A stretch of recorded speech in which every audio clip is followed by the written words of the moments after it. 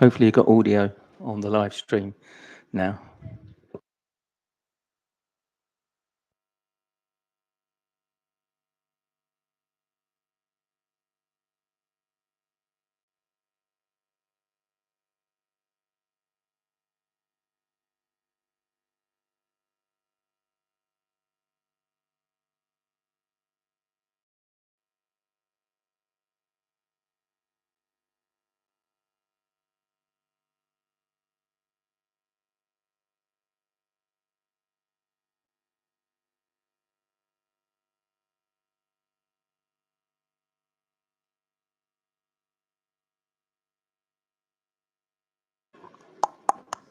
Yeah, you got sound?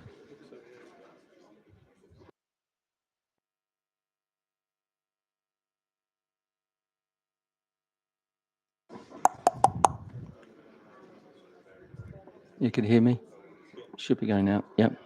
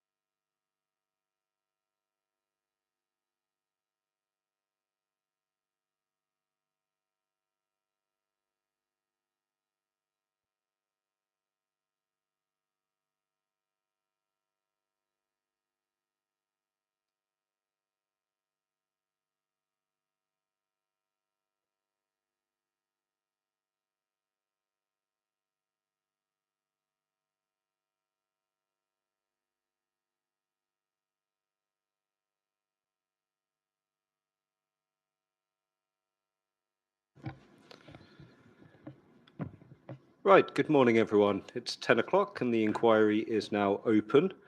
Could I ask please that everybody switches off mobile phones and any sounds on IT equipment so that we won't be disturbed? And can I just check that everybody can hear me okay?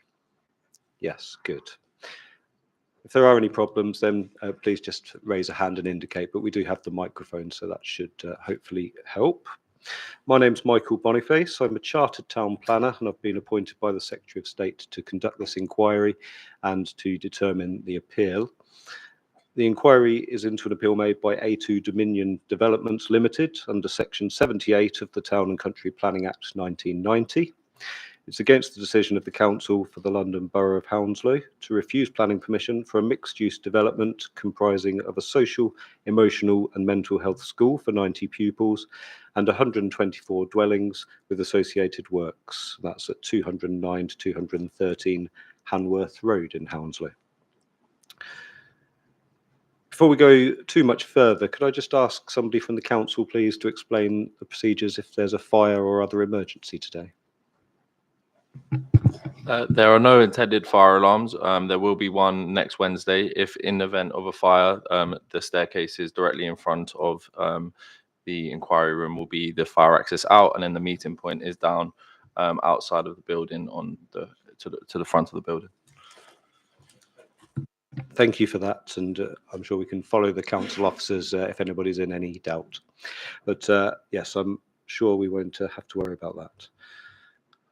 Okay, so I'd like to take the names of the people who are participating in the inquiry then, please, just so that everybody knows who's here and what we're going to be discussing.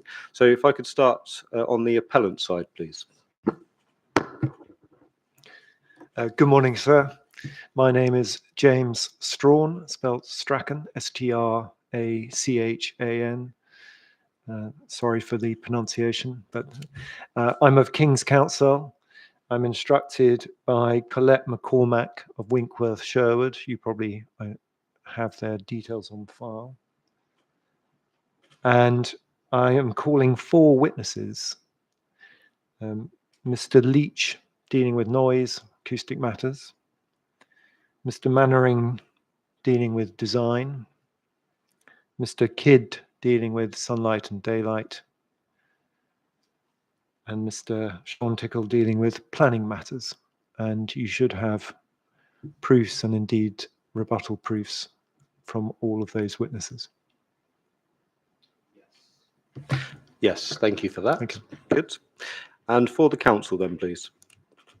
Good morning, sir. My name is Isabella Tafur, that's T-A-F-U-R, and I am a barrister representing the council, and I intend to call 3 witnesses. Their names I've set out at the end of my opening, sir, but they are Rhys Scrivener in respect of noise, David Ubaka in respect of design matters, and Nathan Ringer on planning.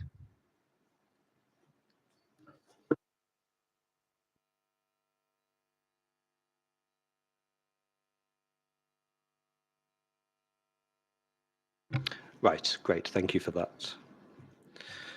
Okay, and there's 2 Rule 6 parties in this case, so they'll be participating as main parties in the inquiry. So the first of those is the Gurdwara. So could I ask you to introduce yourselves, please? Yes, good morning, sir. My name is Miss Rebecca Clutton. I've got an appearances sheet to hand up to you. I'm of Counsel. I'm instructed by Orbis Town Planning. I'll be calling 3 witnesses.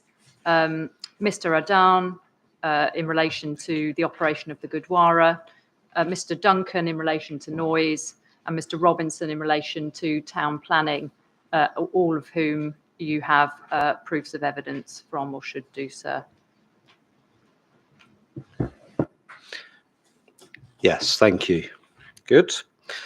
And then finally, Magnolia Park, the management company for the...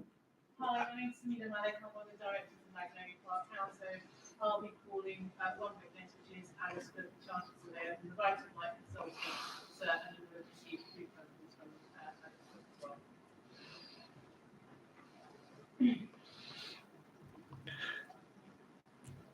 Right, good. Thank you for that. Just some points of clarification, please, from you, Ms. Malik. You just mentioned Alice Cook is the one witness that you're planning to call, and we've had a proof of evidence from her dealing with matters of light. You've also suggested that there's two residents of Perkins Close that want to say something.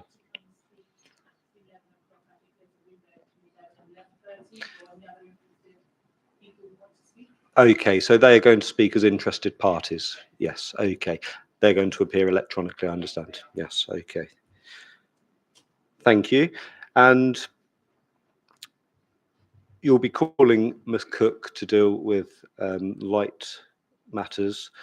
Are you intending to cross-examine the other witnesses? No. So it will just be to introduce Ms. Cook and give an opportunity for them to ask questions of her. Yes, thank you. Yes, sir.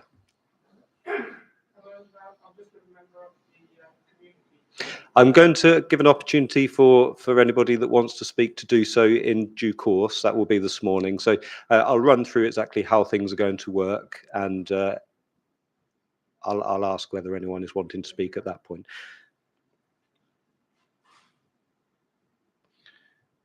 Right, okay, thank you. So, as I say, I am going to hear from other interested parties, any members of the public that are wanting to speak later on this morning. In the first instance, could I just have a show of hands for the number of people that might want to say something? Right, thank you. That's fine. So I'll go through my opening statement and we'll hear opening submissions from the parties, and I'll give you the opportunity to say what you want to say as well.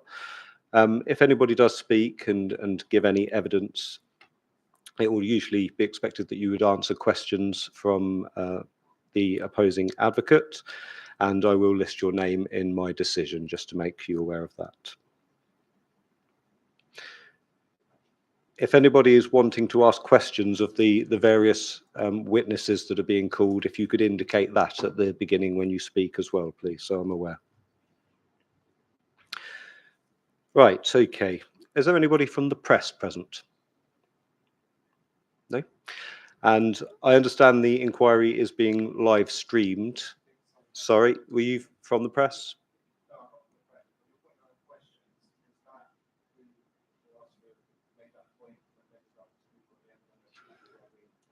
No, if anybody indicates that they want to ask questions of a witness, then that will need to follow them giving their evidence, and I will indicate when there's an opportunity for people to ask questions. Usually it's for people who have given evidence themselves. Okay, so nobody was planning to film the inquiry, but there is a live stream on the internet that the council is running. So is that on YouTube?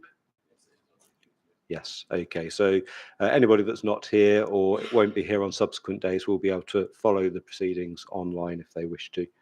Has anybody got any concerns about the live stream? No. Okay.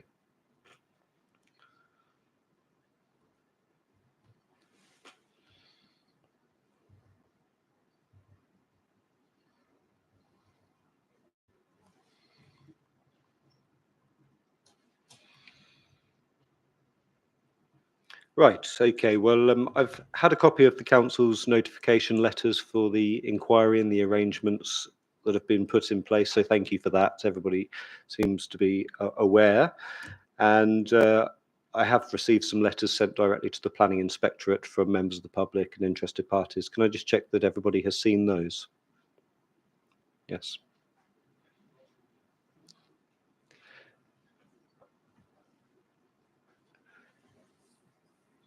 If not, no. I think we've seen those. Right, okay. Well, the case officer from the Planning Inspectorate will be able to provide you with those. They should have been sent to all the main parties already, but if not, if you can make contact with the case officer and they'll provide them to you.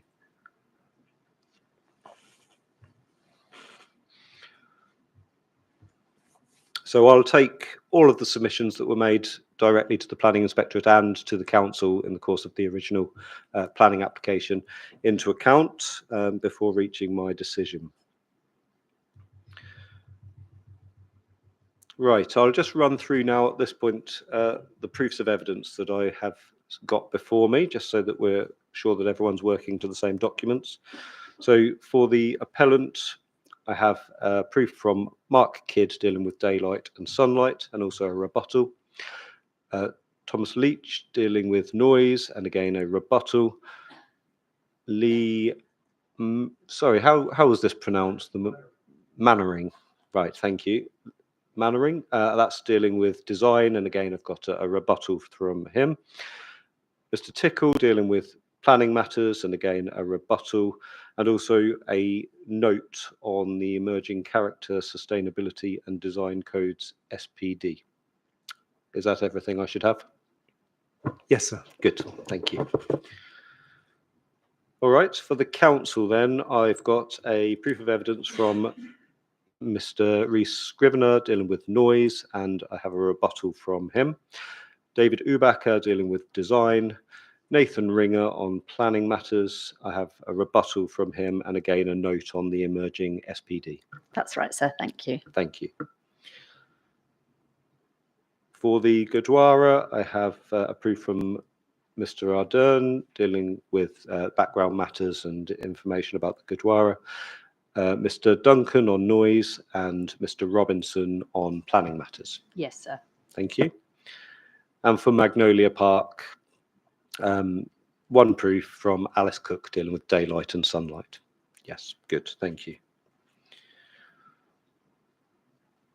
Right, so that's the evidence before the inquiry, and I have read all of those proofs, so I would expect them to largely be taken as read during the course of the proceedings, please. I'm broadly going to be following the procedure in the 2000 inquiry procedure rules, and I'm going to hear the evidence in accordance with discussions at the case management conference that took place in advance. And there's going to be a topic-based approach to the programme, so I'll hear consecutively from each witness on various topics. So I'll just run through briefly how the inquiry is going to work. I'll conclude my opening remarks this morning, and after that I'll invite the main parties to make an opening statement. That'll explain to everybody briefly what the cases are.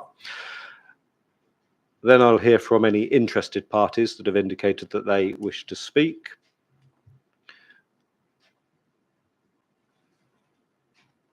After that, I'll begin to hear the evidence from the main parties, and that'll be cross-examined by the opposing advocate. I'll be hearing from each witness in turn, starting with the Gurdwara activities, noise, daylight and sunlight, design, and then rounding off with general planning matters. That's in accordance with the programme that's been agreed between the parties, so thank you for that. As I've said, I'll indicate when local residents and anybody else that's indicated that they wish to speak can ask questions of the witnesses if anybody's let me know that they want to do that. And I'll generally ask any questions that I have during the evidence in chief and before re-examination, but I will do so at other times if it would be helpful to me. As always, there's going to be a discussion on potential conditions and planning obligations in the event that the appeal succeeds. It doesn't indicate that I've made up my mind at all, but it's an important part of the process that allows everybody to have a say about those matters. Yes? Sorry, sir. I should have mentioned when you were running through the timetable. I'm afraid that there's a slight error, another slight error Right. in the draft timetable, in that Lord Singh is actually only available on Tuesday of next week, and I'm afraid I've got him in on Wednesday.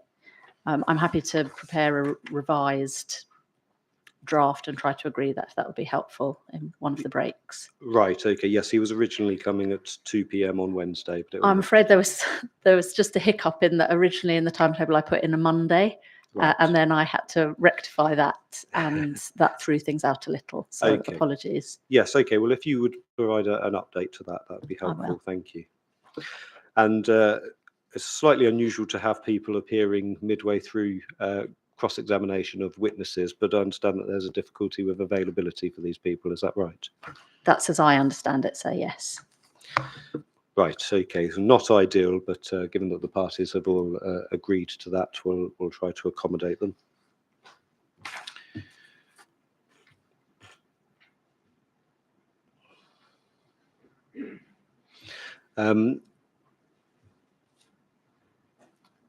Just going back to the running order, after I've dealt with the conditions and planning obligations, I'll hear closing submissions from each of the main parties, which will set out their cases as they stand at the end of the inquiry, and I'd like a written copy of those as well, please.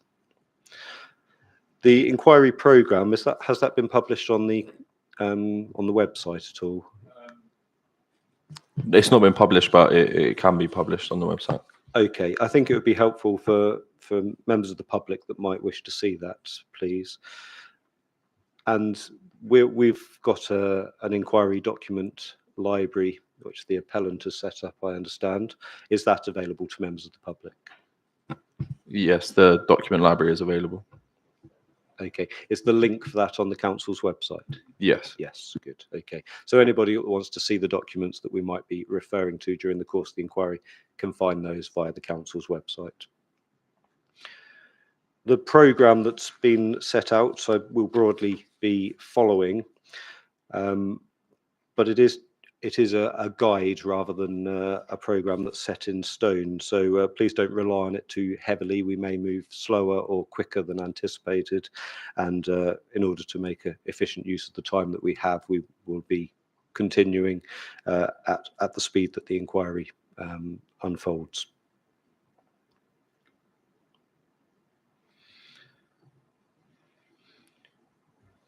I need to draw everyone's attention, please, to the planning practice guidance on the award of costs at inquiries. I'm not inviting any applications for costs, but if anybody does intend to make an application, then that needs to be done in this room before I close the inquiry, please, and as soon as practically possible.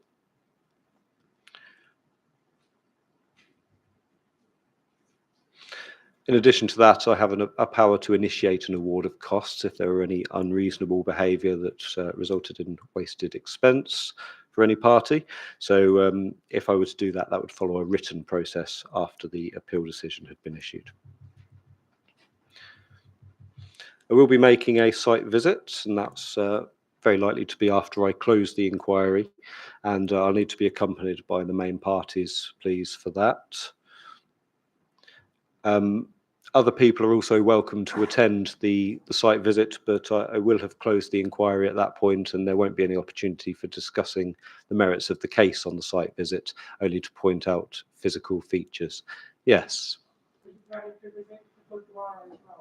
I'm very much expecting that to be somewhere I'll visit. Yes, I was going to ask the parties actually to have a discussion about exactly where you want me to go on that site visit, and to put an itinerary together that will follow to make sure that I see everything that everybody wants me to see, please.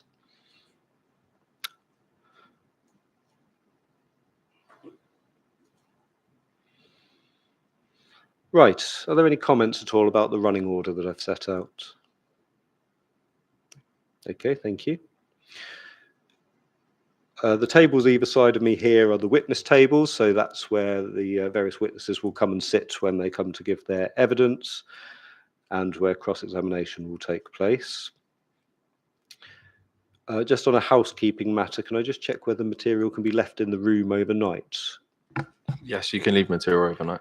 Okay, so obviously probably not advisable to leave valuables, but papers are fine. Thank you, that's helpful. I had asked at the case management conference for hard copies of proofs of evidence to be provided. Unfortunately, only the councils have made it to me for a combination of factors. I think that they were late in being sent, and also that there's some refurbishment works going on at the inspectorate offices. So I think somehow it's gone awry, but I had asked that you could bring them with you this morning. Are they available? We've got copies of our proofs for you, sir. Yes. But Thank we had sent them about 10 days ago. So Right. I don't know what's happened to that. Okay, right. Well, But we do have copies for you now, so we can provide them. You have, yes, if you have got them, could you pass them up to me, please? Thank you. And I have the council's proofs. Do the other parties have hard copies of their evidence? So I'm afraid we don't have spare hard copies of ours, and I apologise that that you haven't had those. We can try and make arrangements though to get those printed, possibly at the Goodwara this morning, and then get them over to you at a suitable point today, if that would assist. That would be very helpful, please. Yes, I obviously have the electronic version that I can use in the interim, but it's my preference to use a hard copy during cross-examination. We'll make those arrangements. Yes, Thank you.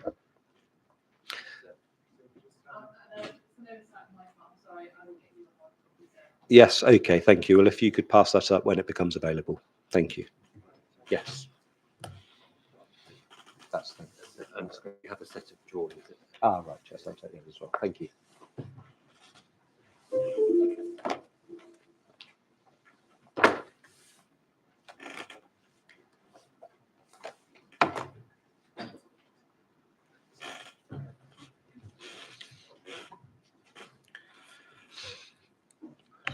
Right, okay, thank you.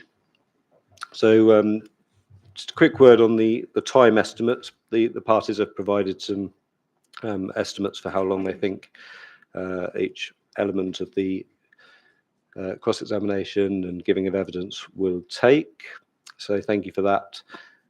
We're currently scheduled to sit for up to 8 days, although I'm hoping that we'll get through the evidence in the 6 days that we have at the beginning. There's reserve days in November, should we need them.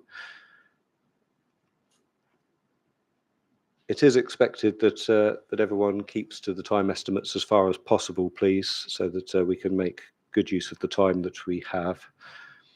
We may start slightly earlier on subsequent days of the inquiry than today, perhaps at 9:30, but I'll discuss that on each day to check that that suits everybody involved. Generally, we'll have a lunch break around 1 o'clock each day, and a short break in the morning and the afternoon, and look to finish by 5 p.m.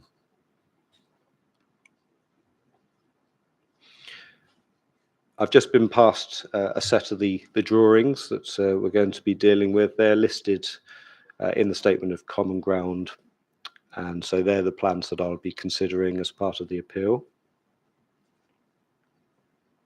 Sir, just to say, there's a couple of just small amendments that we've noted as we were just finalising the drawings. There was an accommodation schedule which is drawing number 41. It had a revision of P4 and it's actually P5. That's been uploaded onto the core documents correctly, and the only change was in block D, there was a couple of units were indicated as dual, and they were single aspect units. Right. Okay. Yeah. Well, I think perhaps if you could put that into an email to Yeah. the council and copy the other parties, We will do. So. and just make sure that there is agreement about the plans that I'm to That's consider, fine. Yeah. and we'll make sure that there's an agreed position on that, please. Okay. Yes. Question why they've changed the plans after the inquiry is done. The foundation of the inquiry surely is what's already been proposed. Well, it sounds like it's a slight amendment to make a correction to an error. Is that right? It is. It's very minor change. It's not changing the drawings. It's just correcting an error. Okay. Well, if there's anything prejudicial, then the council will point that out when they have the opportunity to consider what's being suggested. But it doesn't sound like there's anything of significance.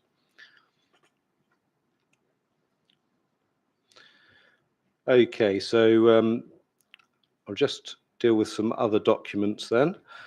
I've got a statement of common ground between the council and the appellant, and there's also some comments from the Goodwara on the matters that have been agreed in that. There's also been mention of a separate noise statement of common ground, which it seems the parties have discussed, but hasn't made its way to me yet. Could I just be updated on that? I'm sorry it hasn't made its way to you. There is a signed statement of common ground on noise, and I think it's available online, but obviously that's not helpful to you. You haven't got a copy. So we'll get a copy printed for you now. Right. Thank you. Unfortunately, I think the statement of common ground both have been agreed quite late in the process, beyond the timetable that was set out at the CMC. So proofs of evidence haven't been informed by any agreement that's been made, but I'm sure that'll be helpful nonetheless. That is unfortunately the case. I may have something more to say about that in due course. Right. So it's just to say that the statement of common ground, the noise one, is CD 813. So then- sorry, could I just alert you that there's a problem with the Teams link, which has gone down, and they are trying to fix it. But I just thought I should let you know that the YouTube stream is working, but the Teams link is currently not working. So anyone who is using that will not be able to see or hear what we're doing at the moment. Right. Okay. I understood. Is the Teams link not for people to come and speak? It is, and I don't know if people were there waiting to speak and observing through the Teams link. I'm not sure about that, but I just Oh, I thought I'd let see. you know that Right. it's- Okay. yeah. Well, I think people will be able to follow on the YouTube link if they're just wanting to watch, and hopefully the council can resolve the issue with people who want to speak online. So if you could, keep me updated on that, please. So sorry, on documents, I have an additional document I'd like to hand up. I just wondered if now is the appropriate moment to tell you it relates to the noise statement of common ground. Right. Okay. I'm going to ask in just a Sure. moment. So if I can just finish the documents that I'm querying, and then yes, I'll give you that opportunity. And so, sorry, just before you do that, on the noise statement of common ground, I'm not sure if you're aware that that is signed up to also by the Gurdwara as witness as well. So it's a tripartite common Yes, ground. thank you. That's helpful. Yes, I had seen that. I've seen the correspondence between the parties, but not the document itself. Thank you. Ms. Malik. Just on the Teams link at 11 o'clock, two residents might be able to planning to join. Should I let them know that it's not working? Yeah, It will be by 11. Okay. yeah, it will be resolved shortly. Yeah. Yes, we'll make sure that anyone that is trying to get on is given the opportunity. So hopefully it'll be fixed by the time we get to that point. Right. Okay. There's been some discussion about planning obligations and the Section 106 agreement. I haven't seen a final draft of that document. So is there now a final version? There is not quite yet a final version, sir. There's what we hope is a final version that's gone back to the council's solicitors. We're waiting to hear back on that. As soon as we have, we'll be able to update you further with an ETA for when a final version will be able to be provided. Right. Okay. Thank you. But is it expected that there's going to be an agreed position in relation to planning obligations? Yes, we're down to really final points, so I hope that can be settled fairly promptly. Right. Okay. Thank you. I know that the planning obligation session is currently scheduled for November, but it may be that we make better progress than anticipated. So I want to be able to have that discussion towards the end of this 6-day period, if we're able to do that. So not too many more delays on that, please. Okay, and then I've had a draft SIL compliance statement which reflects the position that had been reached so far. So a final version of that will come in with the final version of the planning obligations. Yes, thank you. I've also seen draft conditions which I understand to be agreed between the council and the appellant. They're set out in the council's committee report and statement of case. Have there been any more updates on those, or are they the most up-to-date position? No? Right, okay. Could I ask for a final version to be put together and for the parties to just have a final look at them to make sure that they are all suitable having regard to the tests for conditions? We'll obviously be having a detailed discussion about them and submit them in a final standalone document to me, please. If there is any disagreement on any aspect of the conditions, then also highlight that, please. Yes. Can I ask why A2 have already begun groundwork? Not at this stage, no, because I need to structure the inquiry. I'll give you an opportunity to speak in due course, and if that's something you want to raise, then please do.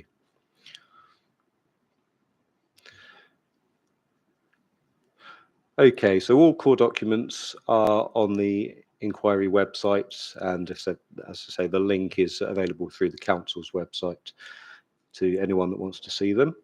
Could I ask advocates, please, to make sure that they use the referencing numbers when they are dealing with documents in cross-examination so that I can find them easily? I will be using that electronic library. Thank you for the appellant, to the appellant for organising that. That's useful.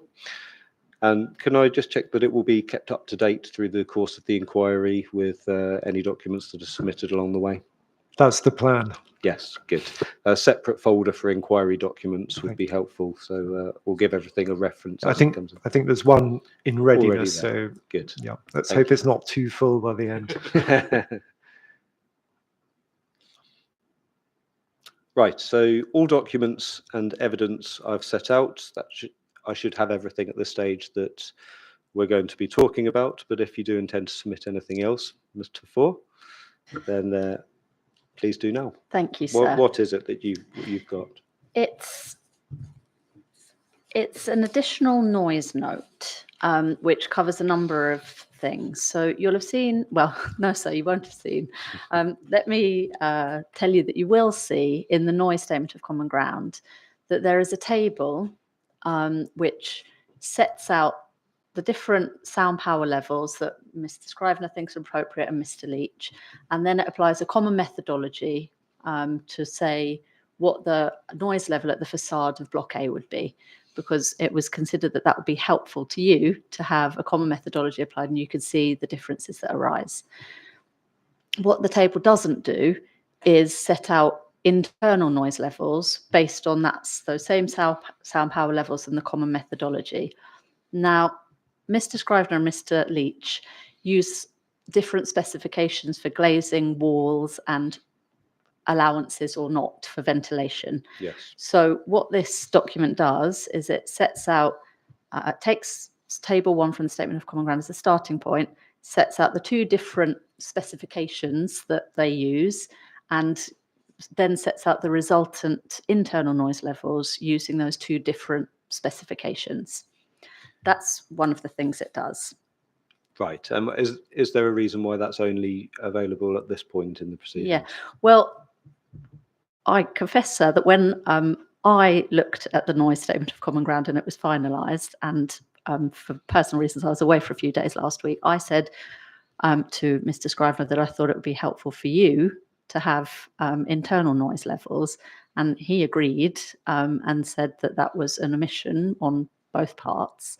And so I asked him to prepare that document. He sent it to Mr. Leach yesterday evening. That was when it was prepared.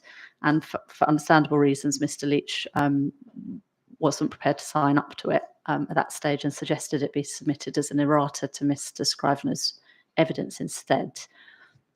So there's one other thing. Well, there are a couple of other things it does. So British Standard 4142, obviously there's a dispute about its applicability, but both parties have set out tables with going through that methodology which produce results as to increases over background noise levels. Since they wrote their proofs and rebuttals, they've agreed a background noise level between them, which is different from that which they previously used. Right. They've also each set out their respective sound power levels and the noise levels that would produce at the facade of Building A in Table 1 of the Statement of Common Ground. So rather than going through the tables and the proofs and rebuttals and correcting all of those figures, what Mr. Scrivener has done is he's set out his sound power source level, the corrections that he considers to be appropriate, and then he's done the same using the figures from Mr. Leach's evidence. So you can see that the results produced using BS 4142 in either case.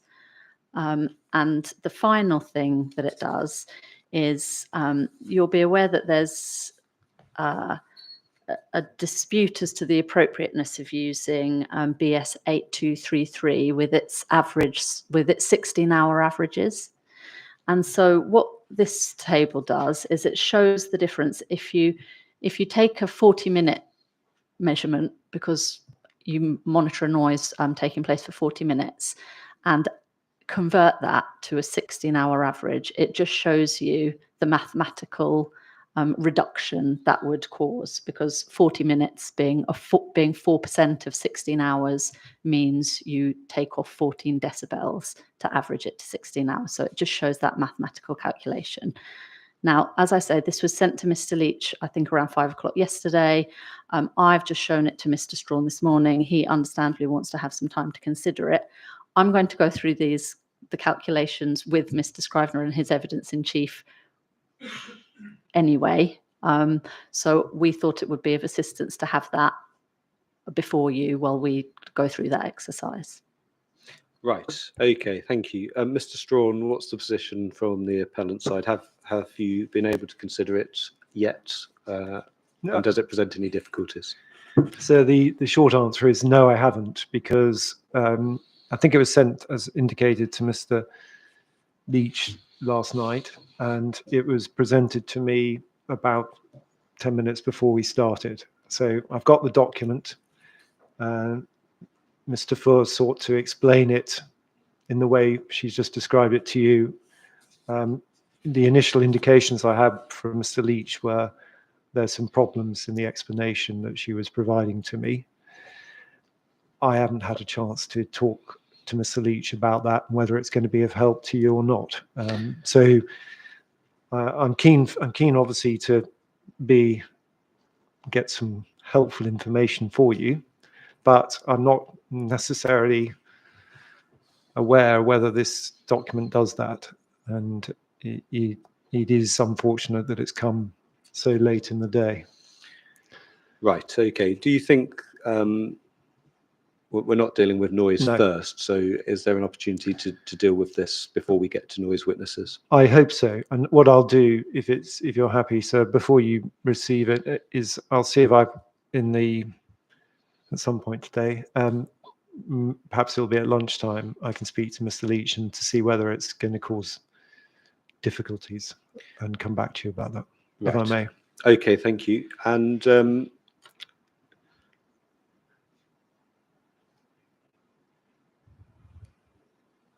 so I won't take the document just now, but could I just ask for the Gurdwara any views from your perspective? So we've only recently had the document too, in terms of actually looking at its substance, but in principle, it does seem to me that it would be helpful for you to have calculations in writing that you're going to hear about orally anyway. Obviously, the position in terms of the agreed background noise levels and sound power levels has moved on slightly since the proofs were written. And I said, rather than it seems to me that actually if we can achieve an agreed position between the three witnesses, that would be a helpful thing for you to have in front of you, because it's going to save you trying to work it out yourself later. Thank you. All right. Well, I'll leave the parties to have some discussions about that document. And yes, certainly an agreed position would be the ideal scenario. But you can update me later in the day once those discussions have taken place, please.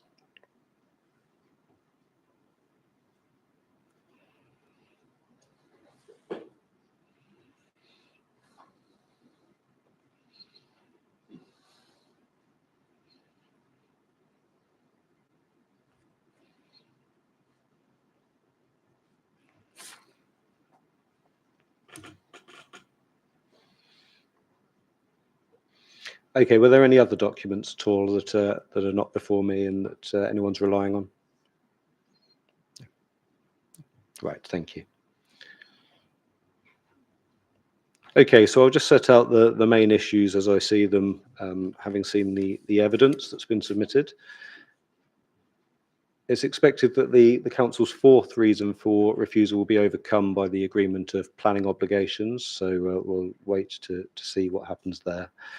But in light of all the other information that I've seen, the main issues are the effect on neighbouring uses, the agent of change principle, with particular regard to noise from the adjacent Gurdwara, the effect on neighbours with particular regard to potential overlooking, loss of privacy and loss of light affecting properties on Perkin Close, and again the adjacent Gurdwara, whether suitable living conditions would be created for future residential occupants, with particular regard to amenity and play space, and then the benefits of the scheme and the overall planning balance.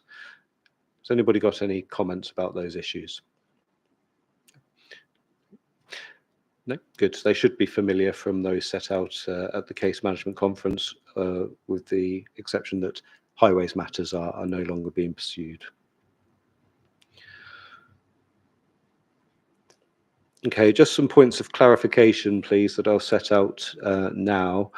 I'm looking to the council, please, for a bit more information about the extent to which the public sector equality duty has been considered, and the effects on people with protected characteristics. So that's both for the Gurdwara and the special needs school, please. So if you could either address that in evidence or perhaps provide a short note. And also the extent to which the council's considered the heritage impacts on the Gurdwara as a locally listed building. So the council's conclusions on that, and where I can find the detailed consideration of those matters, please.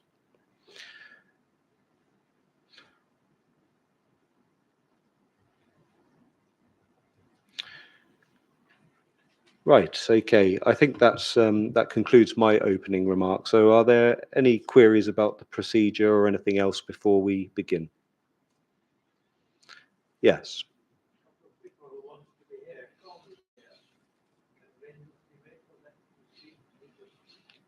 Why can't they be here?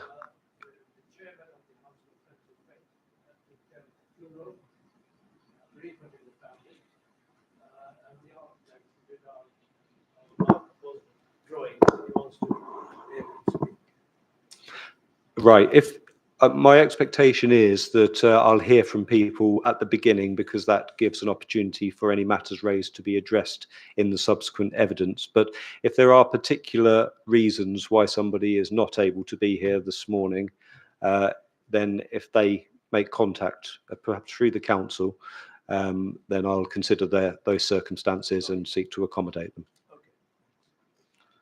Okay. Yes. I don't believe the link to the public inquiry documents relating to this appeal is working. The link to the documents. The SharePoint site, yeah, the link. All the documents not working. There have been some difficulties throughout the process with access to the SharePoint link, which have generally been resolved by the appellants team sending a new link, and then we're able to access them for a time, but then sometimes not after that. Yes, I don't know whether it's when when new documents are added or amendments are made, but yes, I had problems accessing it this morning, but it's since been resolved. So it might be a case of updating the link on the council's website to reflect the most up-to-date position. Yes, the link is on the inquiry website is the most up-to-date version, and it appears to be working. And then again, any cooperation between the appellant and us, if we're notified, if not, we'll try and resolve that.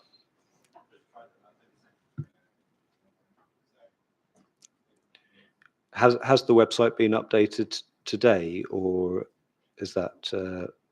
The website was updated. It wasn't updated today, but I was using the website link this morning, and it appeared to be working. So I'll try to resolve this now. Right. Okay. Well, I'll ask the council to look into that and to make sure that it is available to members of the public.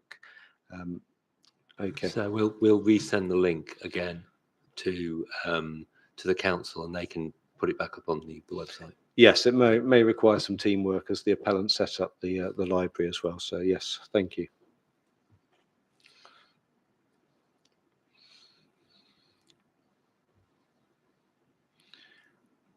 Right. Okay. If there's nothing else, then we'll move on, and I'll hear the opening statements from the parties, please. So if we'll start with the appellant, Mr. Strom.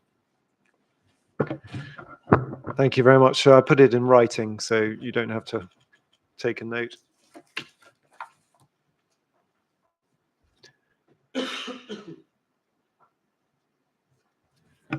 So if the appellant is going to be updating the document library, I'll give this document ID 1. Thank you, sir. And then if we can just follow that pattern ID 1, 2, 3 as we go, please. Are you happy for me to start? Thank you. So there are two very stark realities that form the essential context for this appeal. The first is the urgent and overwhelming need to provide a school for children with special educational needs and disabilities and social, emotional and mental health needs in this part of London. Any parent that has experienced such children will know of their plight and the hardships they face. Finding proper places for these children to address those special needs is hugely challenging, but there can be fewer places where it's more difficult than Hounslow. Any impartial observer will recognise that need and urgency, just as the government's Department of Education has done in promoting the scheme, and the council's own education department has done in supporting it. And as the latter state, there is no equivalent secondary school, special school provision within Hounslow for children to progress. And currently, children are either educated at a pupil referral unit alongside children who have been permanently excluded from schools, or in independent special schools outside of the borough. And so, picking up on a point you raised earlier, the Equality Act of 2010, we say, strongly supports the principle that the urgent needs of such children should now be addressed. That need and urgency has never been more acute, and any proper operation of the planning system must do its utmost to tackle this problem. The second reality is the more well publicised and properly labelled housing crisis. It's something that the entire country faces, but it's not just the urgent need for more homes generally, but also for more affordable homes. And it's also a crisis that policy requires to be addressed by making proper use of that ever shrinking and scarce resource, brownfield land in sustainable locations. So on the one hand, it is a great privilege, therefore, for me today to be part of a team that is promoting such a high quality scheme before you intended to address both such acute problems.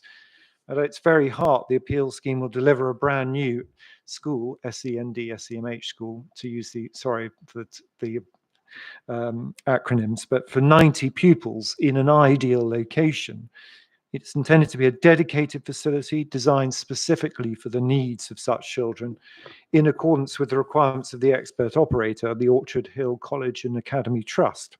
And as they explain in greater detail, and you've got their letter, the siting of the school in relation to the surrounding roads, its relationship to its neighbours, including the Gurdwara Temple, the design of the buildings and spaces themselves are there to reflect the special needs of the children to be educated there, and they've all been carefully conceived. At the same time, in what we say is a symbiotic relationship, the appeal scheme will deliver 124 new homes around the school, 44 of which would be affordable, and where the sports and community use facilities of the school will be available for use, not just by that residential community, but the wider community within which it sits.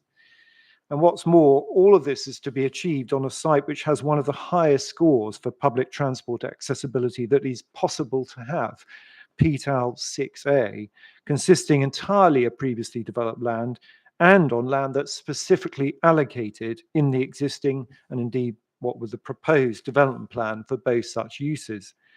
It's difficult to conceive of a more virtuous circle than that.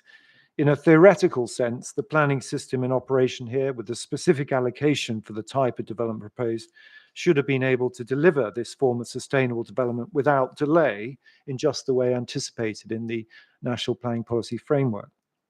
On the other hand, so that sense of privilege and expectation about the planning system is tarnished by the huge sense of frustration that the meritorious and urgently needed development needs have been blocked, we say, unjustifiably and unnecessarily.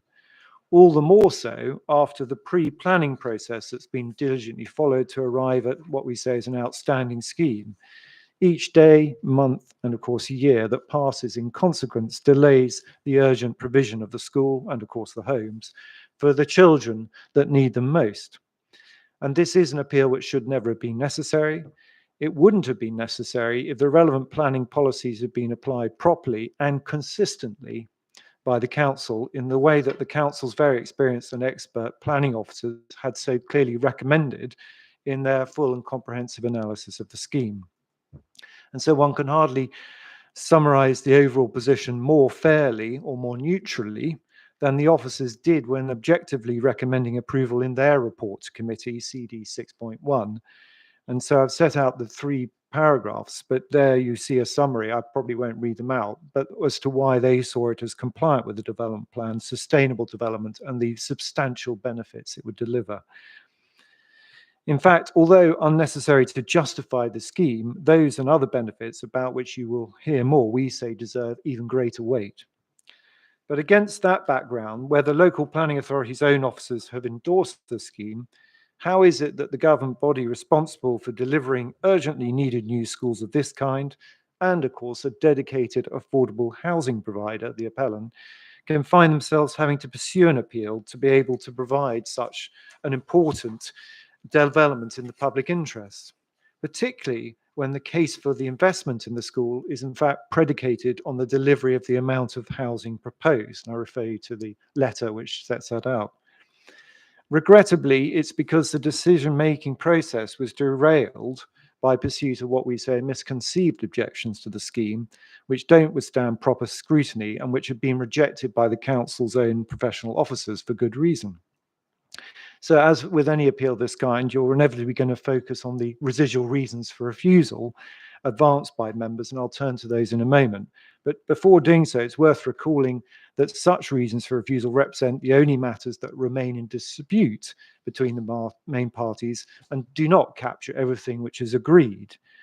And in this case, what is agreed in terms of compliance with policy and the benefits of the development are far too numerous for me to list them all in turn here in this what's meant to be a short opening, but nonetheless of paramount importance. Thus, for example, not only does it deliver the school, which would be only one of its kind in the borough, along with the new market and affordable housing, but it does so in a way which accords with the local plan allocation, Site 47, an allocation that was unsurprisingly proposed for continuation in the emerging local plan review proposal. Secondly, the transport sustainability credentials of the appeal site are not in dispute, with the appeal site's extraordinarily good location for development of both kinds, which enables the residential development to be car-free. All of that's highly relevant when it comes to making best use of the site and optimizing development for the purposes of good design. There are few such sites in London, let alone anywhere, which offer such credentials. Thirdly, the appeal site is indeed derelict previously developed land in a highly sustainable location. Its reuse for a school and housing is precisely the sort of use expected in policy. Again, highly relevant when considering making best use and optimization of the appeal site. Fourthly, the appeal scheme would deliver a number of significant public realm enhancements through the landscaping and tree planting it will deliver, resulting in significant urban greening of the appeal site compared to its existing and past use. Fifthly, linked to that, the appeal scheme will deliver significant linked transport enhancements coupled with those public realm enhancements, including a new pedestrian crossing point for Hanworth Road, significant improvement to the safe and proper use of Clarence Terrace and Thompson Road through, of course, the creation of a walkway, improved lighting, along with the other public realm improvements. And those will be a benefit to all users in the area, in stark contrast to the existing state of the environment, which you'll see on your site visit. So I expect you've already had an unaccompanied inspection, so you will have walked along the roads. Sixthly, the appeal scheme would be subject to a community use agreement, which would enable the wider community to use the new school sports and community use facilities it provides outside school hours. In circumstances where the council is now seeking to suggest a deficit of such facilities in this particular area, it's difficult to see how it squares its objection to the appeal scheme in relation to provision of amenity space with the delivery of such a significant benefit to the wider community in this location. Indeed, in terms of opportunity for a range of recreation, it's difficult to think of residents who will be better placed than those living in the appeal scheme with their ability to access a state-of-the-art mugger, I think it's called, but just in case people misunderstand that, multi-use games area, sports hall, and other community facilities on their doorstep. In addition, of course, to the private amenity spaces attached to the dwellings themselves and the community spaces on offer, coupled with the bigger open spaces available nearby. And again, those community use is not just for the residents of the appeal scheme, but all the residents in the locality. And next, the appeal scheme will not just deliver those critically needed education facilities, homes and affordable homes, etc., sports and community use facilities and public realm enhancements, but also 45 full-time equivalent new jobs through the new school, in addition to construction jobs. So, sir, we will have no hesitation in due course in commending those significant benefits to you, which we say are recognised as benefits in the London plan, the local plan, and the framework. And ultimately, in pointing out they far outweigh any negative effects of the development, whatever view one takes of those effects. But as I said, turning back to the reasons for refusal, I will structure it around the ones as articulated, but also in light of your identification of the main issues. First reason for refusal, agent of change, is specifically raised in the context of noise impacts from the neighbouring Gurdwara temple. And you'll see it's only such noise impacts which are actually raised in the council's reason for refusal. You're going to hear more about the agent of change principle in due course, but it's worth noting briefly how it's actually articulated in policy rather than how it appears in some of the objections. Within the NPPF, and the development plan policy reflects this, it appears in chapter 15 on conserving and enhancing the natural environment. And it's worth recalling there's no issue in that respect on any other matters in terms of protection and enhancement of the environment. Under the subheading ground conditions and pollution, paragraph 187 advises planning decisions to ensure new development can be integrated effectively with existing businesses and community facilities, including places of worship. And it's in that context that it advises existing businesses and facilities should not have unreasonable restrictions placed on them as a result of the development permitted after they are established. And where the operation of an existing, in this case, community facility could have a significant adverse effect on new development, the applicant or agent of change should be required to provide suitable mitigation before the development's been completed. So it will become obvious that the appellant and the council's own officers applied that advice correctly in considering the appeal scheme for development of the two allocated use, which have long formed part of the context for this area. The advice is concerned with unreasonable restrictions, not reasonable ones, and significant adverse effects, not any effects, consistent with the fact that the planning system is intended to promote, not inhibit, efficient use of land in locations such as this. And it was on the correct application of such principles that both the officers, but having taken their own specialist noise advice from an independent expert, Tetra Tech Limited, I think it's referred to as Tetro Tech by Mr. Scrivener, but it's Tetra Tech, and you've got the documents, which the council no longer cares to mention, correctly concluded that the provision of the appeal scheme, and specifically Block A in the way it's designed, would not have any such effects. Unfortunately, the emotive objections that have been pursued by the Gurdwara in relation to continuation of its activities, rather than based on objective appraisal, prompted the reason for refusal and have now led the council unceremoniously to abandon its previous objective noise advice for reasons which aren't explained, and to put forward new noise evidence which asserts a significant adverse effect, which we say is unsustainable on the evidence. Indeed, one of the singular features presented by the evidence by the council in this regard, apart from errors in it which we will address, is that it's now based upon a noise reading of playing a Nagara drum. So these are terms you'll become very familiar with, but in due course, in the Gurdwara car park area, which did not take place as part of any actual ceremony, reflecting the actual use made of the temple, its car park, and the Nagara. And resort to this is no doubt necessitated by the fact that the times at which actual ceremonies involve in playing of the Nagara in the car park are so few and far between that the council's not been able to recall one. By contrast, the appellants produced evidence which is based on actual readings of such ceremonies, as well as examining the evidence from the Gurdwara's previous noise results. And as you will hear, amongst many other things, the simple reality of the position is that the playing of the Nagara, or indeed any other instruments, at a level which would have any material on the effects on Block A is so infrequent that on conventional principles, it wouldn't be taken into account in any noise assessment, just as events such as New Year are explicitly ignored.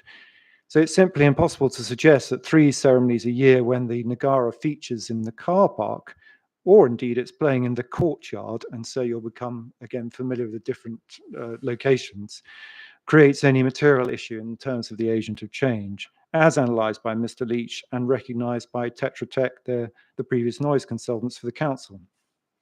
But notwithstanding all of that, even if you ignore the lack of frequency, the noise assessments demonstrate that the resultant noise levels within the flats most affected in Block A are well below levels of concern, given the acoustic treatment of those flats, which are occurring in any event to address road and aviation noise, which is the prevalent noise environment here.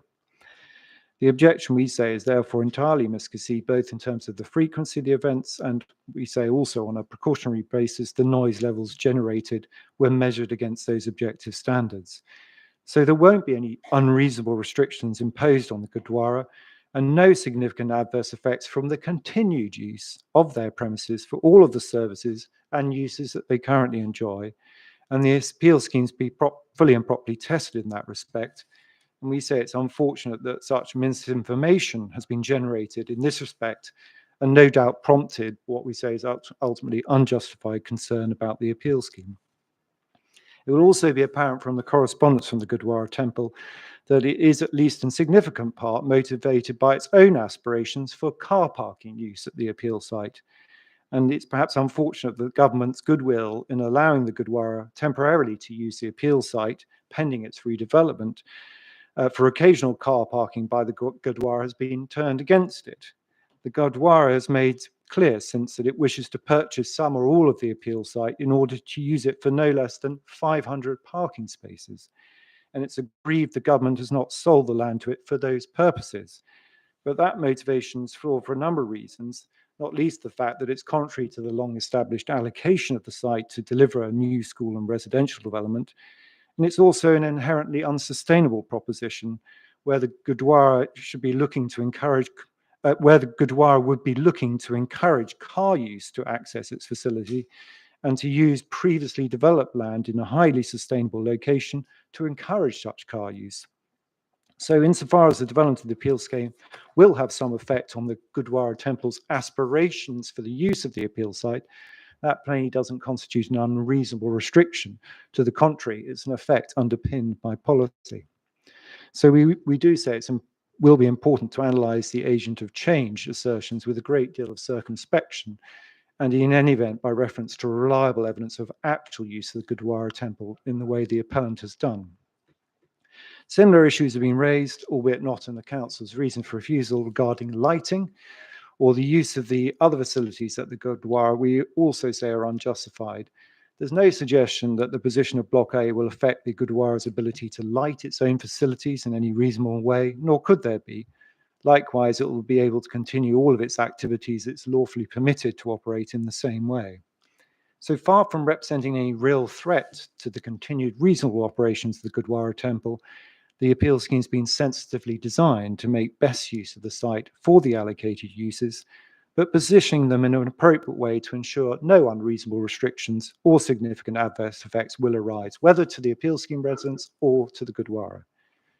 Turning to privacy and overlooking, that second reason concerns the question of the relationship in terms of privacy and actual and perceived overlooking of occupants of parking close and users of the Gurdwara Temple. Again, it was something fully considered in the evolution of the appeal scheme with the council and comprehensively assessed by the appellant in the supporting documentation and then objectively appraised by the council officers in their balanced assessment.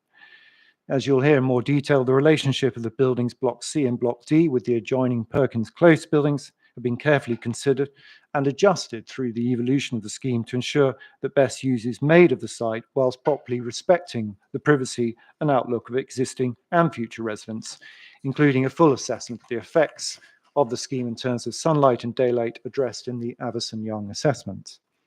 Adjustments to the scheme were made to manage those relationships effectively, and officers were rightly satisfied with the resulting outcomes. Indeed, the council itself raised no issues with sunlight and daylight in its reason for refusal, although it now seeks, we say, illegitimately to raise it as a relevant consideration under this heading through its design witness. But we will address you in more detail on all these issues in the evidence to demonstrate how the design carefully responds to that relationship and achieves acceptable levels of sunlight and daylight for all concerned. And regrettably, although conceding that guideline separation distances between habitable rooms have not been applied as rules, or the BRE guidance on sunlight daylight has not been treated as a prescriptive code, the objections from the Council and the Rule 6 party in this respect fall into exactly that trap, something specifically and correctly avoided by the Council's own officers with experience of that application of that to Hounslow. Suffice it to say, it would be very challenging indeed to find any decision by the Council, and we say by any inspector, that sought to apply such guidelines as prescriptive distances for a site of this kind on a previously developed site in London, allocated for development with a PTAL score of 6A, and indeed located close to the heart of one of 14 metropolitan centres, second only to international centres, acknowledged in the London Plan. Indeed, rigid application of such rules, which ignores the extent to which habitable rooms actually face each other, the use of those windows, and the results of sunlight and daylight appraised in a professional manner, would almost certainly mean one was not making a best use of the site of this kind or optimizing its use. The Council's witness has now embarked upon a new frolic of his own in seeking to suggest the appeal site is not in an urban location, but a suburban one. Not only is that inconsistent with the Council's stance to date, but we say it lacks any realistic credibility. The Council's own emerging character study, and so that's the document that came in late because the study's just emerged, but it identifies those areas which are considered to be suburban, and that conspicuously does not include this site. The Council witness now appears to be conceding it isn't suburban, but somewhere between urban and suburban. We can explore that in evidence as necessary, but it singularly misses the point that relationships for privacy, outlook, sunlight, and daylight have all been assessed for their intrinsic acceptability by the witnesses and the Council officers previously, the appellant's witnesses, and rightly accepted as such. In short, the Council is now seeking to apply double standards to the appeal scheme in seeking to justify defend the unjustified reasons for refusal.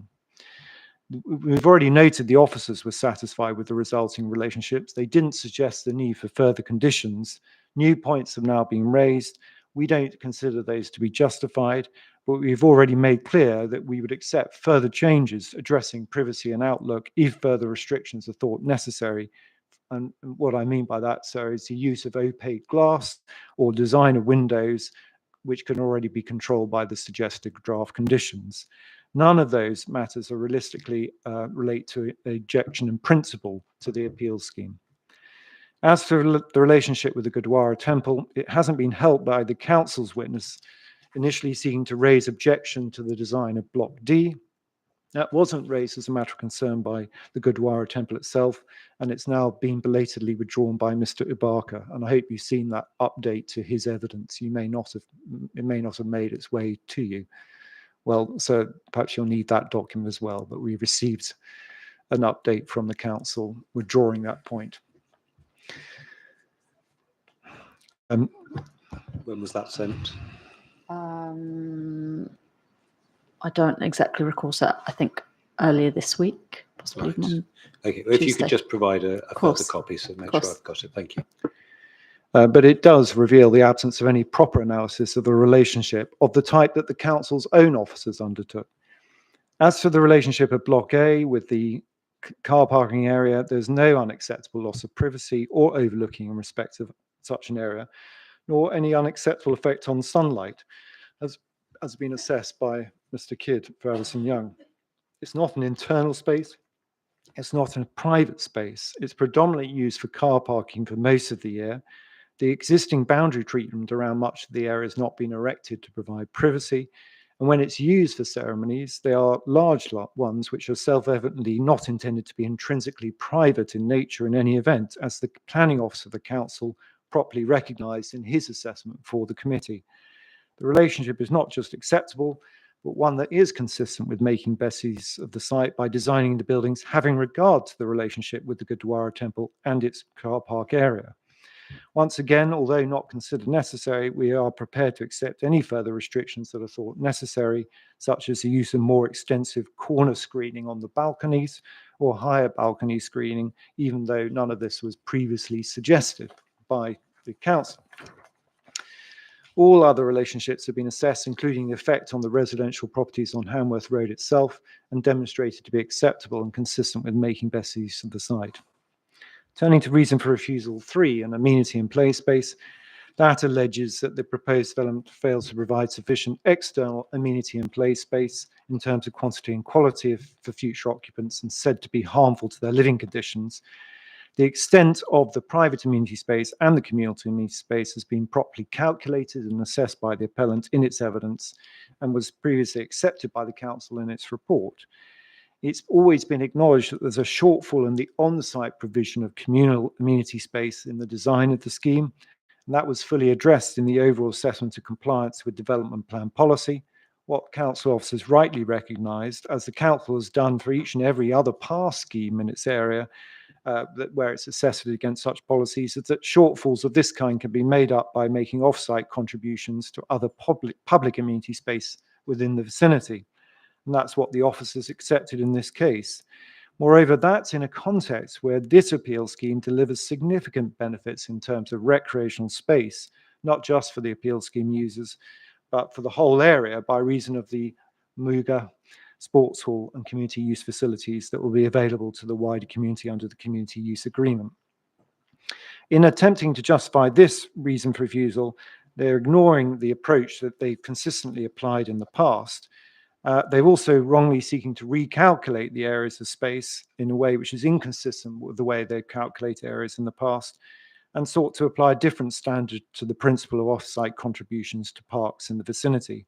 We say none of that's justified, and it's all the more unreasonable in the context of what's on offer from the appeal scheme in terms of other recreational use and significant benefits of what it delivers. It's simply fanciful to suggest that provision of amenity and play space on the appeal site, given that context, creates an unacceptable form of development to prevent the delivery of this new school, the residential development, or all the other benefits that would be brought forward. So reason for refusal 4, we anticipate to be resolved, so I won't say anything more about that. We'll address all of those main issues in the evidence you'll hear, but we won't have a hesitation in urging you to endorse the assessment of this scheme given by the council's own professional planning officers. We'll be inviting you to allow the appeal to allow this urgently needed new school for children with special educational needs and special emotional and mental health needs to be delivered on the site in this location, alongside the much needed new marketed and affordable housing, making best use of this allocated site in a sustainable location. We say the refusal of the scheme is a travesty of the planning system.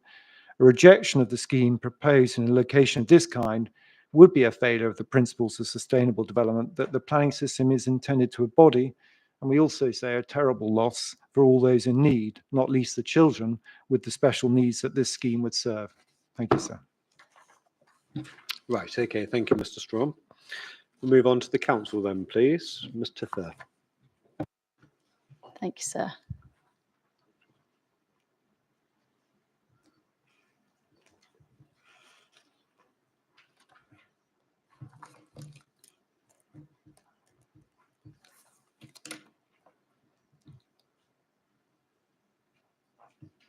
Thanks, sir. The principle of redeveloping this site for educational and residential uses is not an issue. Indeed, the council has allocated the site for that very purpose. However, the particular scheme before the inquiry isn't the right one for the site. It pays insufficient heed to the existing constraints, and as a result promotes a design and layout that result in avoidable harm that shouldn't be permitted. So I then set out the main issues which you've already summarised, so I won't read those out. The Sikh temple or Gurdwara adjoins the western boundary of the appeal site. It provides important religious and community services to the local and wider community and attracts a large number of visitors. The evidence before this inquiry demonstrates that regular events are held in the Gurdwara's external areas, which involve the playing of a large drum known as a nagara that generates significant noise. In accordance with the principles of good acoustic design, As a first step, it was incumbent on the appellant properly to assess existing noise sources affecting the appeal site. Thereafter, good acoustic design requires the careful planning of development, right from concept design, having regard to existing noise sources so as to achieve optimal acoustic conditions, both internally and externally in new development. In the present case, the appellant doesn't appear to have appreciated the noise generated by the Gurdwara's activities until after the application was submitted, perhaps because its acoustic assessment was based on noise measurements collected while the Gurdwara was closed during COVID restrictions.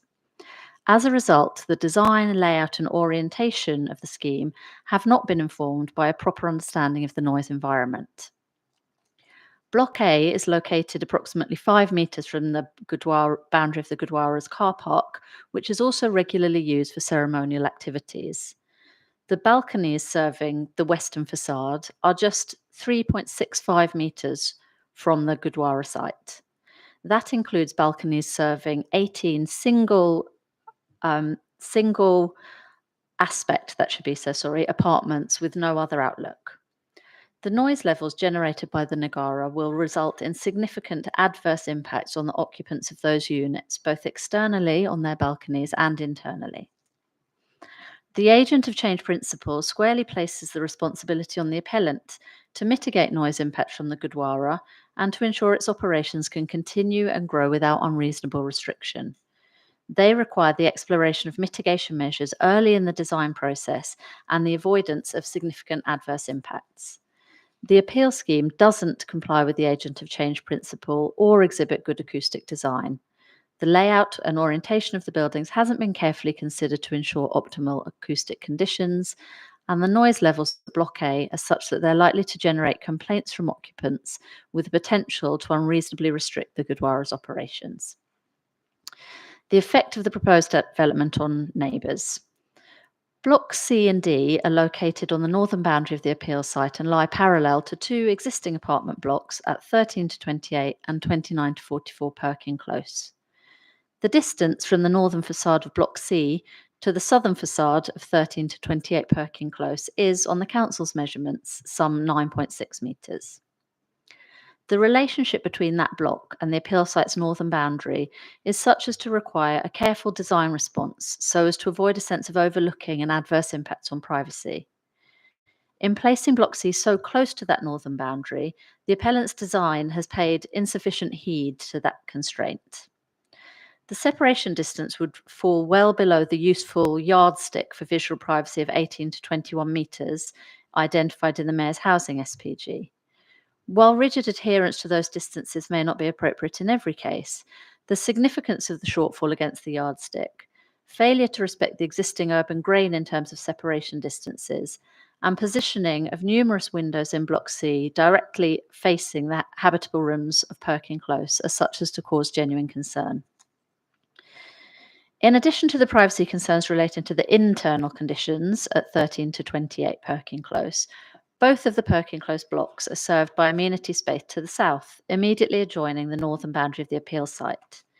The Mayor's Housing SPG recognises that the impact of development on the privacy of such spaces will be an important consideration. Yet the appellant proposes to introduce two Part 4, Part 5 storey buildings, that should be, in such close proximity at a distance of between 2 to 3 metres as to give rise to a sense of overlooking and privacy impacts that could have been avoided with a more sensitive design. In order to overcome the inadequate separation distances, the appellant now proposes to obscure the glazing of the majority of the windows serving the northern facade of Block C and D.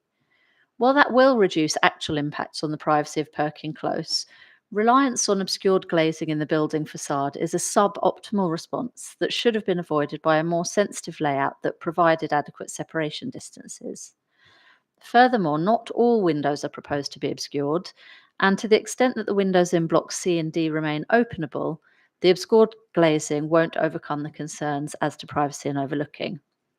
Even if they are to be fixed shut, occupants of Perkin Close are still likely to experience a perception of overlooking and loss of privacy as a result of the proximity of Blocks C and D.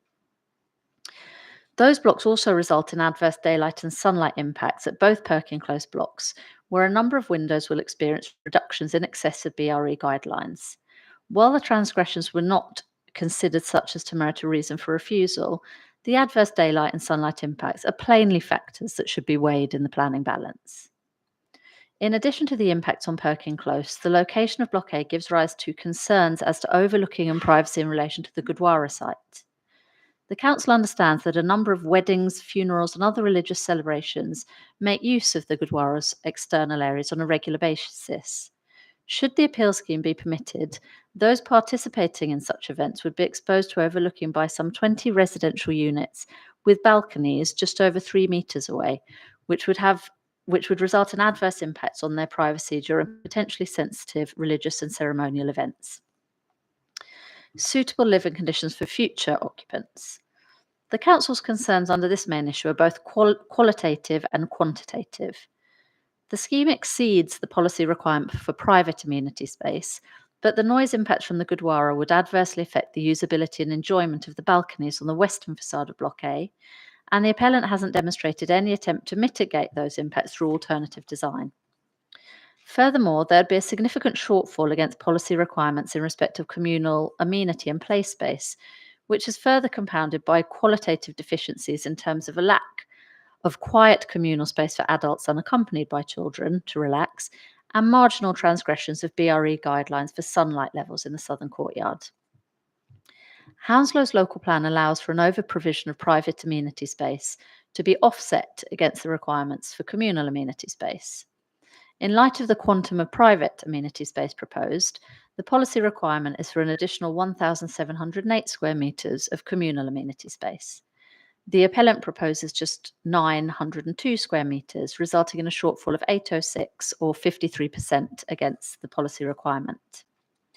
Significant parts of that communal amenity space are dedicated to play space for children, which means there's limited space available for adults without children who may not wish to recreate in areas dedicated or in close proximity to children playing. In respect of play space, the GLA's play space calculator results in a requirement for 489 square metres of play space, yet the appellant proposes just 377. In both instances, the appellant proposes to address the quantitative shortfall through off-site contributions to the nearest public open space at Inwood Park, which lies over 800 metres from the proposed dwellings. The Council doesn't consider that contribution to adequately offset the harm caused by the shortfall in on-site provision. Inwood Park is not within a convenient walking distance for adults or children, and the appeal site lies in an area that already suffers from a deficiency in public parks, open space and play provision. Expecting new residents to rely on existing public open spaces would add further pressure and serve to further reduce the ratio of hectares of public open space to population. And the appellant has failed to appraise alternative designs so as to demonstrate that it's not been possible to achieve policy-compliant levels of play and communal amenity space on site. Overall planning balance. The Council recognises that the appeal scheme would deliver a number of benefits, which are largely agreed in the planning statement of common ground. The provision of the school in particular is a benefit of significant weight, as is the development of a brownfield site in a sustainable location that's allocated for housing and educational uses, and the delivery of housing and affordable housing, notwithstanding Hounslow's healthy housing land supply and its delivery of affordable housing in excess of local and London-wide policy requirements. However, in spite of those benefits and elements of policy compliance, given the failure to appropriately address noise impacts from the Gurdwara, the appeal scheme doesn't comply with the development plan read as a whole. Policies that seek to ensure an appropriate acoustic environment in new residential development and to protect existing noise-generated uses form an important part of the development plan. Given the appellant's failure to adequately assess the noise environment or carefully consider the design so as to appropriately manage the relationship between noise-generating activity and noise-sensitive development, and its failure to avoid significant noise impacts, the appeal scheme can't be said to comply with the development plan. The adverse impacts on privacy and overlooking of Perkin Close and the Gurdwara and the deficiency in communal amenity and play space result in additional policy conflicts and further compound the Council's concerns. While the council welcomes and encourages the redevelopment of the appeal site, this cannot be at any cost. A suitably designed mixed-use residential and educational scheme that properly responded to the site's constraints could deliver the same or comparable benefits without the adverse impacts of this scheme. For these reasons, which will be further explored through the evidence, in due course the council will invite you, sir, to dismiss the appeal. Thank you. Right, okay, thank you for that, Mr. Furr. Right, so we move on to the Gurdwara then, please, Ms. Clutton.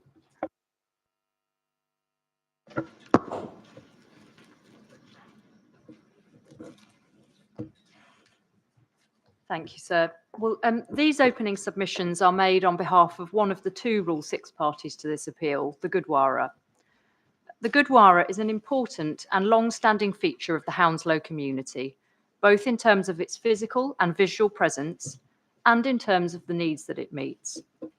Housed in a landmark, locally listed building that forms the highest point of any development within its immediate environs, it has for in excess of 40 years served the spiritual requirements of the many thousands of Sikhs in the local area and beyond, as well as delivering a range of charitable services to the wider community. It is common ground between the parties to the inquiry that the spiritual needs of the Gurdwara's congregants are in part met through noise-generative ceremonies and performances that are undertaken in the external areas of the Gurdwara's estate, referred to in the evidence before the inquiry as the courtyard and the ceremonial area. This is a state of affairs that has persisted since at least 1999. The Gurdwara is directly adjacent to the western boundary of the appeal site. Contrary to a suggestion made by the appellant in its evidence, the Gurdwara is not opposed to development of the appeal site for the purposes for which it is allocated as a matter of principle. And so I depart from the text here to note that it's disappointing, but unfortunately unsurprising, that in opening, the appellant has chosen to attack the Gurdwara and characterise its position as being aggrieved about the inability to purchase the adjacent land and to focus on its desire to secure parking. And it's ignored the fact that the letters referenced there also looked to achieve a solution that was mutually beneficial and met the needs both of the relevant departments, Department for Education, and also the needs of the Gurdwara. What the Gurdwara does say, however, is that any development undertaken should be respectful of the sensitive nature of the use undertaken, a position which is supported in planning policy. And so in this context, the potential impact of the Gurdwara's outdoor activities upon new residential development and vice versa ought to have been identified as a key constraint to its development from the outset. As a consequence of what the Gurdwara and the London Borough of Hounslow consider to be the failure of the appellant properly to appreciate the nature and quality of the activities undertaken on the courtyard and ceremonial areas, 2 of the 4 reasons for refusal given by the LPA relate directly to the impact of the proposed development upon the Gurdwara and its estate. And sir, I set the out reasons for refusal 1 and 2 there. The issues addressed by these reasons for refusal were raised directly by the Gurdwara in its objections to the planning application now under appeal and are of great concern to the Gurdwara and the community it serves. This will be evident from the very substantial petition that it secured in respect of it. It's also anticipated that this inquiry will hear from several interested parties, including a local MP, in support of those concerns. And again, sir, I note that there was a reference in the appellant's opening statement to these being emotive objections that were not based on any objective appraisal. And so that is unfair. The Gurdwara has long appreciated that mere strength of feeling is not enough, and its views are also supported by the 2 independent experts giving evidence to this inquiry on its behalf. Turning first then to the issue in relation to agent of change and noise impact. In respect of the noise aspects of reason for refusal 1, the inquiry will hear from Mr. Duncan, a director of Vendor Acoustics and an experienced acoustic consultant. The inquiry will hear from him as to the most appropriate standards and guidance against which the appeal proposal ought to be assessed, and his view that the events in the courtyard and ceremonial area are sufficiently frequent that they cannot be excluded from assessment. The inquiry will also hear that the agreed sound-powered levels and daytime background noise levels and the enhanced glazing that in spite of the enhanced glazing specification now proposed for Block A, together with the revised overheating strategy, both of which have been introduced at the appeal stage, events within the ceremonial area involving the playing of the Nagara drum will still result in excessive internal noise levels within the living rooms of the worst affected units within Block A, and that the playing of the Nagara in both the ceremonial area and the courtyard will result in unacceptable external noise levels on the balconies serving the apartments within Block A, which comprise their only private amenity spaces. Mr. Duncan's evidence will further demonstrate that the Gurdwara's events would result in external noise levels that are regarded as unacceptable when assessed against guidance for outdoor concerts and entertainment noise, both of which are regarded as useful in the context of noise arising from the playing of musical instruments outdoors, together with other chanting and singing, such as occurs at the Gurdwara. The inquiry will also hear evidence in respect of the issues likely to arise from the operation of a kitchen extract system serving the Langar, the charitable kitchen operated from the Gurdwara 365 days a year. Attention will be drawn to the failure of the appellant to make any proper assessment of or allowance for this, and to the significant adverse impact that this is likely to have upon the acoustic environment enjoyed by occupants of the new Block D. In addition to the noise-related aspects of reason for refusal 1, the inquiry will also hear from the Gurdwara's planning witness, Mr. Robinson, about other potentially nuisance-generating uses undertaken by the Gurdwara, and in particular the functional and festive lighting that it utilises in the ceremonial area and on the building respectively, which also have the potential to give rise to annoyance of occupants of the proposed Block A. It will be said that this is a concern that the appellant has again failed to address in any meaningful way, and that this contributes to the failure of the appeal proposal to satisfactorily address the agent of change principle. Overall, the case will be made that the failure of the appellant to properly assess these matters and or take steps to reduce the impacts of the noise generation and other activity upon the proposed residential development as far as possible is unacceptable and poses a threat to the future operation of the Gurdwara for its religious and community services. Consequently, it will be said that the appeal proposal is in breach of the development plan and other policies with regards to agent of change and unacceptable noise impacts more generally. Turning then to the design of Block A and its impact upon the Gurdwara, the issues raised by reason for refusal 2 will be addressed on behalf of the Gurdwara by Mr. Robinson. Mr. Robinson's evidence will explain how the siting of the proposed Block A, just a matter of metres from the boundary with the Gurdwara, together with its excessive height and mass on that boundary, fails to respect the character and context of the neighbouring site in the manner required by policy. In particular, Mr. Robinson will draw attention to the lack of an appropriate transition between the proposed development and the ceremonial area, a feature of the design which is in contrast to the approach taken on the site's other boundaries, and which is again considered to arise from the failure of the appellant to appreciate the nature and significance of the use of that area at a sufficiently early stage. And so again, I pause to note that in its opening, the appellant has continued to refer to this area simply as a car park. And in our submission, that dismissive treatment is characteristic of the appellant's approach to this area.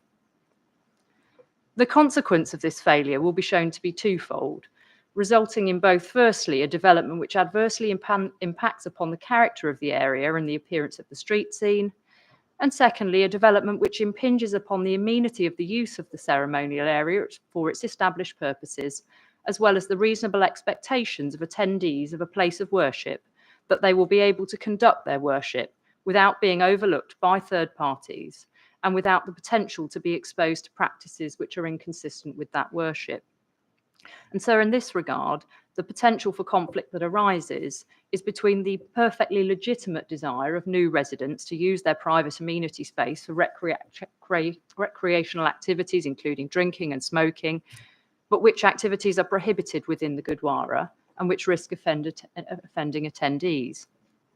And in respect of that latter point, Mr. Robinson will also explain how, contrary to the appellant's position, the protection of the amenity and privacy of the Gurdwara estate is supported in policy through the development plan policies requiring respect for, amongst other things, the amenity and function of neighbouring sites and the protection of existing places of worship. The scale, form and siting of the proposed development will also be shown to have an adverse impact upon the more conventional expectations of residential amenity enjoyed by the priests' houses within the Gurdwara estate. Overall, the case will be made that the appeal proposal is in breach of a number of development plan and other policies relating to design, amenity, and the protection of community facilities and places of worship. Just dealing briefly with other matters, the local planning authority's fourth reason for refusal related to the lack of acceptable Section 106 agreement, a reason for refusal which it's acknowledged is capable of being overcome. The Gurdwara has not to date participated in the negotiations relating to the deed, although several obligations are purported to be for its benefit.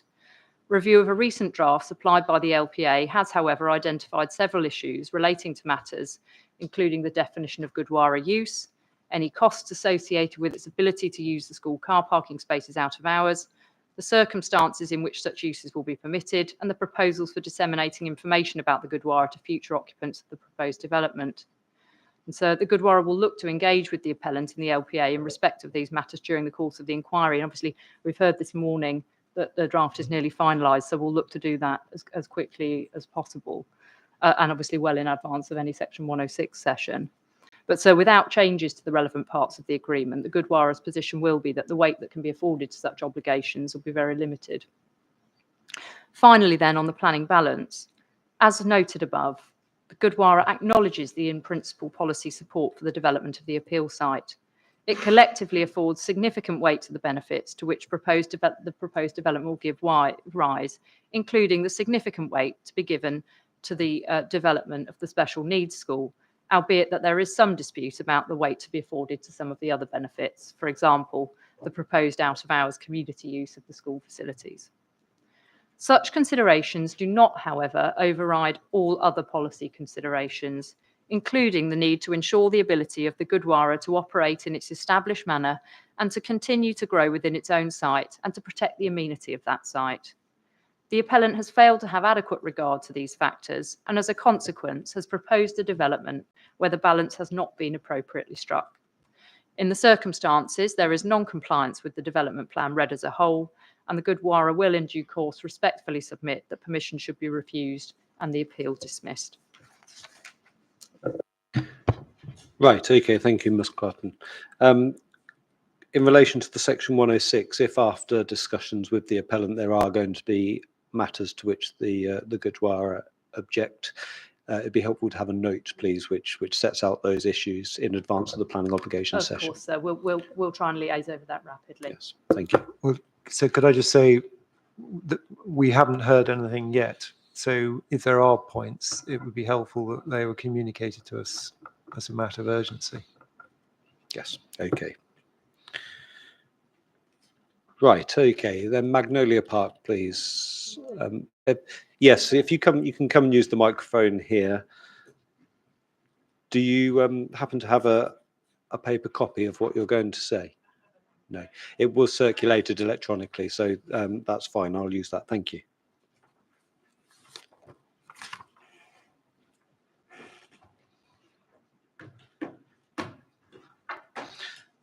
That electronic version should have been sent to the other parties as well. Have you seen that? Yes, good. Right, when you're ready. It's only, yes, it will have only been sent this morning.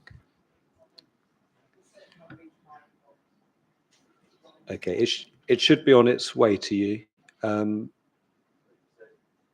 Email 9:38 from Mr. Salter. It's gone to Mr. Robinson. Yes, right, thank you. Right, when you're ready then, Ms. Malik. Thank you, sir. Thank you. Good morning. My name is Samina Malik, and I'm one of the 4 directors of Magnolia Park Hounslow Management Company Limited, which is the freeholder of the land and estate comprising 4 blocks of 56 flats on Perkin Close and Williams Drive. I also live in a ground floor flat, which is 15 Perkin Close, and my flat will be directly impacted by the proposal. So 2 4-storey blocks, 13 to 28 and 29 to 44 Perkin Close, are north or northwest of the Hanworth Road site. My block, 13 to 28, is 6.3 metres away from the northern boundary of the appeal site, and block 29 to 44 is 13.9 metres away. And I've taken that from the drawings and the proof of evidence I've read to date. So I'm just a resident. I'm not an expert. I'm representing the 56 leaseholders who are members of Magnolia Park Hounslow Management Company Limited, and we all object to the A2 Dominion proposal to build 4 blocks of 124 units on the land situated in 203-209 Hanworth Road. Our budget, Magnolia Park's entire budget, is funded by service charge and reserve fund levy that is paid by each leaseholder. So unlike the appellant, we do not have access to substantial private funds, of which case we've narrowed our witness expert to just focusing on daylight. We are also not legal experts, nor have any planning qualifications. However, we have seen Hounslow Central and Hounslow Heath wards experience significant development of new housing over the past 10 years, which continues today. We know A2 Dominion has a strong presence in the London Borough of Hounslow in terms of housing stock, with 2,794 homes in management and a further 275 in development, and that's taken from your annual report of 2022.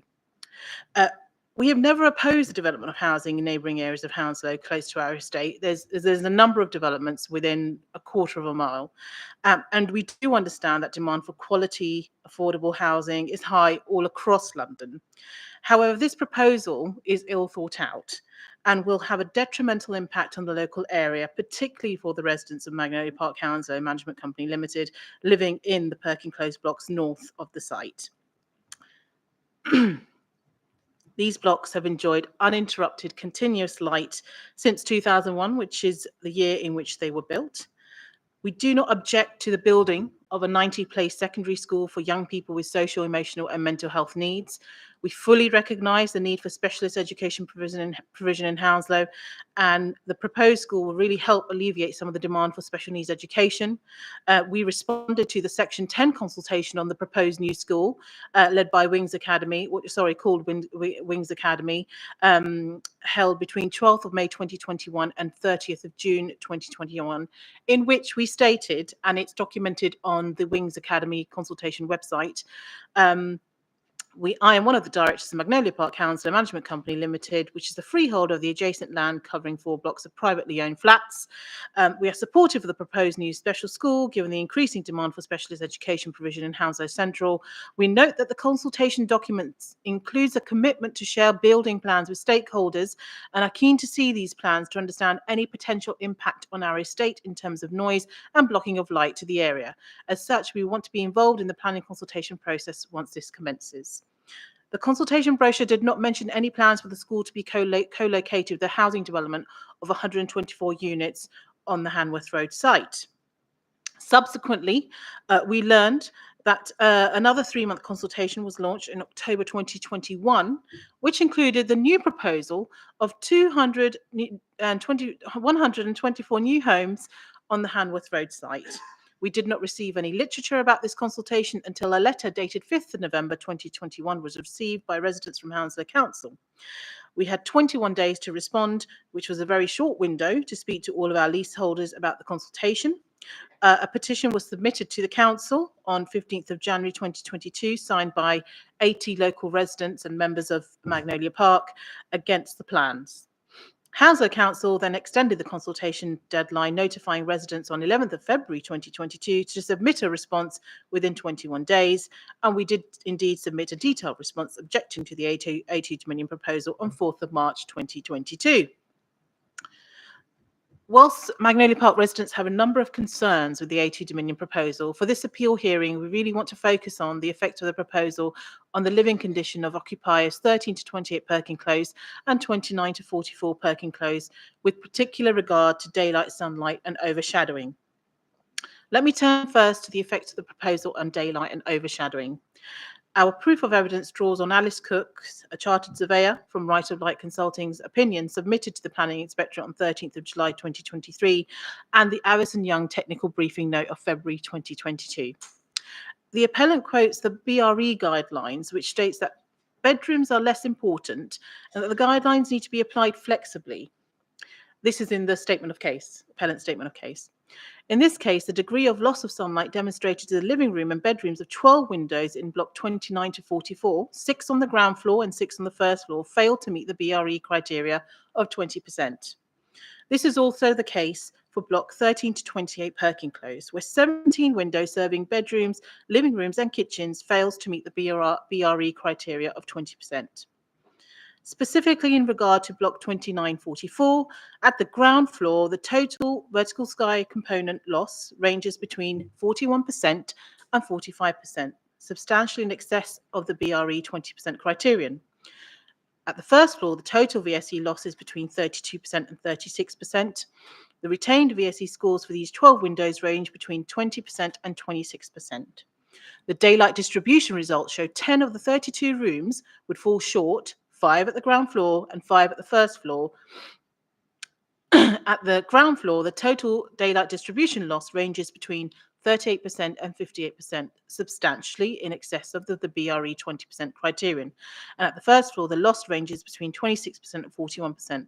The impact is significant and therefore unacceptably harmful to amenity. Specifically for block 13 to 28, 17 windows will experience decreases of 54% to 69% at ground floor and first floor, 34% to 51% at second and third floors. These losses represent significant decreases beyond the BRE 20% criterion. Of the 32 rooms tested, 8 would fall short of the daylight distribution, 25%, with overall losses of between 66% and 76% for rooms at the ground to first floor and losses of between 32% and 54% for rooms at second and third floors. Again, significantly beyond the BRE 20% threshold. The impact during winter would be particularly acute for residents like myself, especially since most residents are families, many who work from home and rely on daylight for mental and physical well-being. My child, and I can give evidence of this, has Perthes disease, which is a genetic hip bone condition which requires vitamin D to ensure healthy bone development in a hip joint. We have another resident who wasn't willing to come today because she's very nervous. Another resident in the ground floor flat 32 also has a 6-year-old son with a bone condition which requires vitamin D as prescribed by the doctor. Daylight and sunlight are therefore crucial. Finally, I'm going to turn to the effect of the proposal on loss of privacy to residents in block 13 to 28 and block 29 to 44, which is significant, and the adverse impact highlighted in the council statement of case. The 2 4-storey blocks are 6.3 metres and 13.9 metres respectively from the northern boundary of the appeal site. In addition, the separation distances between the proposed northern facade of Block C and 13 to 28 Perkins Close directly to the north is between 10.2 to 10.6 metres, while the distance between the proposed Block D and 2944 Perkins Close would be 16.4 to 16.9 metres. Whilst there are now no balconies on the northern elevations of Blocks C and D, multiple habitable windows would face towards the properties. The proposed separation distances between both Blocks C and D and the neighbours on Perkins Close would be below the 18 to 21 metres guideline set out by the Housing Supplementary Guidance and would result in unacceptable harm to the outlook and privacy of neighbours. I quote Hounslow Council's proof of evidence from the ARB registered chartered architect and urban designer David Ubaka's assessment, I think he's here today, of the design of Block C and D on its impact on Perkins Close. And this is directly from his submission. While the new residents of Block C would not themselves experience particular privacy issues because of the proposed 12 layout, there will be a perceived and in some instances actual invasion of visual privacy from these circulation windows on the residents of 13 to 28 Perkins Close. In my view, the impacts of the proposed development on privacy and overlooking have not adequately been considered in the design development, and the resultant design fails to respond appropriately to existing constraints at Perkins Close. My last quote from David Ubaka's report. Furthermore, in addition to the window-to-window relationship concerns, there's a privacy impact on the existing shared garden of 13 to 28 Perkins Close from the kitchen dining window on the north elevation of Block C. Young children and residents are currently using this space as they choose in privacy. There's no landscaping or architectural mitigation proposed by the appellant to minimise the impact. Just on my final paragraph now. Given the area is already densely populated and green space is precious, the residents of 13 to 28 and 29 to 44 Perkins Close consider their communal gardens as a sanctuary and their only private amenity. The close proximity of Block C and Block D to both these Perkins Close blocks will make the space less comfortable to use, restricting use choice for the residents and thereby impacting their well-being. In conclusion, the proposal is in conflict with Hounslow's local plan policy CC2, which expects proposals to provide adequate outlook, avoid overshadowing, and ensure sufficient sunlight and daylight to proposed adjoining adjacent dwellings. Policy SC4, scale and density of the housing development, states the council will ensure protection of the existing residents' amenity. The proposal is also in conflict with the London Plan policies D6 and D9 and paragraph 135 of the National Planning Policy Framework. Thank you. Right, thank you, Ms Mallock. That brings us to the end of the opening submissions then for the main parties. Intend to hear from interested parties, but we have been sitting for nearly 2 hours, so I think we'll take a short break before we come back and do that. Could the council just update me on the position with the Teams link? Getting a thumbs up, sir. It's working. Yeah. Good. Right. Okay, so we'll just take 15 minutes and adjourn until 12:05, please.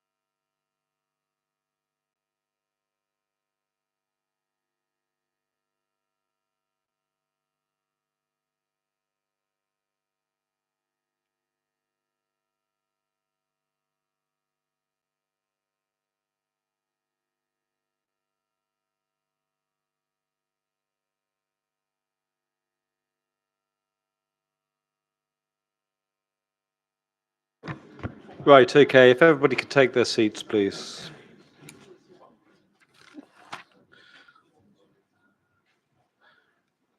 Okay, the inquiry is resumed, and as I said, we're going to hear from the interested parties that have indicated they want to speak now. So I'll start with those people in the room and just work my way across, and I'll invite you to come up and use the microphone at the front here, and deal with each of you in turn. So could I just see a show of hands again for those people wanting to speak? Okay, thank you. So if we start on the far side, if you want to come and take a seat.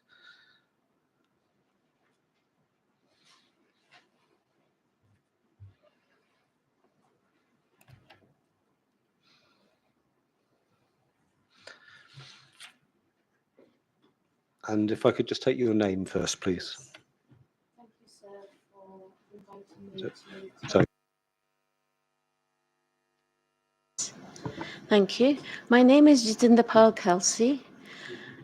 Spell that for me, Yes, please. it's JATINDERPAL, and then Kelsey, KALSI. Yeah, KALSI. And I'd like to thank you, sir, for this opportunity to speak about the proposed development and this appeal. So I am speaking in my personal capacity as a member of the congregation at the Gurdwara. My family and I have been attending the Gurdwara over the last 4 decades. So from the 80s, when there were only 2 huts on that site. I also live on Hanworth Road. So what happens at this site directly affects me and my family. Mr. Straw is right in one thing, I will say, and thank you for saying it. And that is, we shouldn't be here. There shouldn't be an appeal. And the reason for that is, had the appellant listened to the Gurdwara and the concerns of the residents and worked with them to come up with a scheme that would deliver benefits to all members of this local community, which is diverse and multicultural, and we have several religions, of course, represented in the borough. The concern of the community that attends the Gurdwara is that the Gurdwara, which serves a community purpose, but mainly a religious purpose, is not going to be continued if the proposal goes ahead. We have heard about Block A, which is going to be built on the boundary of the Gurdwara ceremonial space. And yes, it is often used as a car park, but it also is a ceremonial space into which wedding parties come in. And there are ceremonies which take place in the car park, which are called Milni, where the 2 families, the groom's and the bride's families, meet and greet. And these are exchanges of gifts which occur between different members of the family. Also into this ceremonial space come funeral corteges at a time which are hugely sensitive. So you can imagine the concern of our congregation, which is, voiced daily within the Gurdwara, that they are concerned about the people who will come to live in Block A, have balconies which are in very, very close proximity to this ceremonial space, and they're concerned about the potential for intercommunal conflict. They do not wish to arrive in a Gurdwara where they want to either celebrate or have or express their sorrow at their events and have people throwing beer cans at them or shouting abuse from balconies. This is something that has been raised to the appellant previously. And what did they do? They proposed to increase the balconies by about 1 inch in height and also to make opaque the balconies, which doesn't address this question of overlooking and loss of privacy. And also, the priests' houses are going to be overlooked by Block A. The priest houses are the 3 houses on the front on Hanworth Road. And I will share with you that one of the priests has been so adversely affected by the idea that a Block A is going to arrive on his doorstep that he has required medication and has suffered mental health issues.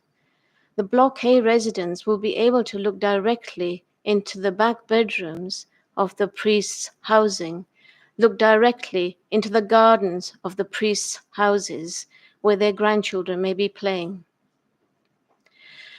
So the concerns about overlooking and privacy, which have been belittled by the applicant's representatives,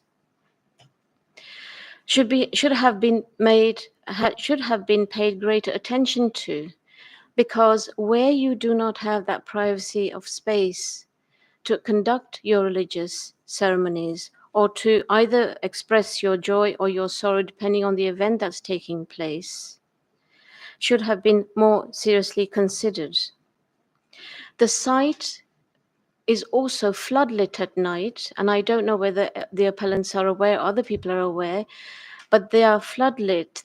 The premises are floodlit at night for insurance purposes. This will also cause a disturbance to the people who will live in Block A and may again raise issues of communal tensions.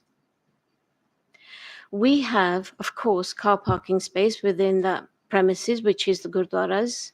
We are concerned that the people who will come to Block A, who may have cars, will not have access to off-site parking anywhere in the neighboring streets and would be tempted to come and park within the car park of the Gurdwara in the ceremonial space. We do not restrict people coming into the Gurdwara because of the nature of the worshipful place that it is. So therefore, we are concerned very much as to what may happen when people arrive in Block A to take up residence.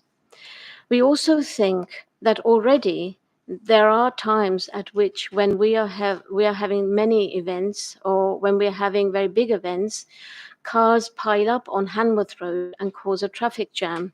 And we believe that the concerns of the community are that there will be more transport issues with people moving into the proposed development. And of course, it is said that this development will provide social housing, but only 3 of the apartments are social rent out of 124. So 44 social housing, 3 social rent. That is what is described. The other serious concern, and I want to stress this, is that the visual amenity of the Gurdwara is also going to be compromised by having this very large Block A placed where it is. We have repeatedly highlighted to the appellant our concerns. However, there has not been the willingness to listen, to implement changes which we have suggested. And I don't know whether, sir, you're aware, but we put forward an alternative plan from the Gurdwara side because the Gurdwara is also very concerned with climate change and the greening of their own estate. And they had suggested, because we are not opposed to the school, the Gurdwara is not opposed to the school because we as a Sikh community support the Sen school. We feel that the children who have special needs should be supported and given a very special environment. Bookending the school with blocks of flats with the children very clearly who already have many challenges are going to be overlooked on a daily basis, we do not believe is a good environment for those children to be placed in. The plan that has been shared with the community and has been something that has been accepted as a preferable plan has been shared with the appellant. However, they have not paid it much heed. And we did an open day where we surveyed what the local residents and the congregation thought of the proposal. So I will share with you the results of that survey. 2.6% of the local population wanted the school and the flats in its current proposal.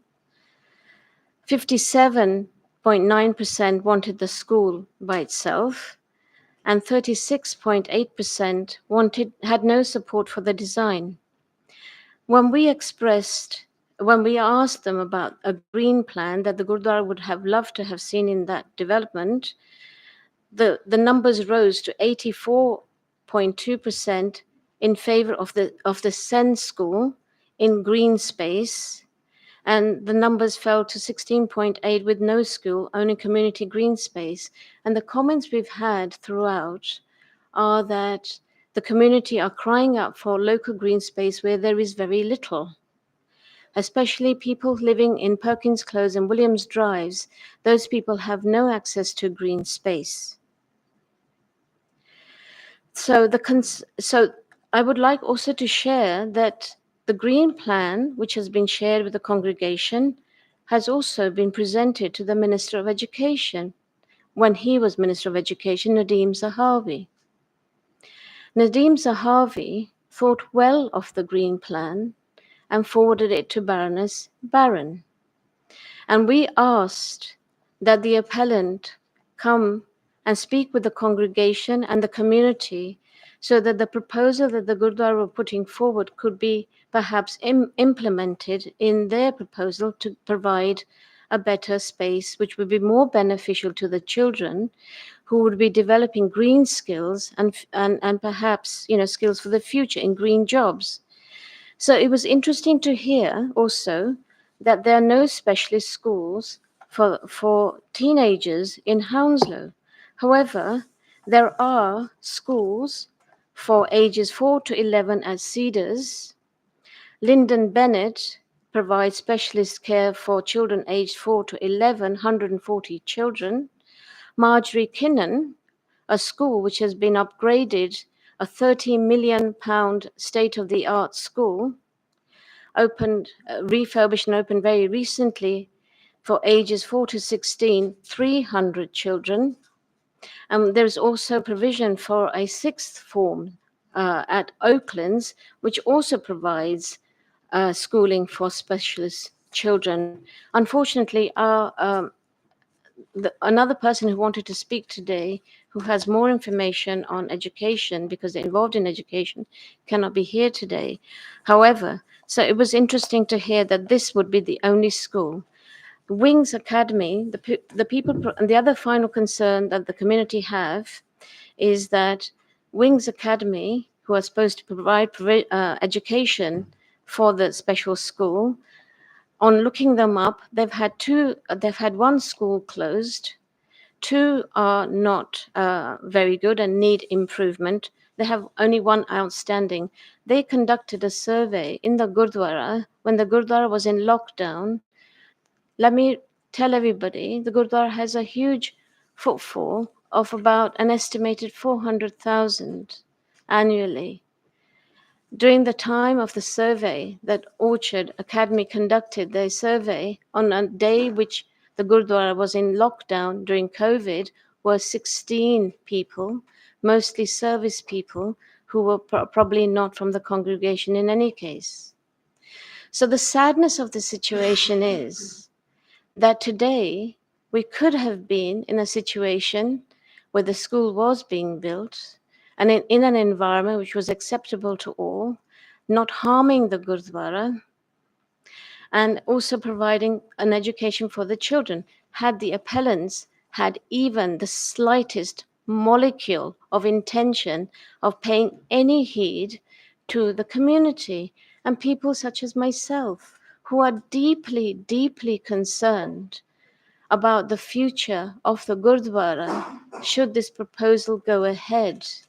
Because we feel the Gurdwara, which plays such a significant part not only in local history and its local heritage and represents the populations that settled in this area in the 50s and 60s, who through their hard work and donations built this Gurdwara, maintained this Gurdwara. The Gurdwara is a complete charity. There are no funds from anywhere else, but from people like myself and my family, other congregation people. what it represents to us. It is a regional center. It is so important that the Akal Takat send their head priest here to consecrate it, which is the equivalent of the Pope arriving. So the appellant, in developing their plans, never considered the Gurdwara at all. And this is evident from their proposal, evident from their design, because they had no concept or desire to learn anything about the Gurdwara. They'd never even visited the Gurdwara prior to making their design or putting it forward. And that is the heartache of the congregation, that they are dismissed, belittled, and they're not considered at all as important. Well, we are important, and this is our place of worship, and it represents what our forebears have been through in this environment, in this town, and it represents our stories and our future. So we would not allow you to take that away from us and take away from us what we've built, or diminish or belittle it in any way, shape, or form. So I hope that common ground can be found, so that at the end of this appeal, and I'm not a planning person, I'm a lay person who's deeply attached to the Gurdwara and who is a member of the local community, and we believe that the proposal, as in its current form, will cause transport problems. We do not believe that the infrastructure exists locally to support 124 flats. We do not think this is a well thought out proposal. And by the way, in terms of sharing the facilities, yes, of course, it'll be wonderful to have access to those facilities. But when we asked the representatives of the academy what that would mean for us, they told us that we'd be chargeable, £25 or something per hour. Who in this cost of living environment is able to pay that kind of rental to access the facilities, which are not going to be free? And for the concerns that the Gurdwara's community and members of the public had expressed, the appellant had suggested that they would hand out handbooks to the Block A and other people to advise them to behave well, to behave in accordance, so that the Gurdwara's functioning would not be badly affected. Well, that is very interesting, given that most flats in Hounslow are badly managed, overrun by rats and druggies and homeless people who have found their way into broken down security systems. So that was very interesting. How are they going to enforce it? So I would suggest that this proposal, speaking as a member of the congregation of the Gurdwara and a local resident, be rejected, because it is ill thought out and has only concerns for the appellant and the profits they hope to make from this development. And that is what the residents feel, and that is what the congregation feels, and they feel completely disregarded. Thank you. Okay, thank you for that. Mr. Strawn, any questions about any of that? Thank you very much, sir. No, I'm going to cover, I think, most of those points with other witnesses, so I don't want to duplicate my questions. But if it helps, just for information, there is a document in the CDs, CD 1.3.18, which is a statement of community involvement, and it sets out the engagement that took place in the area, including events at the Gurdwara. During lockdown.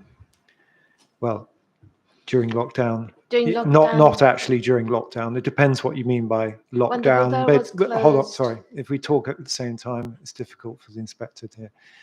So you'll see in that document, I'm just drawing attention to bearing in mind the comments were made about not having gone to the Gurdwara, not having engaged at all. There is a list of events in that document. If one wants to know when lockdown occurred, there's a government website which tells you the dates when lockdowns were actually in force. And they weren't at those times. Well, the Gurdwara was in lockdown when Orchard came, and as for the consultation, there was an online consultation in English when many of the congregation may not speak English and they may not be computer literate.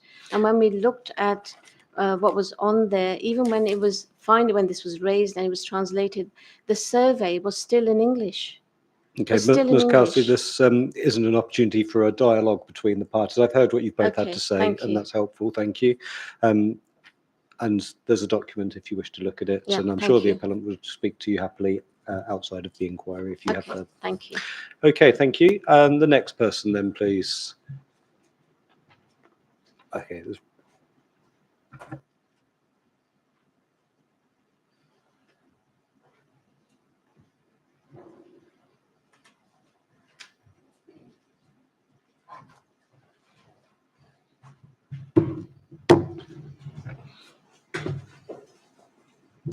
If I could take your name, please. Certainly, it's Rajan Mendes. That's Romeo Alpha Juliet Alpha November Mendes Mike Echo November Delta Indigo Sierra. Thank you. When you're ready. Good afternoon, all.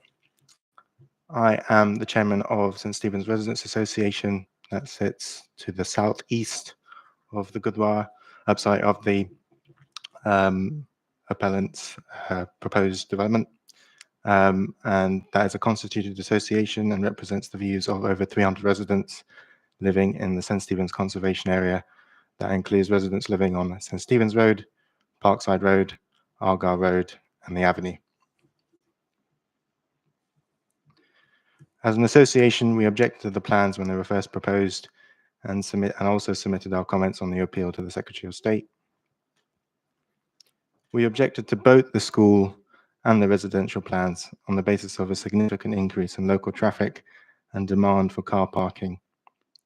We agree that there should be a school for those with special needs, but the proposed location is not right. The St. Stephen's Conservation Area is one of the few areas in Hounslow that does not have a controlled parking zone, deliberately intended to protect the front gardens and local heritage of the area, with several locally listed houses that appeared in Hounslow's local listing from 2019.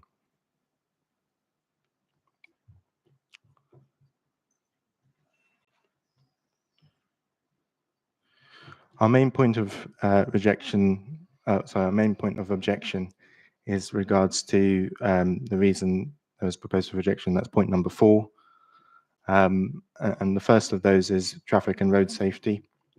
So we know that the junction with Hibernia Road, Hanworth Road and Parkside Road is extremely busy, especially during the peak hours of demand. From Freedom of Information requests submitted on 3rd of March 2022, we observed that there were 27 traffic accidents reported in the 12 months prior to this date, either at this junction or within 500 meters of proximity to this junction, including 2 fatalities. The increase in traffic, we believe, has not been adequately assessed by the appellant, and the demand for transport to the school and 124 residents would only worsen the situation.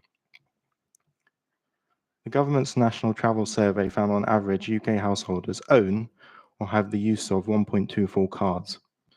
With 124 residential flats, this could lead to 153 extra vehicles, increasing demand for parking and placing extra dependency on the infrastructure that cannot cope.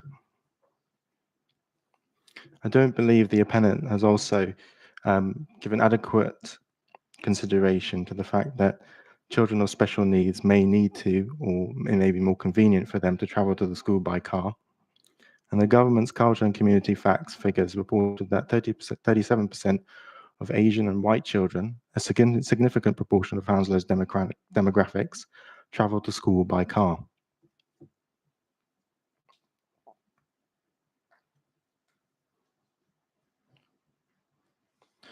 The Transport Note and Transport Framework Plan that the appellant included in their original proposal, and also London Borough of Hounslow's response to these proposals includes considerations for refuse vehicles and the collection of refuse from the site.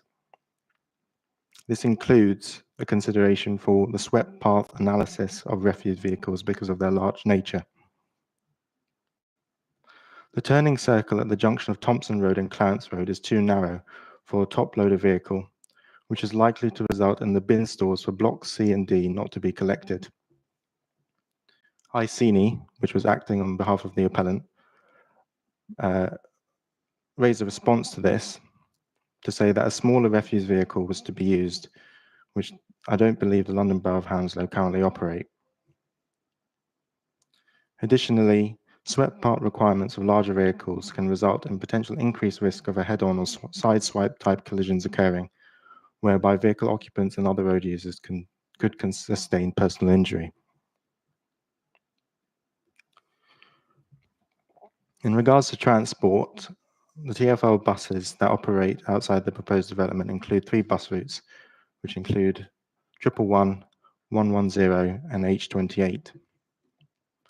TfL data demonstrates that these routes are operating at 67% capacity during peak hours, and adding 124 residential flats and school pupils is likely to render demand beyond current capacity. The transport plans also reference the proximity to Hounslow Rail Station. Southwest Trains reported in February 2023 that these trains were operating at 72% capacity during peak hours, with a significant proportion of trains having only standing room only.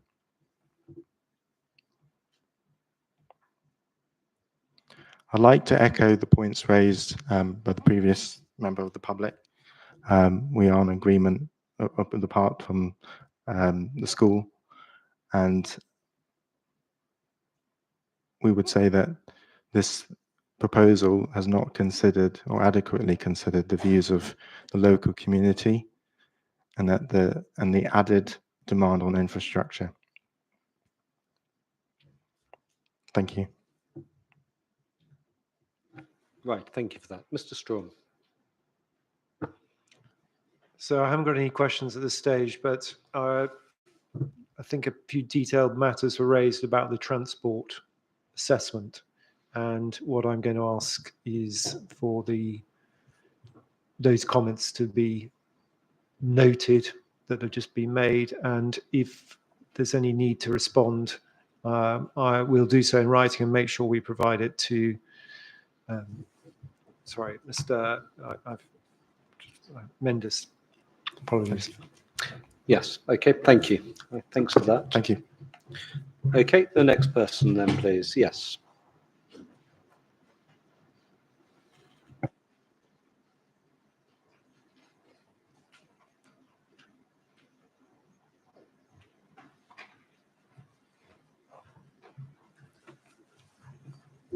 Thank you. Your name, please. Ashan Kara, that's Alpha Sierra Hotel Alpha November, Kara Kilo Hotel Echo Hotel Romeo Alpha.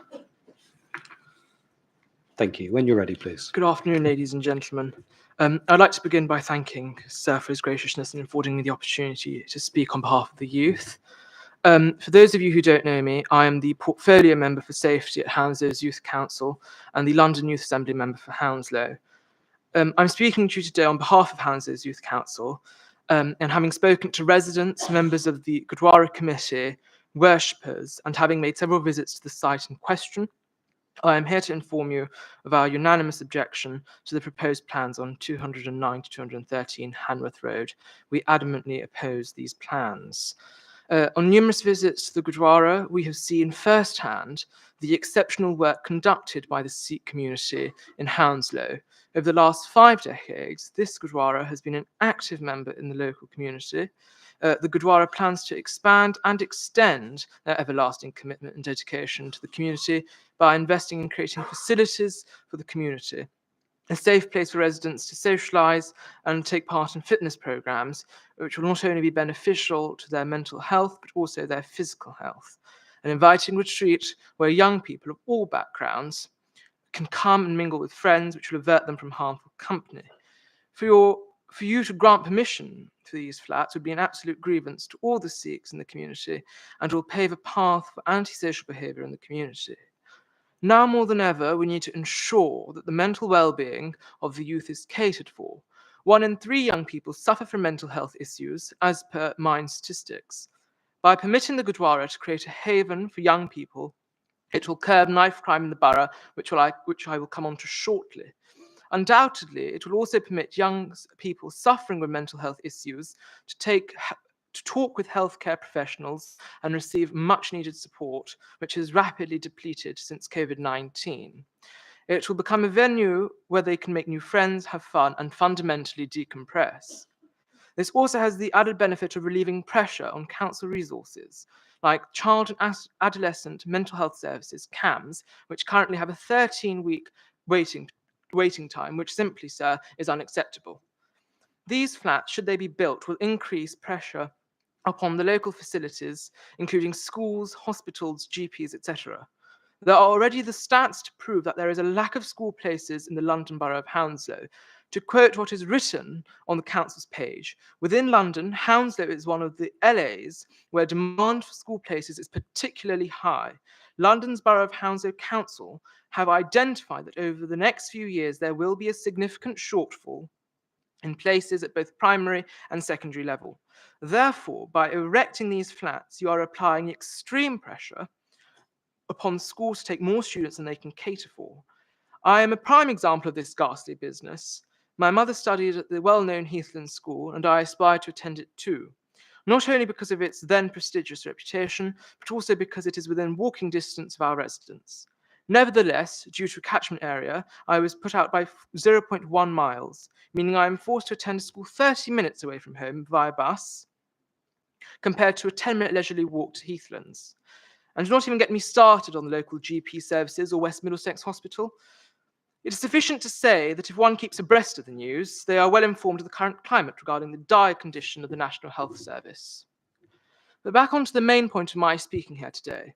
Given my professional expertise, I can assure you that these flats cause an increase in crime and antisocial behaviour. Over the last 2 years, having assumed office as the youth portfolio member for knife crime and safety, I have not only read extensively on the matter, but have also conducted numerous studies regarding crime, and there is a habitual pattern of violence being perpetrated by young people living in social care. This information was endorsed by Policy Exchange and was praised by the British Broadcasting Corporation. A fraction of these proposed flats will be used as social housing, and we simply cannot permit for an increase in knife crime and gang violence, which is already a growing concern for residents. A deeply concerning matter which is growing at an alarming rate in Hounslow. This disastrous trend has already been highlighted to the Council on several occasions by myself and my much esteemed colleagues. An extensive report was released by us in 2020, and we are currently in the process of collating data for another in-depth analysis. However, onto a more moral aspect of this shambolic proposal. From my respectable yet limited knowledge of the Sikh faith, I am acutely aware of the prohibition of drugs, alcohol, and meat in religion. So to fathom the possibility of cigarette butts, carrion, bones, alcoholic bottles, and the likes being thrown or placed in a sacred site is heartbreaking. On the basis of humanity and compassion, whether it is intentional or accidental, the level of disdain is distressing and should not be tolerated. Moreover, it is a painful tragedy for me to comprehend that balconies will be overlooking ceremonial land where funerals take place. Loved ones, forced to say goodbye to their mothers, fathers, brothers and sisters whilst being ogled at, but not to forget the uncomfortable atmosphere created by residents staring at the Sikh congregation as they perform annual festivities on the ceremonial land. Ladies and gentlemen, sir, I have not a shadow of a doubt in my mind when I say that every parent wishes for their children and grandchildren to grow up in a safe neighbourhood where crime is a thing of the past, where they can be at ease every time their child goes to school using public transport or decides to go out with their friends. No mother or father should be left anxiously awaiting their child's safe return or fearing that they may never embrace their child again. By denying planning permission for A2 Dominion, You will be giving way to a safer borough for the future generations to live in. And so, as a parting message, I say that the fate of this borough lays in your hands. And as a representative of the youth, I urge you to deny planning permission for the flats, empowering Sri Guru Singh Sabha to build youth amenities, which will bear many fruits for the local community, our #1 priority.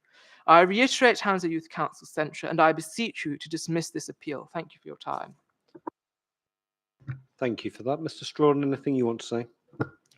Just one point of clarification, if I may, because I think I took a correct note. You're objecting, amongst other things, to the social housing part of the scheme. No, that it's right? the flats, but in particular, it's what the flats, because a part of the flats are going to be social housing. So it's an objection to the flats altogether.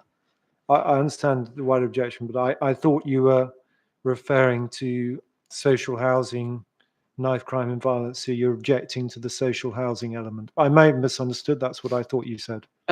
It was because Yeah. because the flats, part of them are to be social housing, and as a result, that is what it's the crime. So it's the flats altogether, but it's the social housing aspect which is most concerning about the flats. Thank you. Right, thank you for that. And the next person then, please. Yes.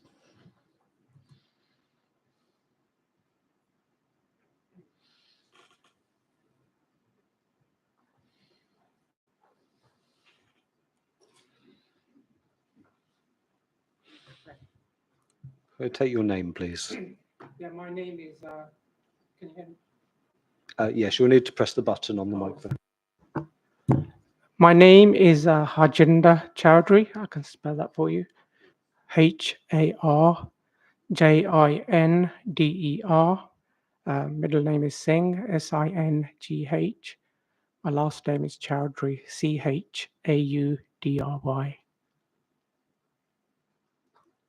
Right, thank you. When you're ready then, please. Okay, I'm basically just a member of the community. I've attended the Gurdwara. I used to attend like almost weekly, but most recently, because I live a couple of miles away, and I used to bring my car, it's been impossible to find parking spaces, merely because quite often there's weddings going on, funerals, and they're actually now turning people away from the car park, basically. So I think the size of the congregation is actually it's dropped. So that the Gurdwara did used to have access to the adjoining car park, which was really wonderful because we used to have very large weddings, and people do for weddings. They'd come from far and wide, so that parking is pretty was pretty fundamental to the operation of the Gurdwara. So yeah, okay, maybe it's a selfish thing, but it would be nice to have at least some expansion of that parking facility. A lot of people who are elderly, so they quite often get dropped off. So parking is very useful for that purpose. So the other thing I would like to challenge A2 Dominion. They pretend, in my opinion, to care about disabled children. They care about the local community. From what I've seen, they do not. They're purely a greedy, profit maximizing organization. They want to maximize their profits they don't just want to build, they want to build to the max. And I believe they are gaming the system so that what they'll do is they're putting in huge development proposals, and then gradually they'll start scaling back.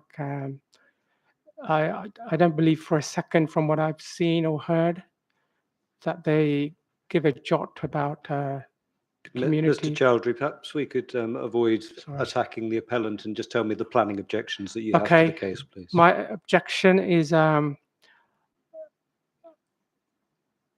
I've heard others kind of diminish the role of the Gurdwara, saying it's not the impact will be minimal. I can tell you, impact is going to be huge, because, like I said already, I can see things being curtailed by the loss of the car park.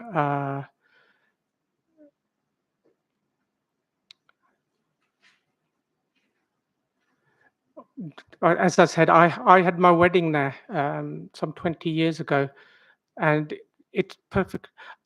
What's been suggested is like, by whatever study they've done, the impact will be minimal. But there's regularly weddings. There's 2, 3. Well, there's a wedding, I can say for sure, every weekend, and the wedding starts with the ceremony, and it's a tradition that the wedding kind of starts outside. I've not had a feeling that A2 Dominion have any concept of what Gurdwara's function is, or understanding of Sikh practices and ceremonies. So first thing that happens, as in my wedding, you have a melanie, weather permitting, it takes place outside.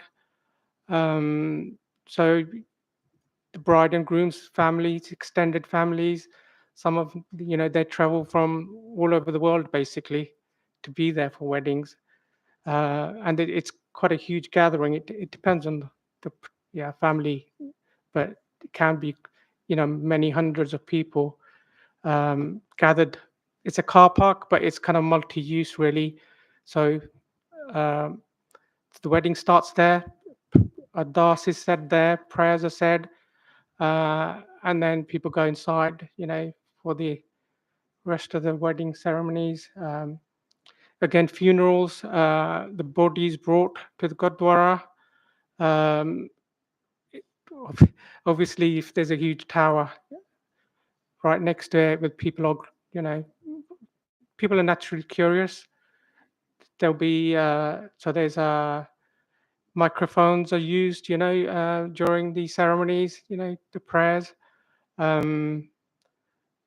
How it cannot, I can't see how it wouldn't affect the Gurdwara as much as they, try to diminish that. Obviously, they don't really understand or care. If I may, I'd just like to refer to some notes I made earlier.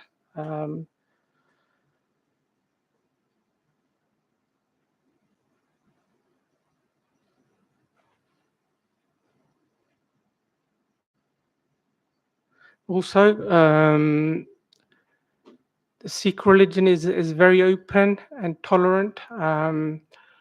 It's philanthropic.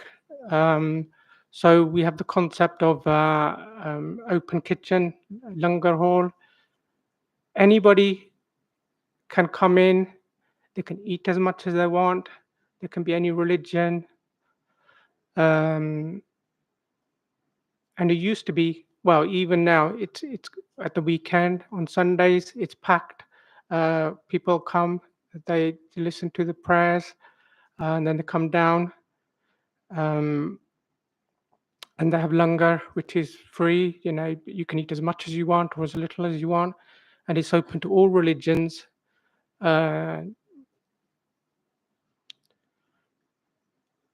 My mother, she's retired almost daily. She goes there. She works free in the kitchen, preparing the food, serving the food. I do believe what's already happened in that car park closing down is already kind of affected the size of the congregation, and I just having those flats there, the added traffic, and it just becomes a less special place because it's kind of like it's going to be closed in. It's going to be dominated by these new buildings. I don't believe there's plenty of towers going up already. I don't believe why Hounslow should just continue to suffer. I think it's partly because South Hounslow is largely kind of a immigrant community or second generation. I believe developers believe it's a soft touch really. They can just come and do whatever they please really, because I don't think they're going to face any kind of opposition.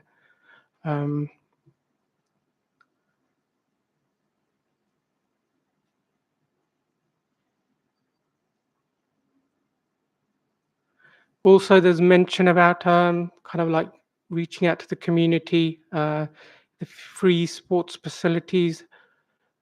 Now, I've had some experience where this has been done before at Lambton School. They said there's the sports hall is for free for community use. In reality, when I tried to book something from my son's basketball team he used to have at the time, there were like countless hurdles put in his way. I don't believe, I think this is a cynical thing. I don't believe they'll do, or it'll be very difficult for any community group or individuals to actually access these things. It's just kind of like window dressing, I think. As I said, I don't believe this is a philanthropic, adventure.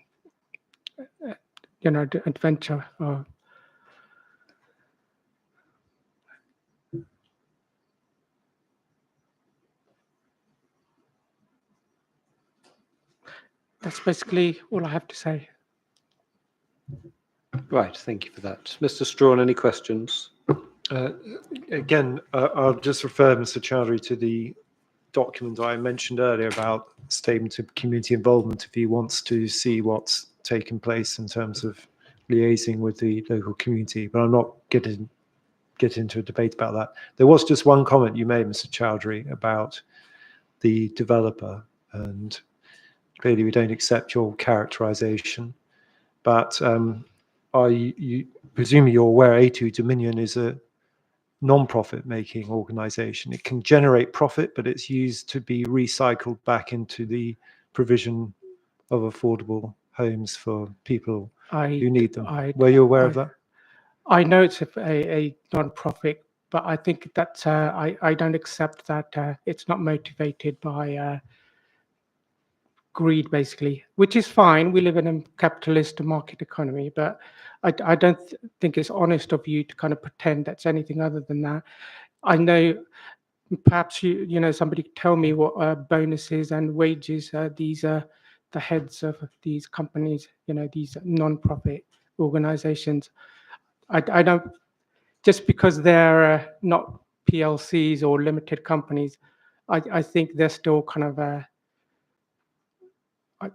they're still motivated by making growing their empires and growing their estates and their prestige and dominating their place in the economy. Well, Mr. Chowdhury, I'm sure I'm not going to persuade you to change your view of the world, but I just wanted you to be aware of the formal status of A2 Dominion.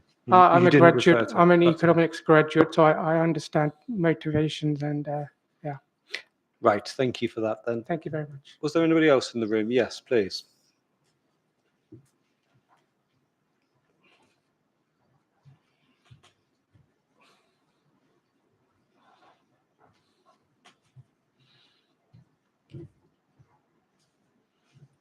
Hello.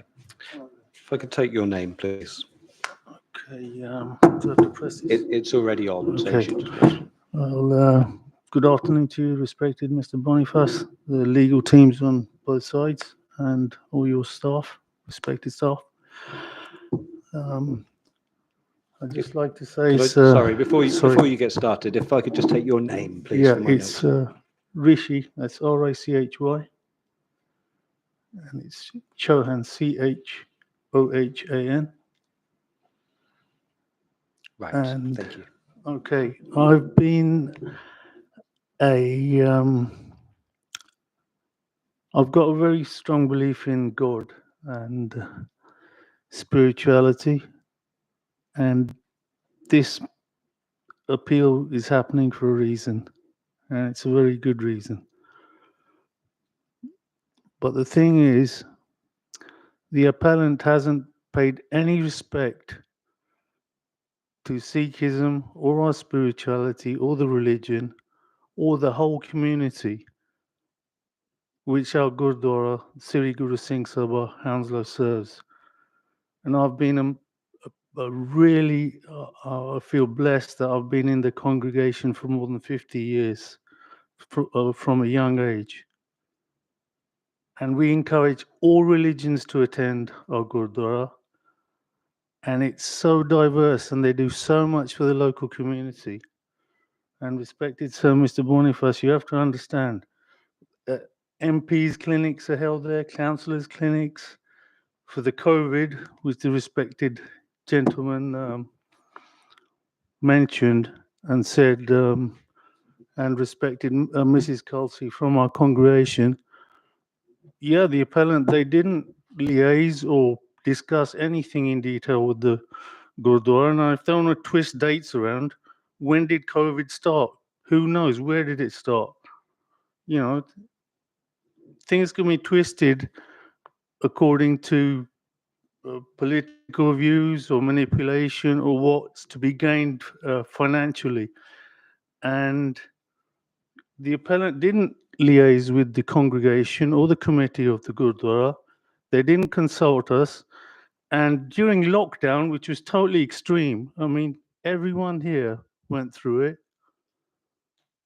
I was an IT contractor for British Airways at Heathrow, and I visited airports. They were totally deserted. Now, if the appellant visits the site, a Gurdwara, a spiritual place, when the gates are locked and there's just a few service personnel or caretakers looking after the building, no, they didn't properly consult our community. And that's totally disrespectful because it's a very spiritual place. And not only did the Jathedar of the Akal Takat, which is Amritsar, he's the head of our spirituality there, visit that place, but like Queen Elizabeth, she visited on 2 different occasions to opening ceremony for the secondary building that was built there. So it's extremely prestigious for the whole community, not just the community, for the country. And I'm sure the committee in the future, according to the development plans, King Charles is king now, he'll be invited to visit there. So it's an extremely prestigious site. And then you're talking about acoustics and privacy. It's an extremely important thing. Privacy is going to be the first point I'm going to speak about because I attend on a daily basis now, fortunately, because I've got time on my hands. And I help in the community kitchens with cleaning out the rubbish. And we have all members of the community coming there from all different religions, and we serve everyone. You know, the Gurdwara set up programs where free food is provided to people who can't feed themselves. And on every Monday, food packages are sent out. So we're doing so much for the community, and we never ask for anything back. But this application from the appellant should be totally rejected. Privacy, we have up to 2 or 3 funerals a day there. And respected sirs, learned ladies and gentlemen, when it's a funeral, it's a very humbling experience to the people who attend there. Everyone comes there with respect. And if you have balconies overlooking, it's not just a car park. It's a main entrance and exit for the human body that's died. You've got to realize that. And it's somber and it's spiritual. So it's the final sending away of that body to be cremated. That's not being addressed. How can you have funerals going on 2 or 3 a day and people overlooking that? And then you will have inter-community issues. Everyone has different views. Everyone's been brought up differently. And racialism does exist. We don't want to subject other people to our reaction if they're racist towards us. That's a very important point. So we have funerals, and then on the other side, we have weddings. We don't want to be put in such a situation where members of our congregation are offended in any way. Not just by throwing drugs, not drugs, alcoholic bottles or cigarettes or marijuana joints. And the local area, I've worked with homeless people for the last 15 years. And it's not just knife crime, but where flats are built, you get a congregation of drug addicts. What sort of security measures is the appellant putting in place? None. What, CCTV cameras don't work and gate entry systems that can be broken easily. There's a major drugs problem in this area because of its proximity to Heathrow and how many drugs come through. It's not, this application from the appellant is totally unacceptable because those sort of people will be encouraged to come there. And then you've got a special needs school there as well. We support all community projects, especially for special needs. We're not against that school in any way, shape or form. In our Gurdwara at the moment, we have Taekwondo classes, martial arts, they're open for the whole community. There's a Christian Taekwondo instructor called Matthew. He runs the classes. He's been doing it for the last 20 years. That's just one. We have Gutka. It's a Sikh martial art. Everyone's welcome. We recently had 2 Sikhi camps there for young children. We don't want our children or our elders to be affected in any way by neighbours, and we don't want to react against them. And car parking, yeah, we've got a good car park, and people do leave cars there who are not supposed to leave them. But we're a charitable organisation, so we always treat everyone politely. But if there's, 120 odd flats with everyone having cars, I mean, there's no way the appellant can say they're not going to have a car each. In 1.2 or whatever the stats are. So that's creating circumstances whereby there'll be conflict with them, with the neighbours. We don't want that. That's totally unacceptable on a spiritual basis, on a moral basis, on every basis.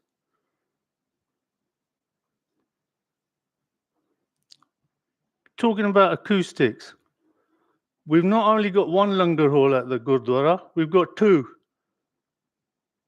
The main langar hall, Guru Ka Langar is called, I'll translate for you. Guru Ka Langar means community kitchen, God's kitchen, Guru Ka Langar, Guru meaning God. And it's a community kitchen open to everyone. So we've got one kitchen with extractor fans, and we've got an adjoining kitchen, which has also got extractor fans. That kitchen is used for weddings and funerals or all other ceremonies that go on, which includes birthdays as well. So we don't only celebrate weddings and funerals, but birthdays as well, and all different sorts of ceremonies. And we have festivals. In Sikhism, we have 10 gurus. From Guru Nanak to Guru Gobind Singh Ji. And to us, in the Gurdwara, we have Guru Granth Sahib Ji. That's living Guru. That means God. So we pay total homage to God when we go there.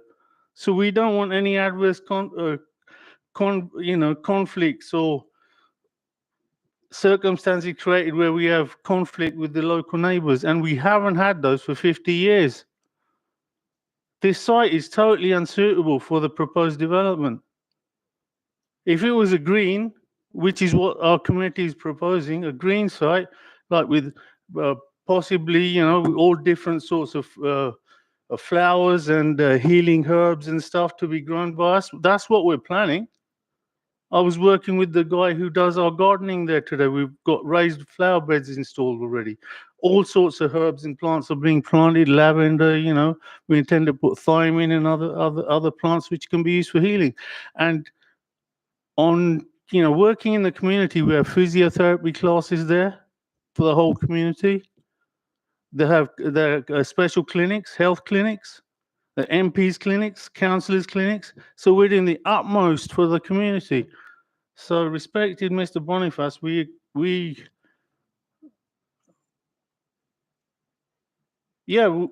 pray to God. I'm praying to God that you reject this application from the respected appellants, because on the basis of spirituality, we need that place to remain spiritual, and we do not want a conflict with anyone. Because the Sikh religion was created as a religion of peace and unification, and to defend and protect the interests of this Mother Earth that we live on. And I think that I've covered everything. I haven't meant to offend the appellant or anyone else in this room on a spiritual or a moral level. But your application is uncalled for and it's unjust and it should be rejected. Right, thank you for that. Mr. Strawn, any questions from you? No, thank you very much. Okay, thank you.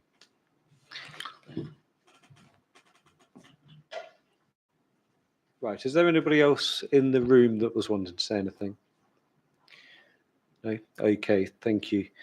So it's now coming up to 1:10, so it's probably time for a lunchtime adjournment. But can I see how many people have we got on the Teams online link? So my understanding is that they were expecting to speak at 11, and when we went past that time, they were no longer available. They were given a window of redundancy at 35 minutes, and they have to adjust that with their work timetable. So they're going to write in to next window. Right. They're okay. going to, I think they're going to seek an alternative time. Right. Have they written in previously? No.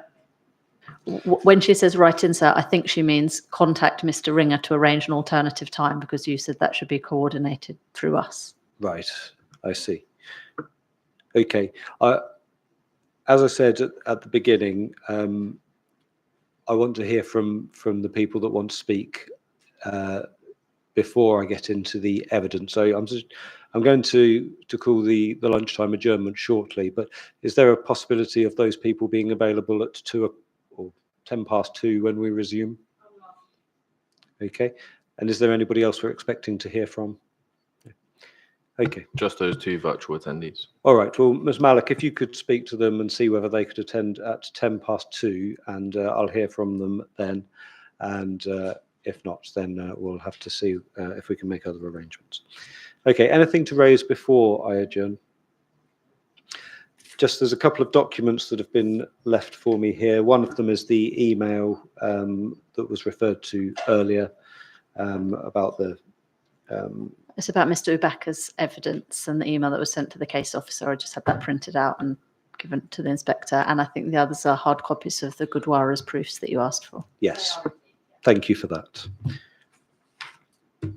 Right. Good. Okay. Well, let's adjourn then, please, until 2:10.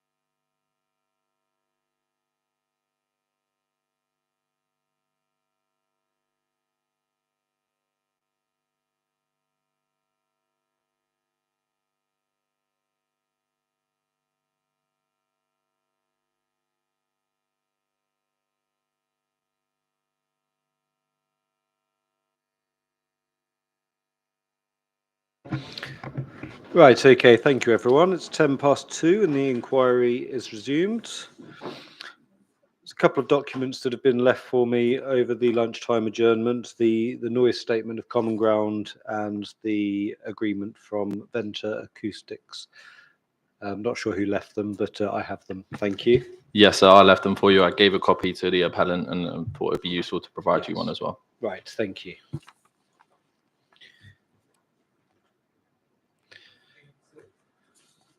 They already have a document number, CD number, if that's okay. But They do have the core document references good. on them. Thank you.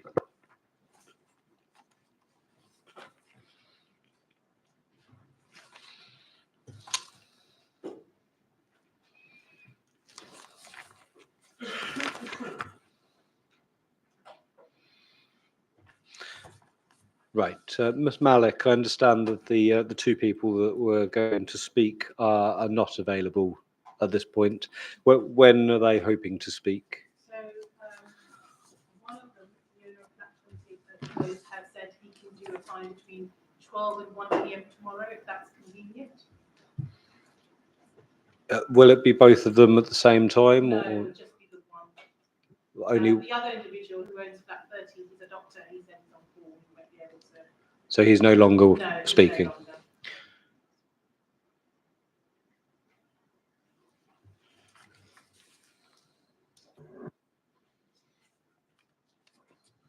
And how long, do you know how long he's expecting to talk for? Between 2 to 5 minutes. Right, okay. I suggest then if we could try and tie that up with just before lunchtime, then perhaps, should we say 1:45? That's fine. Thank you.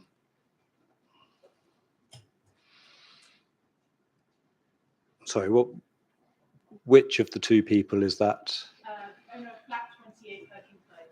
What's the name? His name is S for Sierra, H for Harry, Y, A for Alpha, N for Mother. And his surname is Odedra, and that's O for Oscar, D for Delta, E, D for Delta, R for Romeo, A for Alpha. Right. Okay, thank you. So the council will arrange a link for Mr. Odedra to join at 12:45 then. Thank you. Right, so that being the case, we'll move on to start dealing with the evidence, and it's the witness for the Gurdwara first, Mr. Arden. Yes, please. If I can call my first witness then, please, Mr. And I'm not sure how to pronounce your surname either, Satwinder. That's the, I realised I've never actually used his surname until this morning. So do you want to go and sit in the seat over there? Do you want to? Yeah. I was half thinking he could move, but.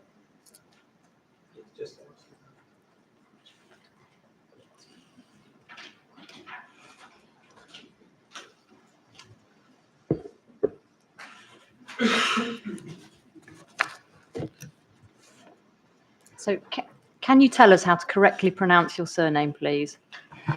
It's Adan Alpha Hotel Delta Alpha Adan. November. Good. Okay. Thank you very much. So, Mr. Adan, I'm just going to ask if you've got some documents to hand. First of all, the documents I think we're likely to need during your evidence in chief, obviously your own proof of evidence and appendices.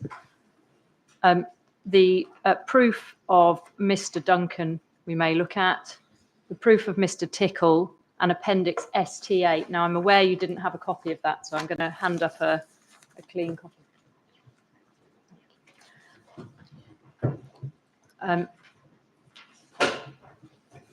And the proof of Mr. Mannering. We may also go to the statement of community involvement, but I think I'll just read from that to you, so not necessary to have a copy. Sorry.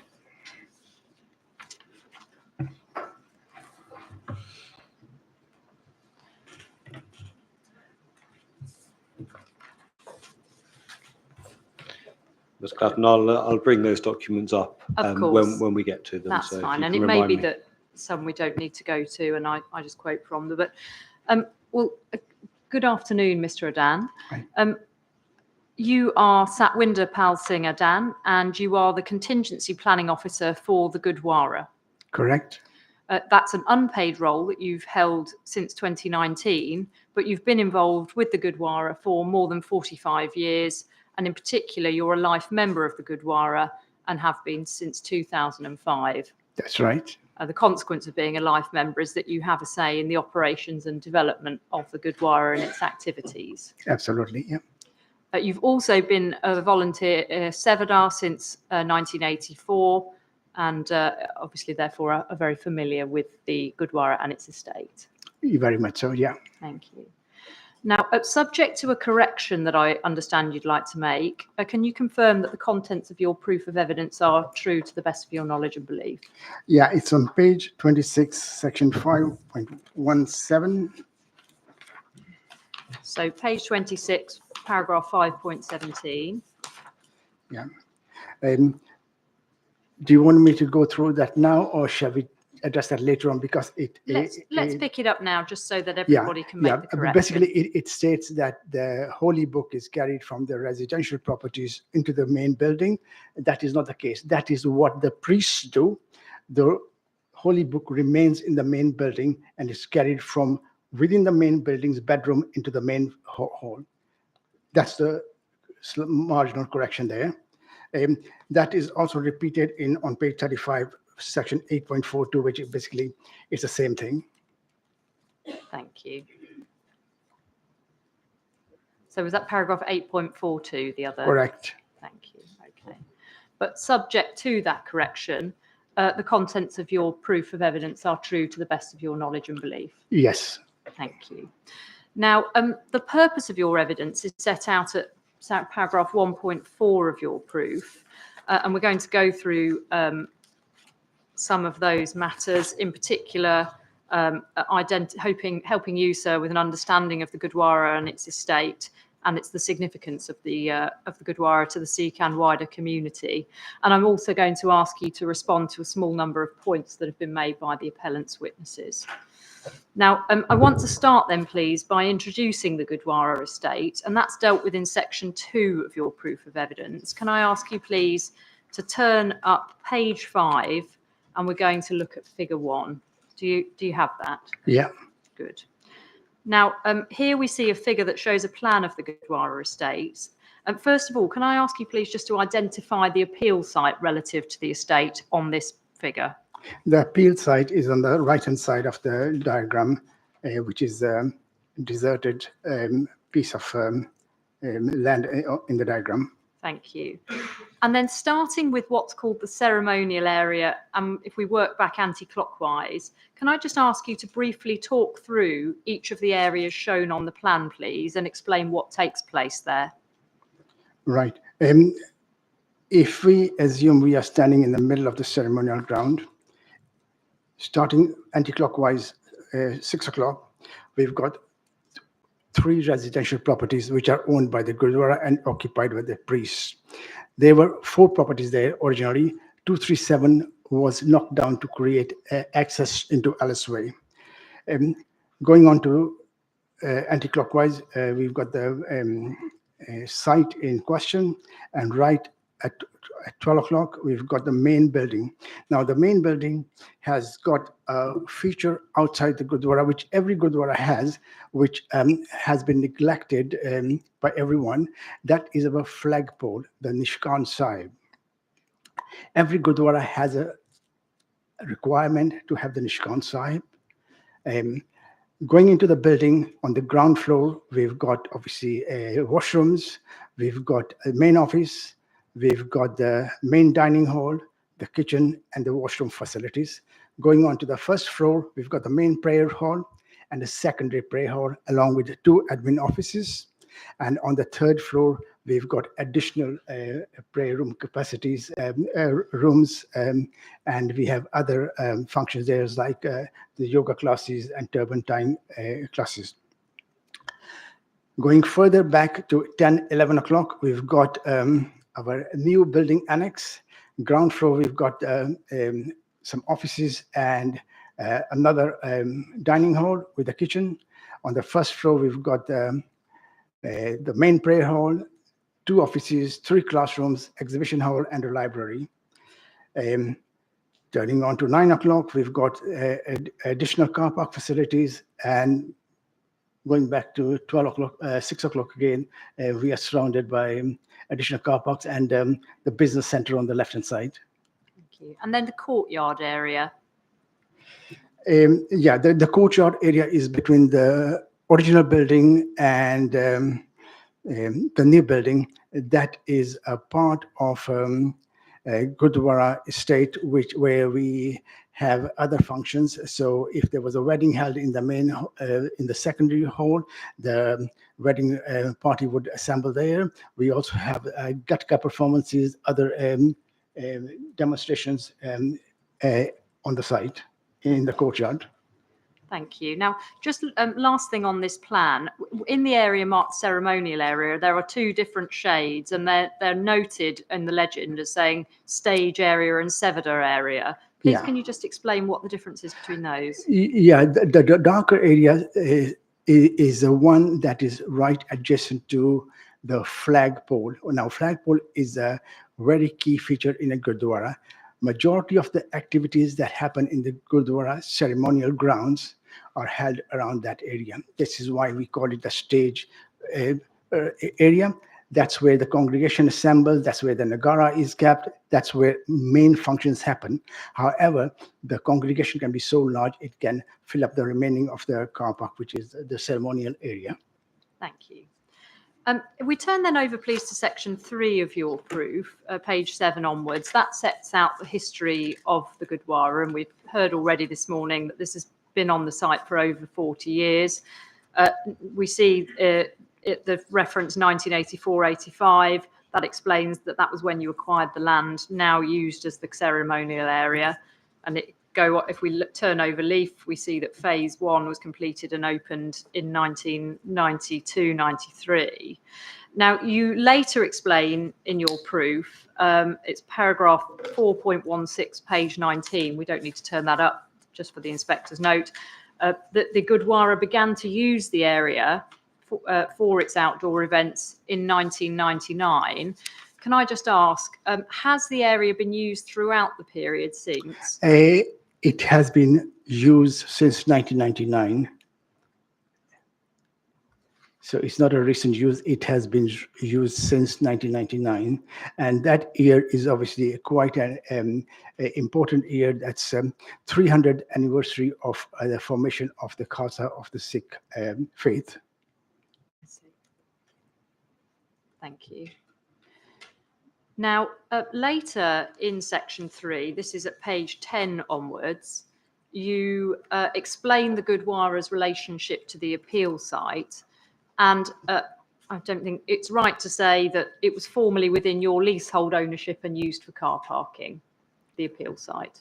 Sorry, could you repeat that? Yes, the appeal site was formerly in your ownership, leasehold ownership, and used for car parking.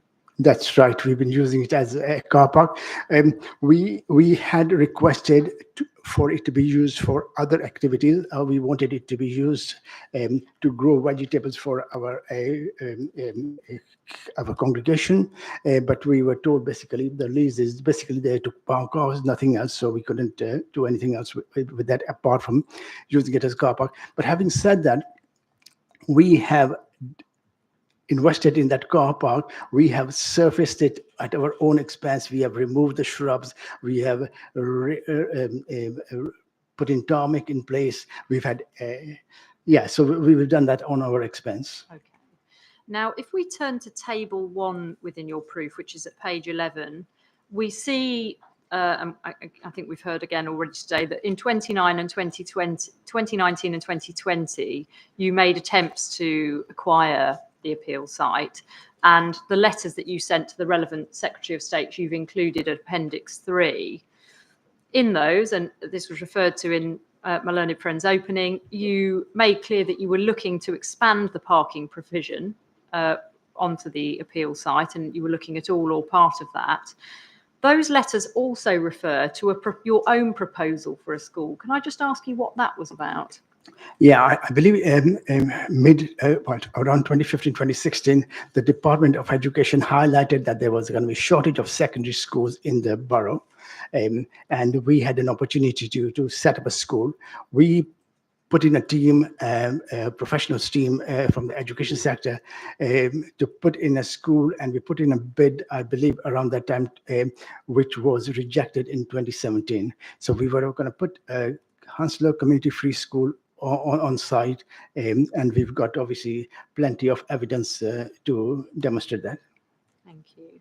Now, can I actually just ask you to turn up that letter? Sorry, I didn't think we needed to, but we do. It's on page 44 of your proof.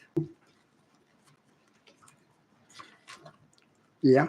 So we see there the proposal, and it talks about the car parking for 500 cars, and then it talks about options, purchasing whole or part of the site, or downsizing your engagement.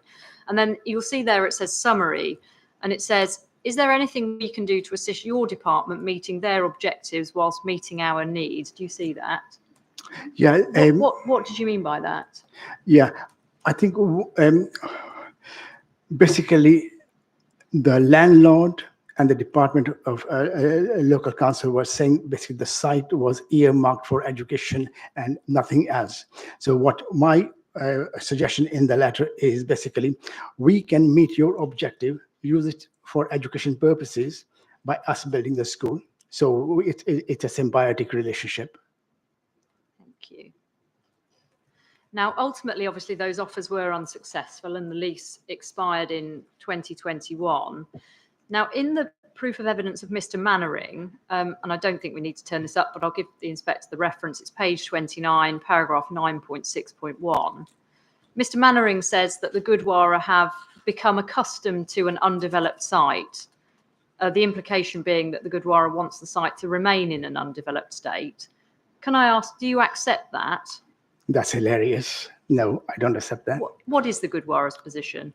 We would like something for the community in the area, something to engage the Gurdwara and complement our vision.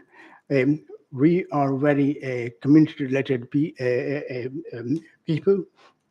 We would have preferred to use it for a school, elderly people's healthcare center, a green hub where obviously the current and the future challenges can be met. Okay, thank you. Now,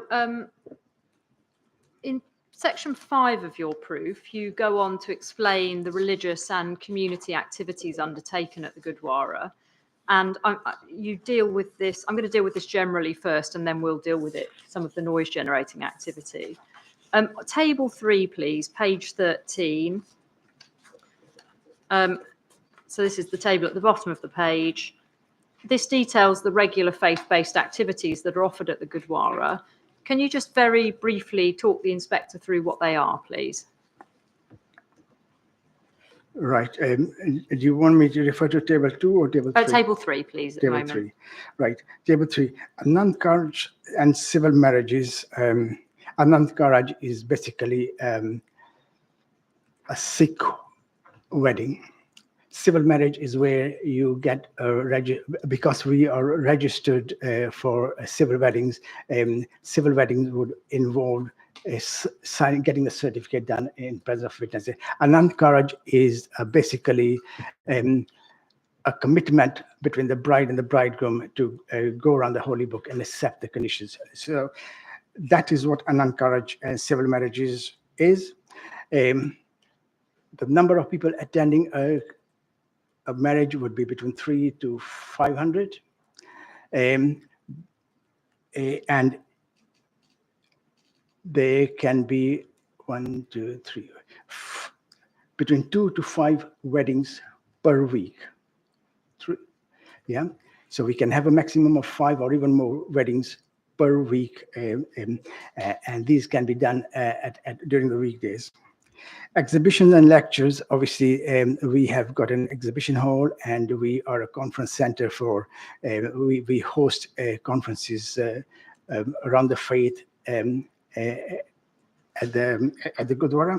These can vary in time and the subject. The current ones are obviously have been around the Sikh calendar. And again, the attendees can be between 100 to 300, which is the capacity of our large halls. Funerals are ad hoc, unplanned events. Again, these happen quite frequently. Earlier on, a gentleman stated a number of funerals. I personally have witnessed 3 funerals in a day. So there's a lot of funerals that go on. Istri Satsang is basically singing of the hymns from the Holy Book, and normally done by the ladies every Tuesday. And these obviously attract the local ladies, the elder ladies, and again, this is weekly, attracting numbers to about 200. Kavi Darbar is ad hoc. It's basically poets singing the extracts from the Holy Book.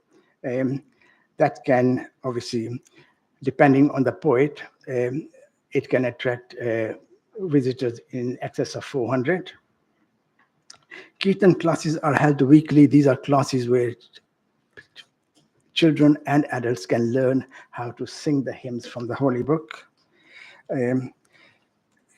Langar is our vegetarian meal that is served 365 days a year, starting from early hours right down to 8 o'clock. And that can obviously go up to 1,500 meals a day. Nagar Kirtan is an annual event where we take our holy book into the town. And now that event takes about 6 months to plan it. So we start our planning. It's normally held at Vaisakhi, which is when the Sikhs were formed. The planning starts in September. We liaise with the Blue Lights, the local council for road closures, the London Transport. So it's a very long process. And that can attract visitors in excess of 30,000. These are local council's figures from their CCTV footages. Last year's numbers were around 7,000. Part classes are, again, similar to Kirtan classes, but reading of the Holy Book. These are held twice a week. Again, that number depends on the number of students we have. Punjabi classes are obviously held regularly every Tuesday and at the weekends for children and adults who want to learn the language itself. And the Youth Kirtan Darbar is held every Friday, and basically it's a performance by the youngsters who do the singing of the hymns. They can have additional activities on the day. So those are the activities on the... Thank you. The main religious activities. Now then over on table 4, we have community activities, and that sets out some of the activities that the Gurdwara and its members are involved in. Do they serve only the Sikh community, or do they serve the Sikh community and the wider community? It's open to all communities. There's no restriction on race, color, sex. And then looking at table 4, what would you say were some of the most important community activities identified on here? Going with that, I would say Langar obviously is the key one. Wellbeing cafes, wellbeing, great demand for that. We've got quite a few surgeries going on there. We've got the food banks. The library education is critical to our existence, our operations, and maintenance. I would say these are the key areas. And how were those activities funded? All activities at the Gurdwara are free of charge. They are funded from the donations we collect. There's no charge for any activity. Thank you. Okay. Now, later on in this section, tables 5 and 6 on page 15, we see tables 5 and 6, page 15 and 16. you go on to show the numbers of people attending. We don't need to go through those in detail, but we can see that they run into the thousands, even without events, which is table 5, non-event weeks. If we then go to page 16, please, in paragraph 4.14, having talked about the event, both the non-event and event week numbers, you say in paragraph 4.14 that numbers during attending the Gurdwara fell drastically during COVID, and that although they're now in recovery, you can't attain pre-COVID levels. And you say this has impacted our finances and limited our services. Can I just ask you to explain to the inspector, please, what the relationship is between attendance or events and the Gurdwara's finances? Yeah, which table are we referring to? Well, it's paragraph 4.14. It's not in the table. It's just yeah. What's the relationship between attendance at the Gurdwara and the Gurdwara's finances? Right. The way the Gurdwara works is the number of an individual goes into a Gurdwara. They will go to the prayer room and they may make a donation. That donation is used to invest in the services we provide. The more numbers we have, the more donations we have, the more services we offer. If there's a reduction in the number of our congregation members, our donations go down, we have to cut down our services, and cutting down services means we will reduce the number of attendees, and eventually it will lead down to our closure. It is basically a suicidal attempt. Now, when you say in paragraph 4.14 that the fall in finances has already limited services, what has that meant in practical terms? What were you doing before that you're no longer doing as a consequence of your existing fall in finances? Since COVID, we had to obviously go into hibernation. Most of our services shut down. We have revived quite a lot of key services that I mentioned earlier on. We do want to recover from we do want to bring back our other services, yeah. But to have those other services, we require funding, yes, but also volunteers as well. What the current situation is, the Block A has obviously because of the lack of consultation or the quality of the consultation, it has produced a lot of Chinese whispers around, and people have lost faith in what is being said. So the numbers have dwindled and they carry on dwindling. Until we don't have open discussions with one another, it becomes a threat to us. Thank you.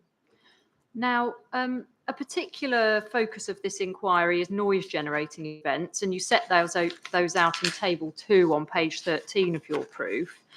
And we see reference to the Nagar Kirtan, the Nishkam Siva, the Gatka, and then there's a reference here just to Smapti, which has not been mentioned in any of the proofs, and it's also not in the glossary. Just for sake of completeness, can you explain what that is, please? Smapti is basically the conclusion of the day's events. We treat our holy book Guru Granth Sahib as a living guru. We wake it up in the morning, take it from the bedroom into the main prayer hall, and the whole day the holy book is available to the congregation to visit and pay respect to. In the evening, the holy book is put back to bed. When it is put to bed, it is treated as a human being. It is folded neatly, taken to the bedroom. Once it's being taken, there's drums being played, there's other musical instruments that are played. It's quite a joyful conclusion of the day. And that happens every day around 8 o'clock. Thank you. Now, in terms of the others, which have been the focus of attention in the proofs, you describe the nature of each of those events at page 19 of your proof onwards. And I'm not going to go through that now, but can I ask you please to explain to the inspector why they're undertaken outside? We are looking at page 19 or? Yes, or we'll just, so we've got the 3 events, the Nagar Kirtan, the Nishkam Siva and the Gatka. just dealing with each of those in turn, can you explain to the inspector why they're undertaken outside? Yeah, Nagar Kirtan obviously is an external affair because we take the holy book outside. Nishkan Seva is the changing of the cloth of our flag. It is replaced as and when required. However, Hansdale Gurdwara does it twice a year. Once at Vaisakhi in April and once in November at Guru Nanak's birthday. Now, this is an event that has to be held outside because the flag is outside. The flag is brought down, the cloth is removed, the pole is washed up, redressed, and re-erected. Once that is done, there's Nagara right next to it that is being played. So it's an external activity. So that's the Nishkan Sabseva, and Gatka, obviously for obvious reasons, it's played outside because of health and safety reasons, because it involves playing with swords and sticks. Okay. Now, you mentioned there that the Nagara was played at the flag ceremony, and obviously everybody's aware that they're also played at the other ceremonies that you've just referred to. Can you just summarise for the inspector what the spiritual significance of the Nagara is? Of the Nagara and the playing of the Nagara. Nagara, according to our Riyat Maryada, which is our guidance from the Amritsar, from our holy place, is every Gurdwara must have a Nagara. It's a drum. Our drum is about a meter wide. So every Gurdwara has a Nagara, and it's played at Samapti time in the evening. So Samapti is something we looked at earlier on. So it's played daily.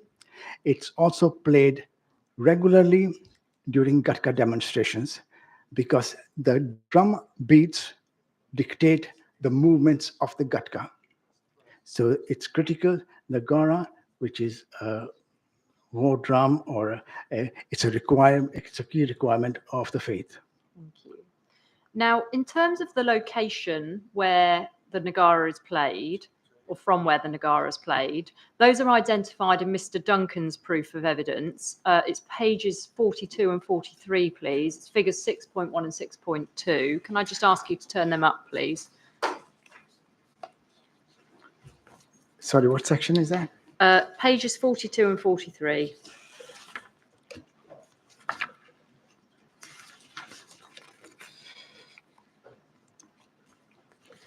So you'll see, first of all, figure 6.1 on page 42.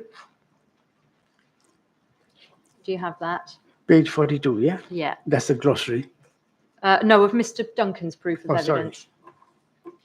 Sorry.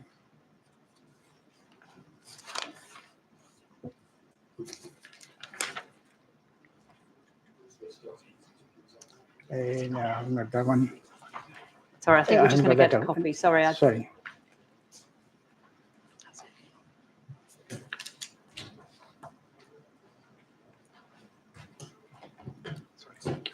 So page 42, please. Figure 6.1.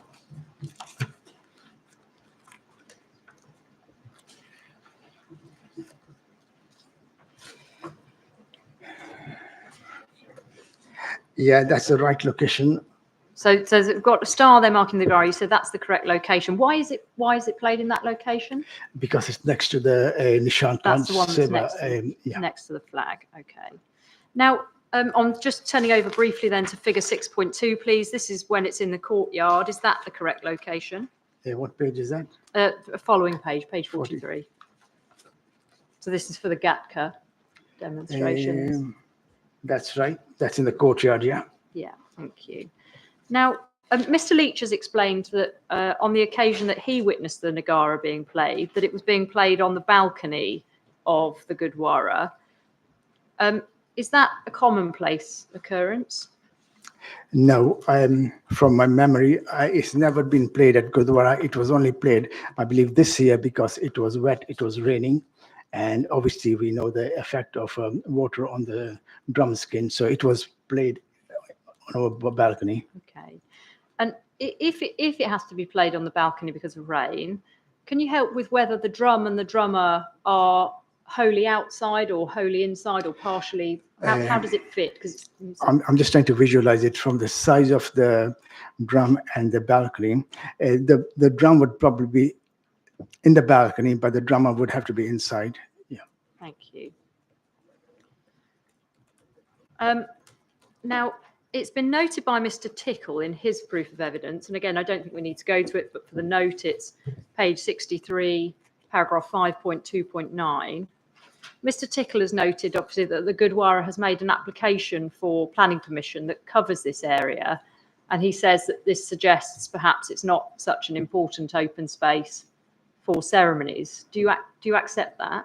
No, because the application that has been put forward is an application to build additional facilities on first floor, so we don't lose the car park or the ceremonial ground. It will be on slats, so it's a raised like a podium. Yeah. Okay. First floor raised. Thank you. Good. Now, section 8 of your evidence, go back to your own proof of evidence, please, Mr. Adan. This is page 34 and following.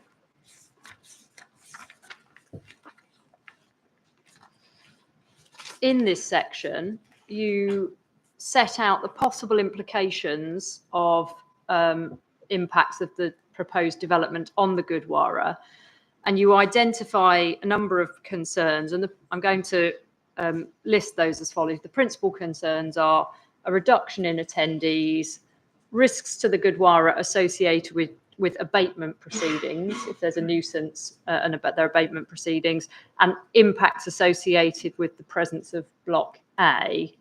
You also raise the impact on your own future development aspirations. I'm just going to deal briefly with some of those, and I'm going to take them out of that order.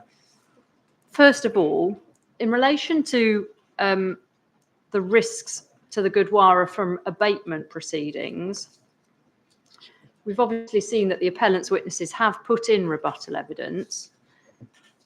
The risk of whether or not those proceedings are likely to arise is obviously a matter for others. But are you aware of any suggestion from any of the appellant's witnesses that the issues that you've identified would not be potential consequences of noise abatement proceedings for the Gurdwara? I'm sorry, I didn't understand the question. Apologies, no, it's a long question. So in your proof of evidence, at paragraph 8.4 onwards, you explain, and actually forgive me, I think it's 8.4.3 in particular, or 8.4.1 through to 8.4.4, where you explain if noise abatement proceedings were instituted against the Gurdwara, what the outcome of those might be. And you say, well, you know, it would obviously be a problem for you because you would be having to contest those abatement proceedings. That would strain your finances. It would be unacceptable, etc.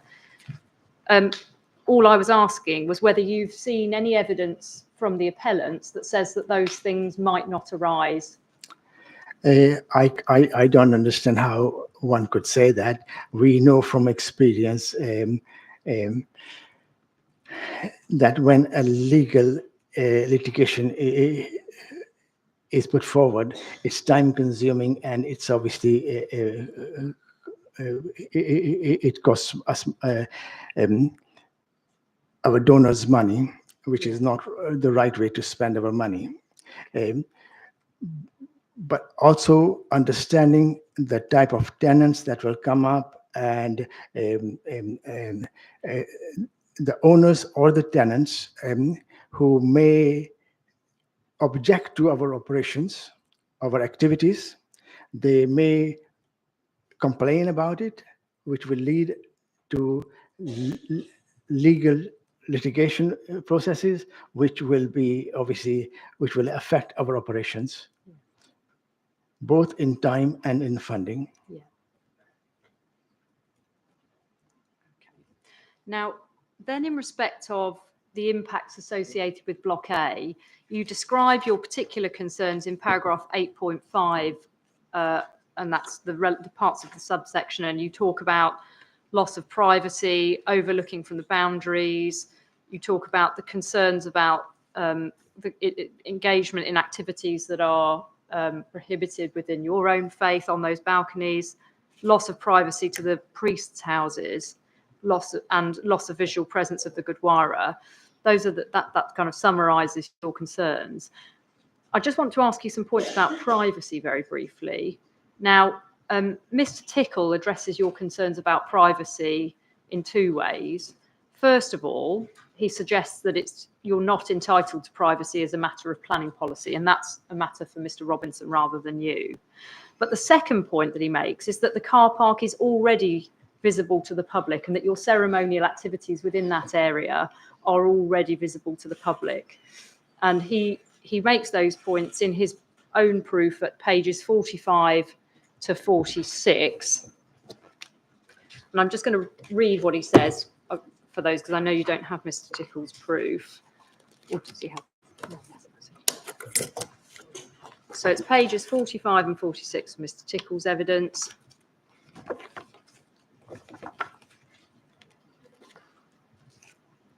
And he makes a few points. At 4.6.45, he says that the car park is currently viewed from the upper floors of the Hounslow Business Park, and the three houses at 231, 233 and 235 Hanworth Road. Is that the priests' houses? These are the Gurdwara estate occupied by priests, yeah. And then he said one can also readily see in from Alice Way, the public highway that provides access to the Gurdwara. And then he also talks about in 4.6.47, he says there are areas at ground floor next to the Gurdwara temple which provide greater privacy. So he's saying there are other areas that may be capable of being used. He then provides images of those areas in ST8, and I think that's the one that you should have had handed up. Yeah. You see some photographs there. We'll just have a look at those. And if you can just identify where the ceremonial area is on those photos. We've got the one that's ST8 Google Street View, March 22, the first image. Sorry, could you just point me to where I can find the Sorry, the so image? it's ST8 of Mr. Tickle's appendices or exhibits. Which tab within the appellant's evidence is Mr. It should be 8. It should be 8.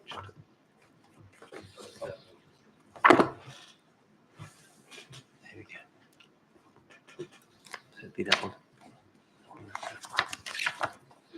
Thank you. Sorry, so do you have that now? Yes, I have Good, that. okay. Thank you. So looking at that, is everybody else there? Good. Looking at that first image, I think we see the ceremonial area on the right-hand side. Is that right, Mr. Adan? Yeah. And then we've got it from the other direction, looking at it on the left-hand side. So we can see there that from Alice Way, one can see the ceremonial area. That's right, yeah. Do you accept that the situation that would arise with Block A would be comparable to the existing situation that we see shown in these photos?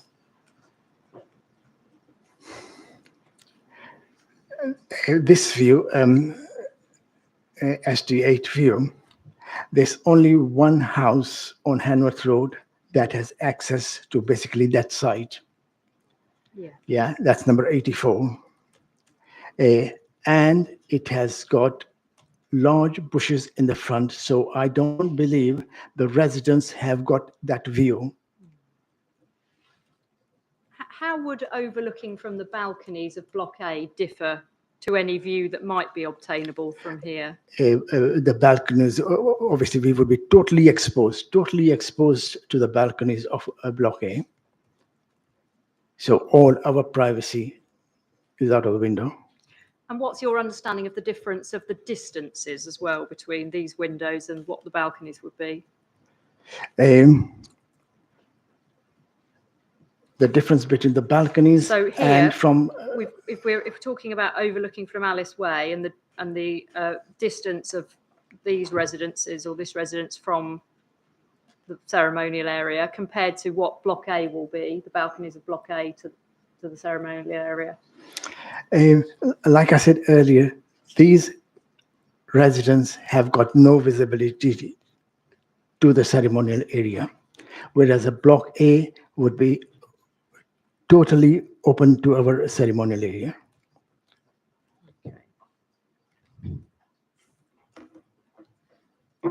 Now, ultimately, you conclude that the factors that we summarised a moment ago will result in a reduction in attendees.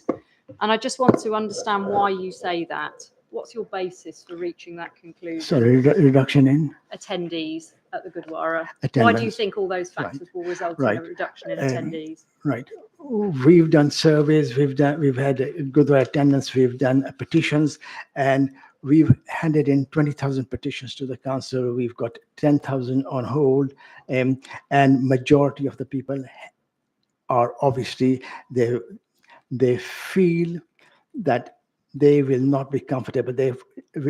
Block A has put fear into them, and they made it quite clear. A lot of people will go elsewhere, rather than be faced with an environment that exposes them. Okay. Now, the last points then that I just want to address with you is about consultation. And the appellant's case is that the design has always appreciated the significance of the Gurdwara and that the design response is intended to reflect the Gurdwara's presence. In the statement of community involvement, that CD, you don't need to turn this up at the moment, Mr. Adan, I'll read it to you, but it's for everyone else's note. It's CD 1.3.18, and it's page 5 of that. Page 5 says overview of consultation, and that identifies 4 meetings that were held prior to the making of the application. We've got, first of all, an online meeting between the Gurdwara and Located on the 6th of October 2020. Did that happen? Yeah, that did happen. And it said that provided a general update on the site development strategy. Was that a meeting at which design was discussed?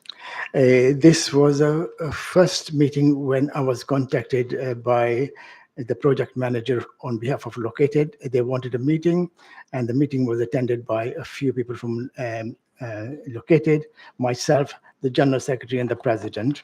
So we were given an overview, and we were told basically that the tender for a partner is in place, and they will decide on the 31st March the following year who the developer will be, and then we'll have another meeting. Okay, so can I take from that design wasn't discussed at that meeting?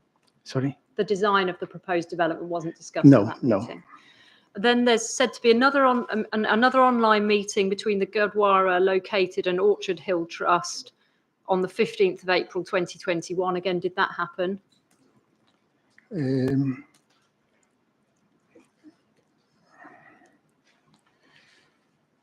of April, yeah. Yeah, and that's again, it says provided a general update on the site development strategy. Can you recall whether design was discussed at that? Yeah, I remember that very clearly because our president highlighted the issues with the plan that was put forward, and we were told basically there's no way they're open to negotiation and the matter is closed. When you say you were told of the issues that with the plan, what were the issues that were identified? The president immediately identified loss of privacy and the potential of having tenants or residents who will not be in favor of our practices. Okay. Then we see a further meeting on the 19th of May 2021, again another online meeting. This is the Gurdwara Located and Orchard Hill and A2 Dominion at that one. Did that That's meeting correct. happen? That did happen. And again, was design discussed at that meeting? It was, and We had a meeting, we discussed it, the Wings Academy was there, we highlighted the issues about the students with SEN requirements, surrounded by blocks of flats, and we were told basically the children live in concrete jungles, so they'll get used to it. And then lastly, there's a meeting identified in the 25th of August, again, Gurdwara located Orchard Hill Trust and A2 Dominion. That's described as a follow-up meeting with representatives of the Gurdwara. That's on the 25th, you said, yeah? Of August. That's yes. right. And again, what happened at that meeting? That meeting was obviously recorded, and representatives from the Gurdwara made their views clearly, and obviously people from A2 Dominion and located took on board what we had to say, but nothing was acted on. Okay. What's the Gurdwara's recollection of whether the appellant was aware of the use of the ceremonial area from the outset? I don't think they've ever been interested. They've never asked the question. They've been made aware of it, but there has been no desire to explore any further or have further meetings with us to take it forward, which is why we had to escalate it at a higher level. Yeah, and have at any stage, have any alternative layouts or designs ever been presented or discussed addressing the ceremonial area? Yes, we've had plans that were presented to Laura Newman, who is the CEO of Located, Kevin Foster. Whose plans were they? Were you saying, are they the appellants or yours? Our plans. Right. Has the appellant ever presented any alternative designs or discussed alternatives or? My recollection is we were shown the plans, but obviously they made some minor adjustments which were cosmetic to basically take us off rails, basically. Sorry, what was that last? So they were cosmetic changes which were basically to confuse us. What changes? Like reducing the size of the windows or moving the balconies, just cosmetic changes. Okay. I'm not a planner, so obviously I can't comment extensively into that. Okay, and then just lastly on this point, what was the Gurdwara's impression as to whether the design response reflected either the significance of the Gurdwara or the use made of its outdoor spaces? Sorry, can you repeat that? Yeah, what was your impression about whether the design response that was produced by the appellant reflected the significance of the Gurdwara and the use made of its outdoor spaces? I don't believe that was taken into consideration, so there were no improvements. Okay, and then the very last points in relation to consultation. In dealing with attempts to accommodate the Gurdwara, Mr. Tickle says in his proof, again, we don't need to go to it, but for the reference, it's page 47, paragraph 4.6.53. Mr. Tickle says that the Gurdwara asked to use the parking spaces at the school out of hours. Do you recall making that request? The offer was made to us that we could use the car park of the school outside normal operational hours of the school. And what, if any, clarity do you have about any charges that would be made for the use of those parking spaces? None of the services available from the development would have been free. There was a charge on every facility. Okay. And what, if any, clarity do you have about when those spaces would be available to you? It would be after school hours or weekend if there was nothing else reserved. If nothing else reserved. And overall, how would you characterize the extent of the benefit that being able to use up to 19 spaces at after school hours, if nothing else was being held? What was the extent of that benefit to the Gurdwara? It's a drop in the ocean, to be frank. I mean, I don't think that offers us any benefit.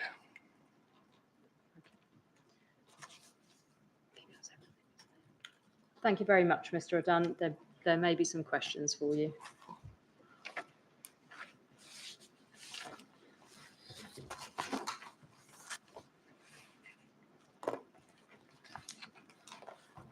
Right, okay, thank you.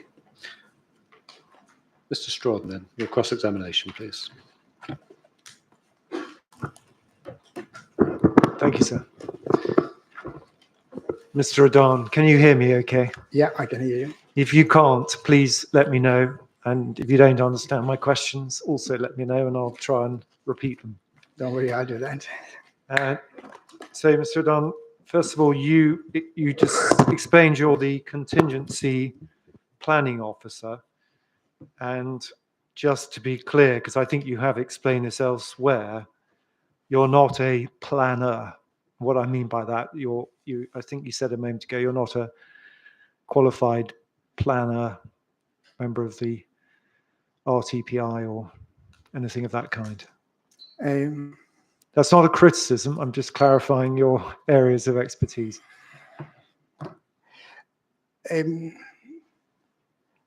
I have put myself in that position because the Gurdwara has become a big stakeholder in the local borough.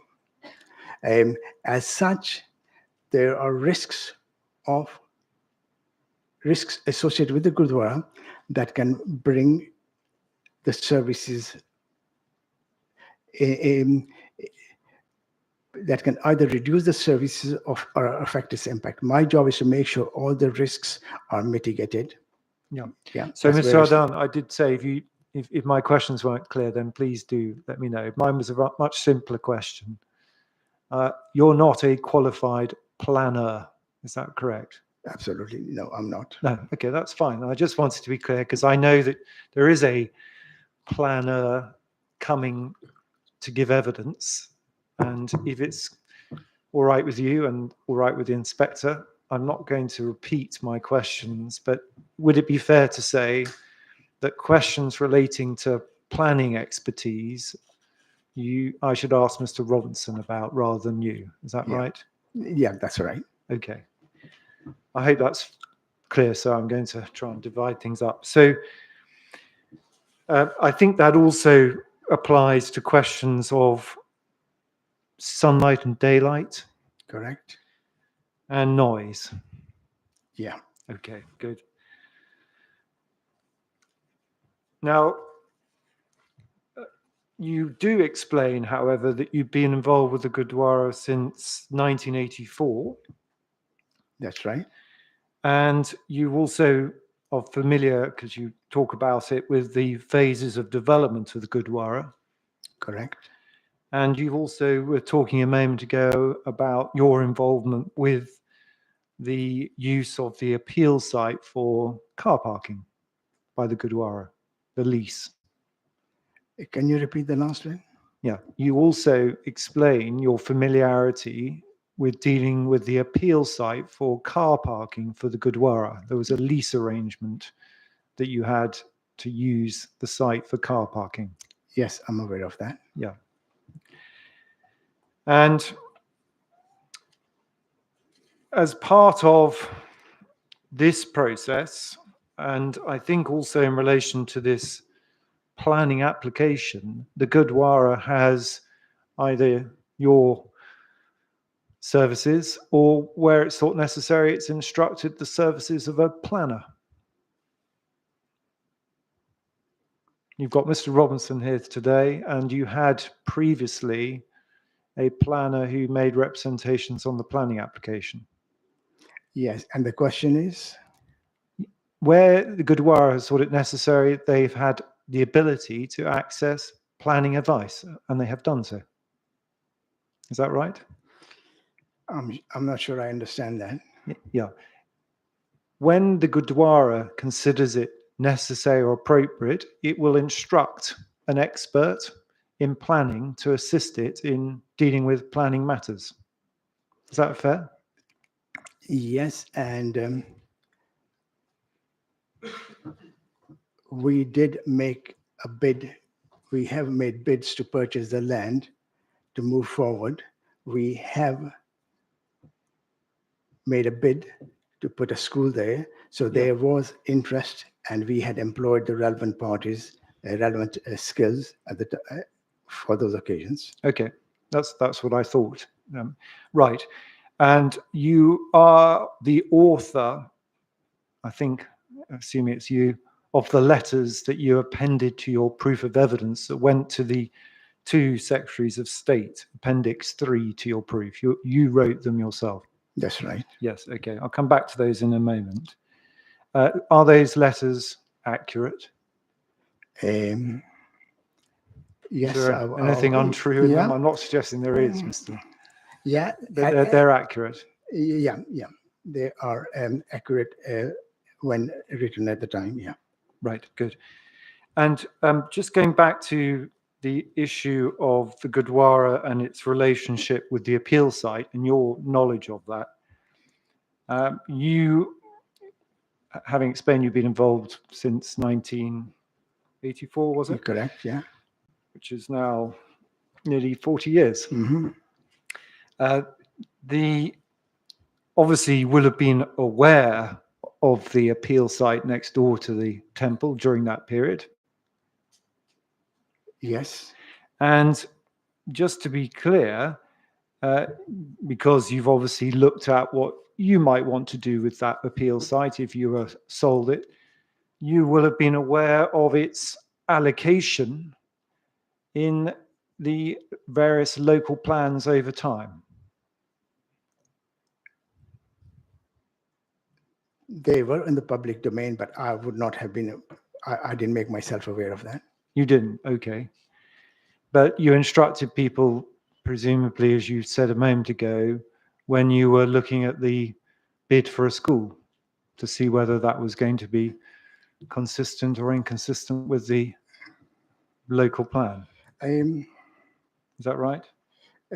That's right. But the site obviously has got a history. Well, it does indeed. Can you turn up? I don't know, you may need to be past it, but CD 1.3.1, which is the planning statement. It's just a convenient description of 1.3.1, CD 1.3.1. That's fine.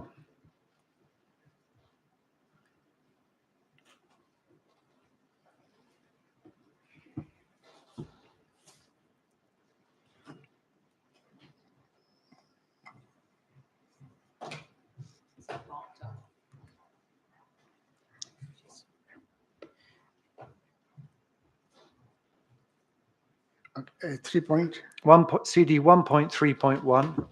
It's the planning statement submitted in support of the planning application. Yeah. For this scheme. Tell me when you've got that. Yeah. Oh, great, you got it. Okay. And in that document, there's a convenient summary of the planning history at 2.2.1, page 4.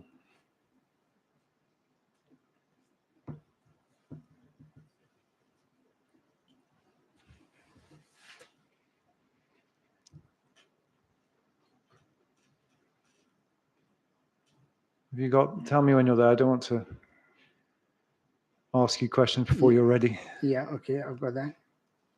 Have you got that paragraph?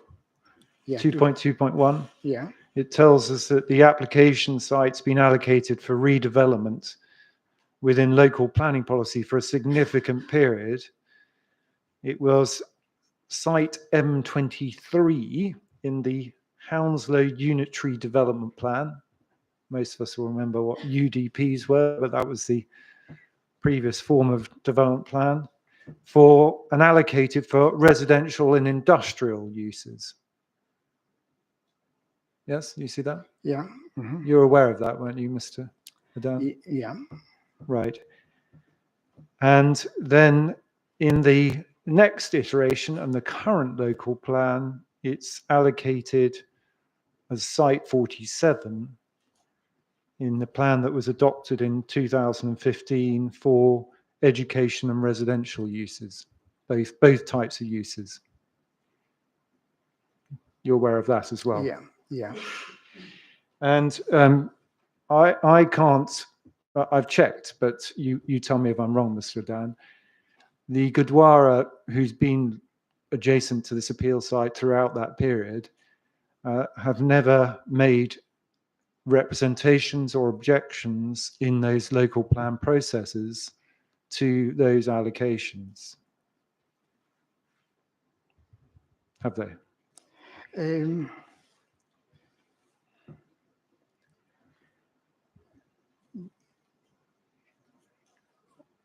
What are the dates on that? 2021, isn't Well, it? the first one was in 2003. It was adopted in 2003, and the as you know, there's a consultation process which I think started probably in around 2001.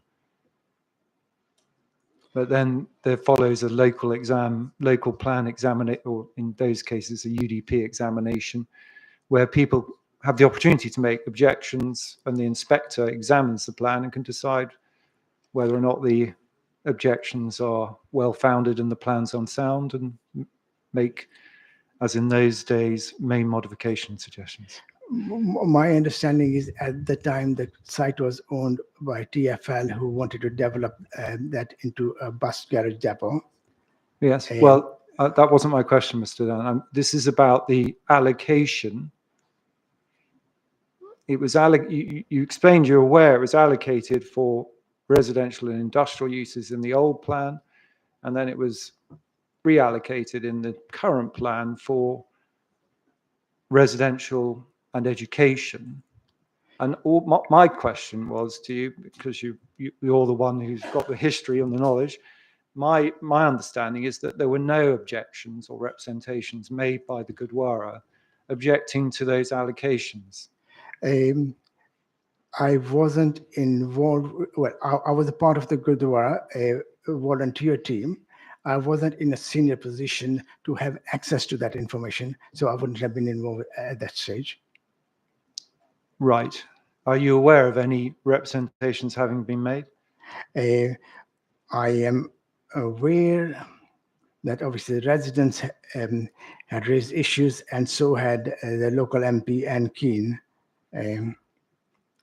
And the application was withdrawn on the 18th of August 2004. Right. I think you're talking about something else, aren't you, Mr. I'm talking about I probably am, because like I said, I wasn't in the senior team at the time, and I'm not aware of the planning, the housing, and the education use that you mentioned earlier on.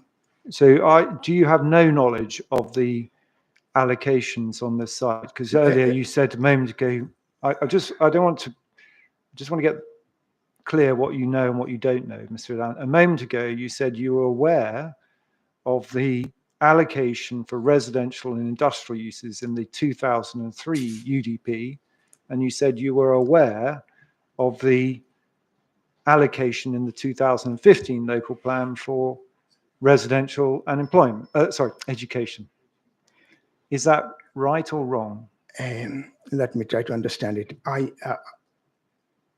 So it is correct that I was not aware of the allocation set up 2004, 2005. I wasn't aware of that. You weren't aware in 2003, No. of the 2003? No. You were aware of the 2015 one? Yes. Right. And you, I think you were involved because you talked about it, or at least you gave the impression you were involved with promoting a school use at around the same time as the allocation in 2015. Is that correct? Yeah, it's around 2014, which is when I got involved. Right. Yeah. And okay, well, if you can't help me about 2003, that's fine. But 2015, again, the same question. I'm not aware of the Gurdwara objecting to the allocation of the site for residential and education, which is what it's currently allocated for. At the time, we were aware it was earmarked for education, which is why we put in our bid to build a school ourselves there. Well, it's not. It's earmarked for education and residential. That's what that was what the plan proposed. People could object to that. and it was adopted. Yes, and the plan was basically 75% education, 25% residential. 75-25, yes, Yeah. yes. You were aware of that? Yeah, that's right. And there was no objection from the Gurdwara to No. that principle of having education and residential uses on the site? Yeah. Is that right? That's right. And so the Gurdwara doesn't object to education and residential on the site? We have no objections in principle. Yeah. Yeah, but it's a proportion that we are objecting to. All right. And if I'm wrong about that and there was some objection at the time, you'll let me know, but we can agree, can't we, Mr. Adan, if there was an objection, it was rejected by the authority and the inspector. Sorry, what was rejected by the... If the Gurdwara had objected to both residential and education, we know from the fact that the plan's been adopted that those objections were not successful.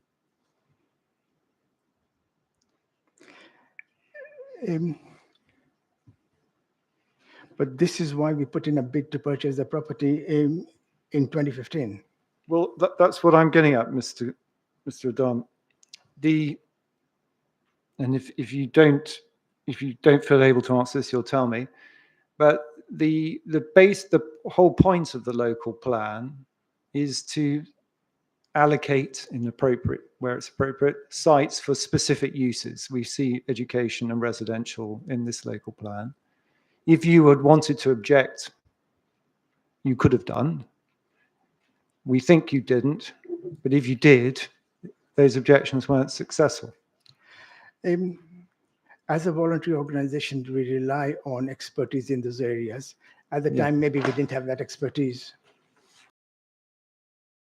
Mr. Adan, what you appear to be proposing to the inspector, and there's been reference to it previously, of a green plan for the appeal site, or indeed just a school, are directly contrary to the adopted local plan for this area, aren't they? They may be, but obviously we as local residents have got to look at the benefits of the community.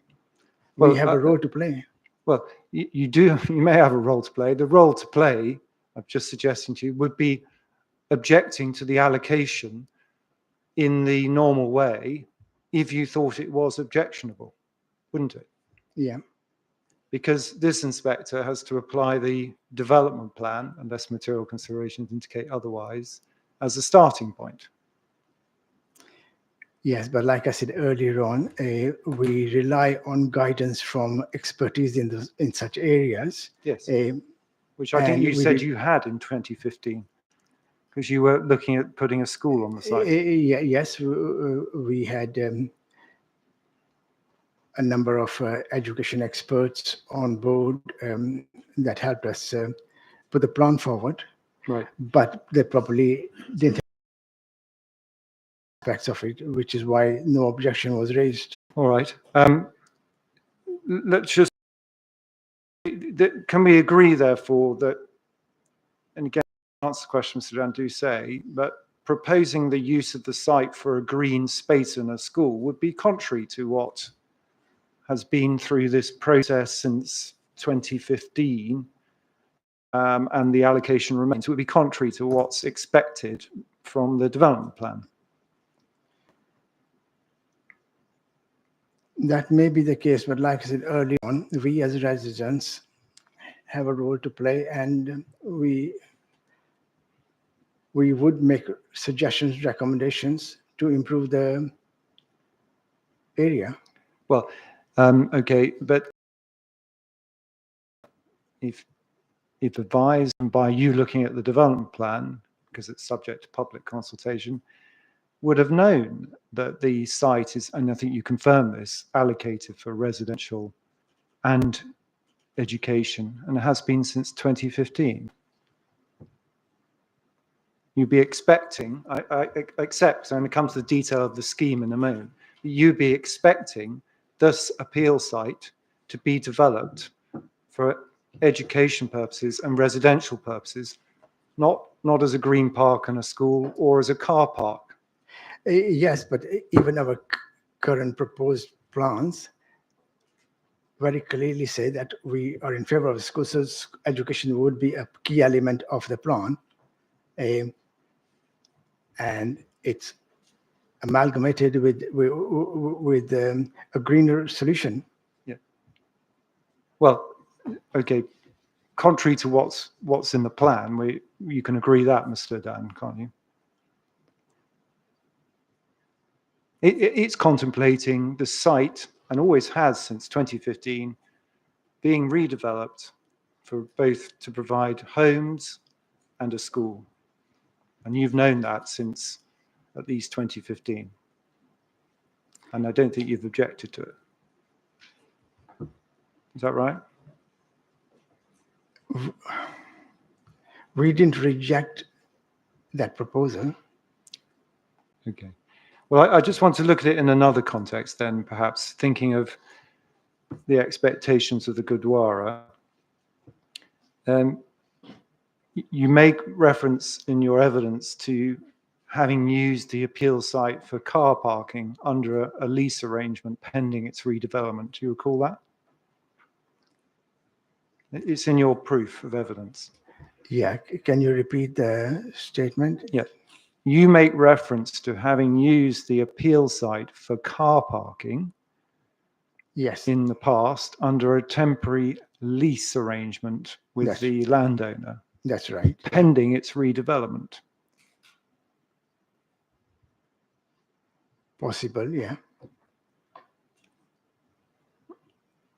Possible redevelopment. Okay, is that what you're saying? Yeah. Right. So, but the fact that the landowner is promoting the site now for the uses in the plan is entirely reasonable. It's not placing any unreasonable expectations on you, the Gurdwara. I'll come to the detail of the scheme in a moment, but you would always have expected, and it'd be reasonable to expect, that it would be promoted for residential and education. Is that fair? Reasonable development, yes. Yes, okay. Right, can we then just go to the what you said about purchase of the appeal site? In your evidence, have you got that to hand? Yeah. At paragraph 3.5.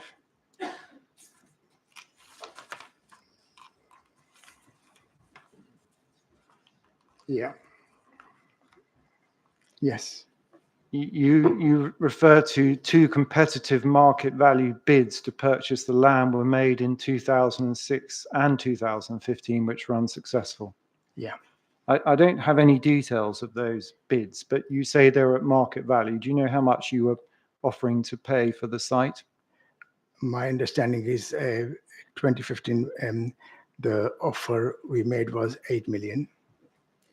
Right. So 8 million in 2015, you were proposing to buy it. And what about 2006? I don't have a figure for that. Okay. So when you say they were competitive market value bids, you don't know because you don't know what the offer was. We were informed by our property person that that's a reasonable offer. Sorry, you don't know what the offer was? 8 million.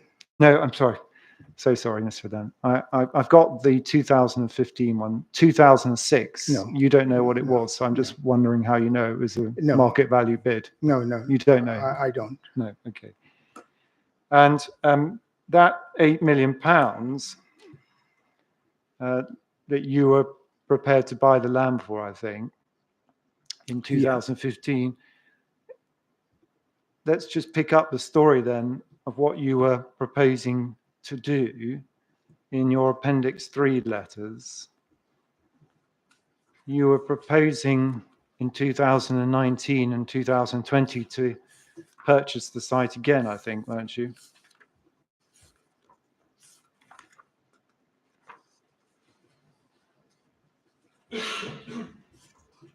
It's Appendix 3 to your proof.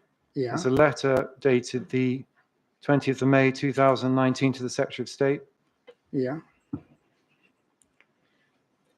If the inspector turns to the second page, proposal.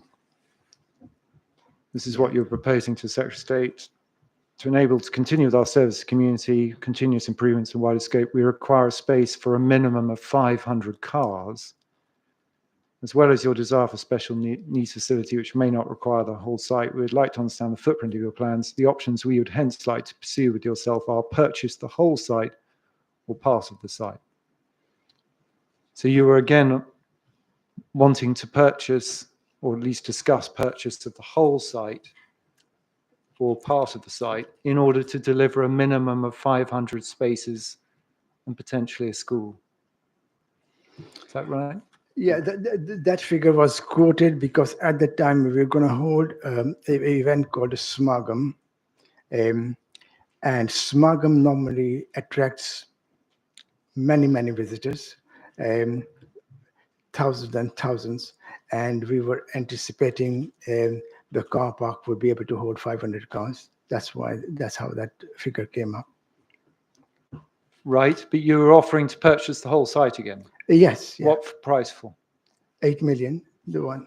This is 8 million again. This is 2019. Well, that obviously was open to negotiation had the offer been put in place.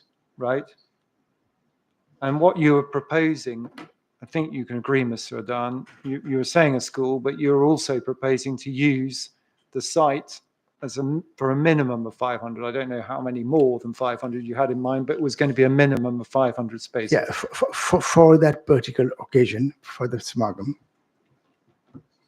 But it doesn't say that, does it? For us to enable us to continue with our services to the community, with continuous improvements in a wider scope, we require a space for a minimum of 500 cars. That's right. Now that we've discussed it, now it doesn't say that, but that's what the background to that was.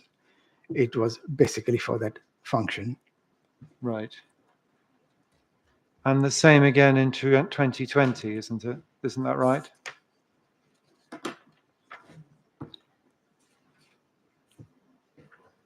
Yeah. The same proposal, minimum of 500 cars being proposed for use of the site if you were to purchase it. That's right. And obviously we were going to hold a Smagam, but we didn't realize that obviously with the COVID, we had to shut the Gurdwara on the 28th March 2020. Right. And is it, just to be clear, you already had the lease for the site, didn't you, at this stage? So you could already park on the site. So but what you're wanting to do is purchase it permanently to have the ability to park on the site. The intention was to purchase the site not just for car parking, for basically education and community purposes. Yes, but you wanted to purchase it permanently for permanent car parking use and education.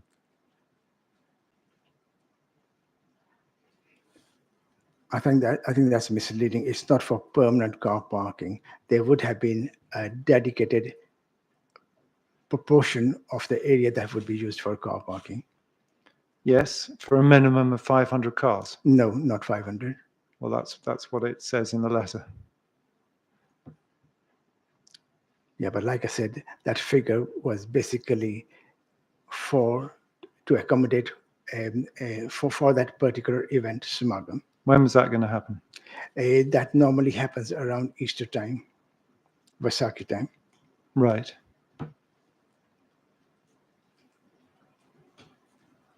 All right. Well, I can just see what the letter says. So,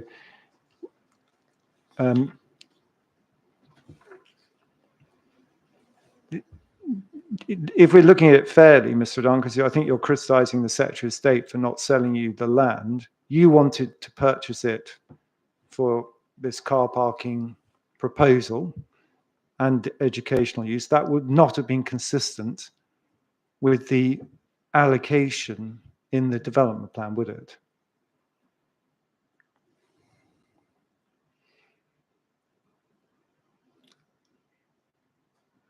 I'm not sure I understand that, but the purchase was not going to be for complete car park. Part of it would have been a car park. Yes, Yeah. I said that. Part of it, it says to secure a space for a minimum of 500 cars is what what it tells the Secretary of State.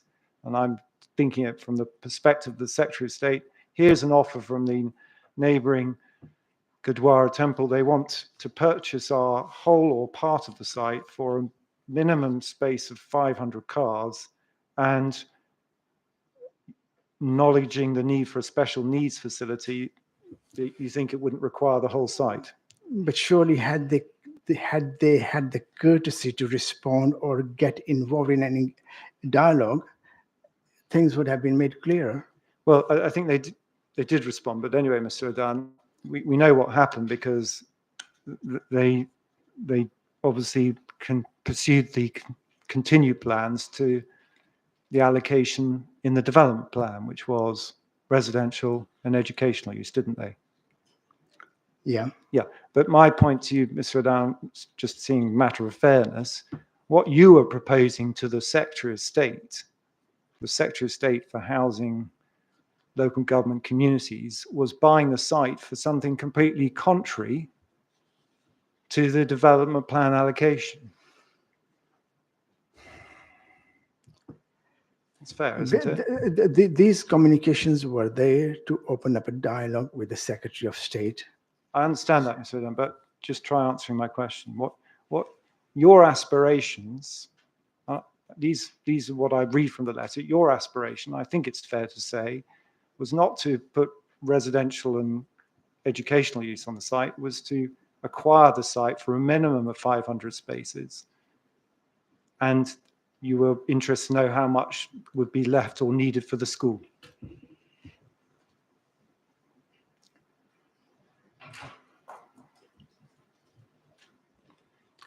But that also goes on to saying that whilst acknowledging your desire for a special needs facility, which may not require the whole site, we would like to understand the footprint. And yes, obviously, yeah, that's what I'm saying. We were opening up a dialogue. Yes, but can I answer my question, Mr. Adan? What you were proposing was to purchase a site for something which was contrary to the development plan.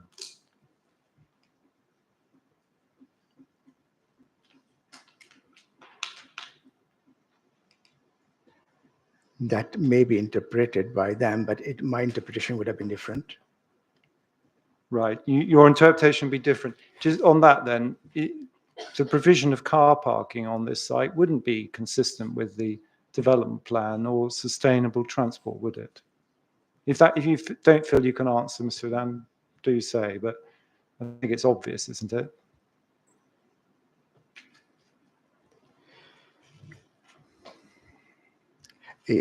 Like I said, it may not be consistent, but had there been a dialogue, we would have cleared the air. And so far as I'm aware, the aspirations of Gurdwara haven't changed, have they?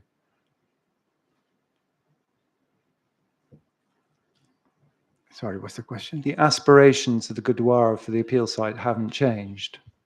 You would still like to be able to, we heard about it today, you'd still like to be able to use it as a car parking site. You heard from common congregation members. Yes. That is what their desire is. But at a strategic level, we want a community hub that assists, that supports the local community. Right. Certainly, in writing to the Secretary of State twice and previously, you've never explained a changed aspiration to purchase a site for anything other than what we see written in these letters. Have you?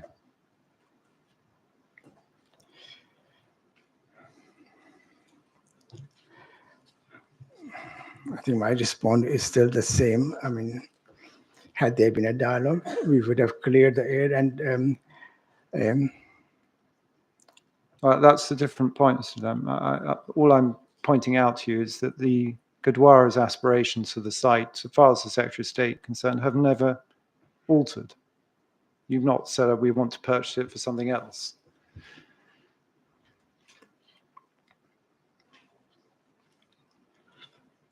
I'm not sure what answer you require from. Well, just a straightforward one, yes or no, that's right. Would help. I can't make you answer the question, Mr. Adam, but I am just looking, I think it's a fairly straightforward question. I'll try it again. 2006, 2015, 2019, 2020, you're offering to purchase the site. In both the last two letters you've written to the Secretary of State, you wanted to do it in order to use the site for a minimum of 500 spaces. No. Well, that's what the letters say, isn't it? Yeah. Yes. But like I explained earlier on, that was for a particular function. All right. Let's just move on then. Can I just get you to confirm, if you can? I know noise matters are for others, but have you read Mr. Leach's evidence on noise matters from the appellant? I've scanned over it, but that's beyond my understanding. So, well, he just refers to yeah. your program of events, which Yeah. he takes from your website because you produce program of events. He hasn't got anything wrong, has he? No. Okay. And Mr. Duncan, if you've got his proof of evidence, paragraph 5.1.5.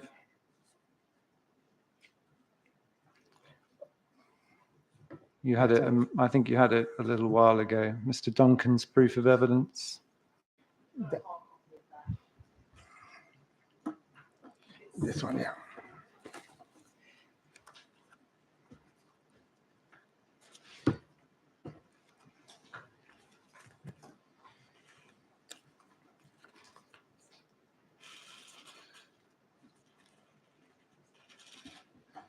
.15. Yes. Yeah. Just a factual point. The Nagara was played during the festival of Gurgad, if I'm pronouncing it correctly, on the 8th of November 2022. Yeah. Is that right? Yes.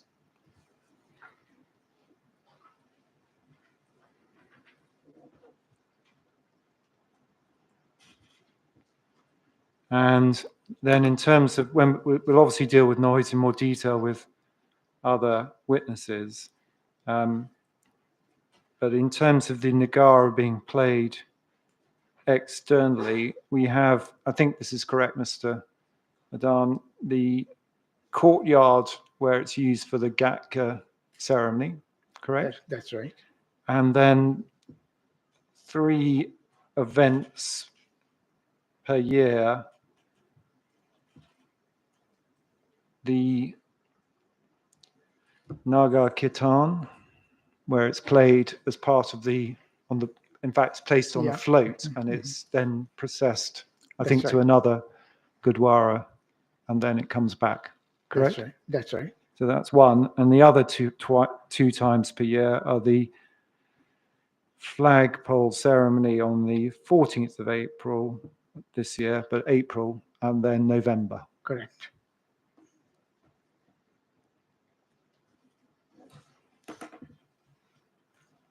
And the Nagara that the Gurdwara uses, you said it's a meter. I had it as 3 foot, but that may be about the same. Depends if you're metric or imperial. 3 foot in diameter. There was a larger one that's sometimes brought in for the procession for the Naga Kirtan, but that's not the one that belongs to the Gurdwara. No. Okay. Thank you. And I'm going to try and focus on issues of privacy and overlooking with the planning witness in terms of that ordinarily being a planning matter, but there are just a couple of matters to raise with you. You've expressed your concerns about privacy and overlooking. I'll come back to engagement in a moment. And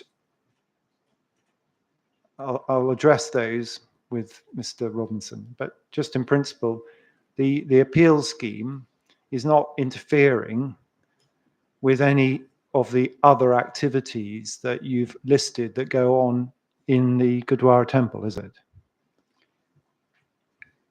No, but it can have an impact.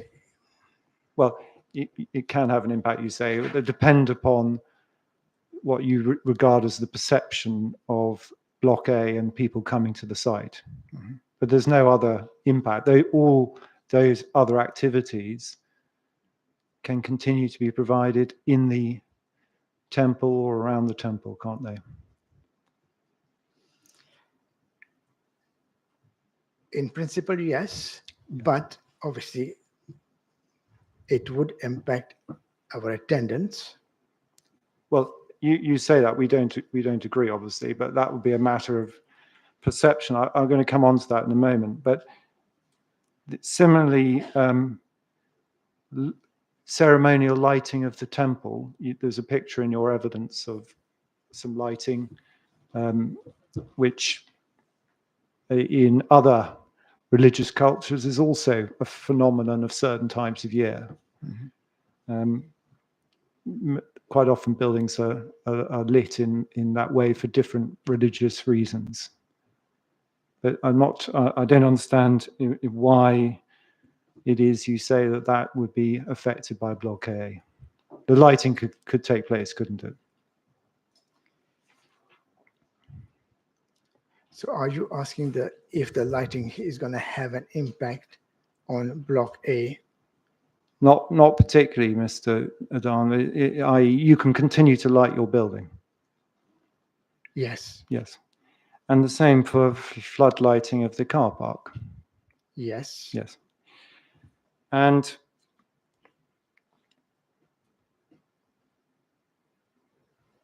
then I just want to ask you about a few factual matters covered in your proof. I'm correct, and just want to be clear that you've told the inspector about those houses owned by the Gurdwara on Hanworth Road, which I think are 231 to 235, which you refer to as the priest's houses. Yeah. And you also own 27, 29, and 33A Hibernia Road. Correct. But you don't own any of the other properties on Hibernia Road. No. So those are owned by members of the public. Correct. Yeah.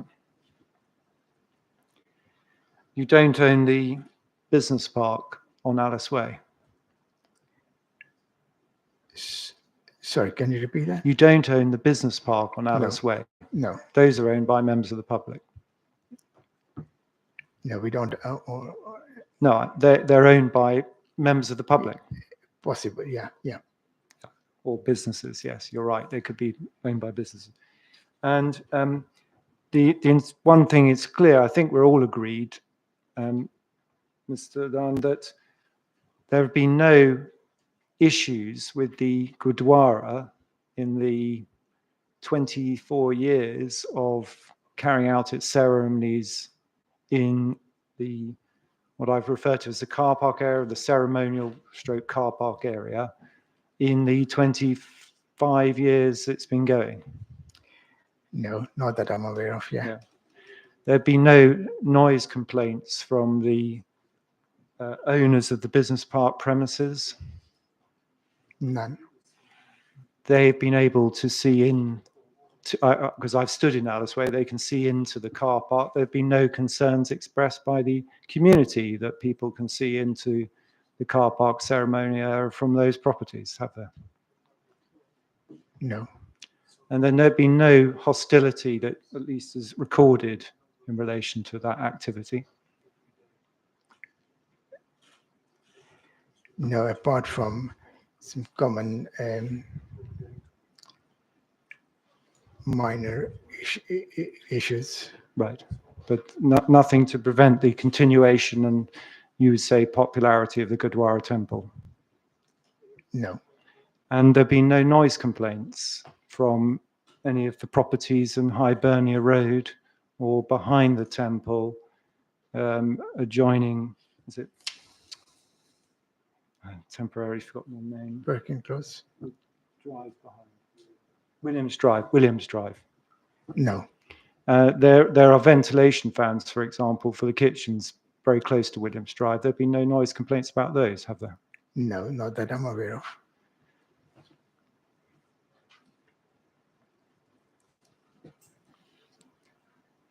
No complaints about odours? No.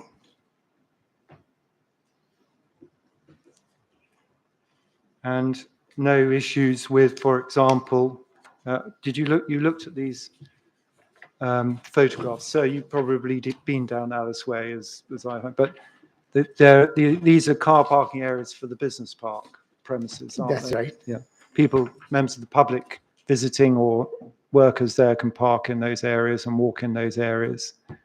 And they can presumably smoke in those areas, but there's been no issue of proximity of smoking or people working in those areas for the ceremonial or car park area. That is possible, but I've never encountered anyone. I've never seen anyone smoking there. Okay. All right. And then I just want to cover engagement, please. Can we just see, Mr. Adan, because this seems to be a common feature when one has discussions about consultation and engagement.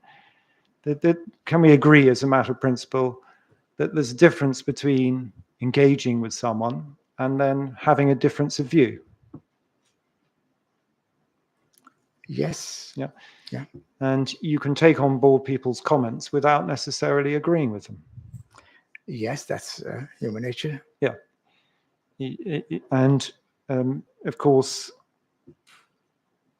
the whole purpose of engagement is to listen and be told a different point of view and then decide whether you think it's justified or requires a change, in this case, to a scheme. Yes. Yes. And as a matter of fact, because you went through it a moment ago, when we went through the statement of community involvement, contrary to the impression that I thought was being created, the located and A2 Dominion have sat down with the Gurdwara. I say sat down, sometimes online, sometimes not, but to discuss the plans. And the Gurdwara, as you pointed out, raised some points of principle about Block A, amongst other things. Correct? Do you want me to remind you what you said? Yeah, can you repeat that? Yeah. You were taken through the statement of community involvement, which lists a number of meetings with the appellant or located, and sometimes both. Do you recall that? Yeah. As part of those meetings, certainly the second one, plans were discussed, and you said that I forget who you said, chief executive or of the Gurdwara immediately raised concerns about Block A. Correct. And put those to the appellant or located.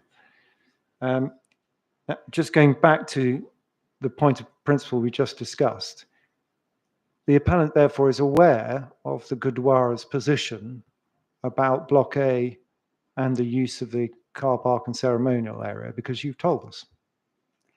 Yeah, but they've done nothing about it. Well, you say that's the point, Mr. Dunn. If we separate consultation and engagement with action, the appellant has gone to the trouble to understand the Gurdwara's position, and the Gurdwara's made their position clear in that process, haven't they? Yeah. The appellant, on the other hand, doesn't agree that those concerns are well placed. We had a discussion a moment ago that you can listen to someone's point of view doesn't mean you have to agree with them. They don't have to agree, no. But at the meetings, promises or false promises or Chinese whispers obviously led to further misunderstandings, which should have been mitigated as responsible parties. Well, I don't know what you're referring to there, Mr. Adan, about false promises, but let's just stick with the point about the criticism that is expressed in various ways of never consulting the Gurdwara, or if consulting them, not listening to them. That's not a fair characterization, Mr. Adhan. There has been consultation. It's just that the appellant doesn't agree with all of the Gurdwara's points, which is a perfectly, if I can put it in this way, perfectly legitimate difference of view, isn't it? We seem to have a different view because I think my understanding of a consultation is it's a two-way dialogue. You appear to be telling me consultation is that they've advised me of their views. That's consultation. My view is obviously it should have been a two-way dialogue. Well, you say two-way dialogue. Let's just look at it in planning terms. As a result of that consultation, changes were made to the scheme. They obviously don't go as far as you would like.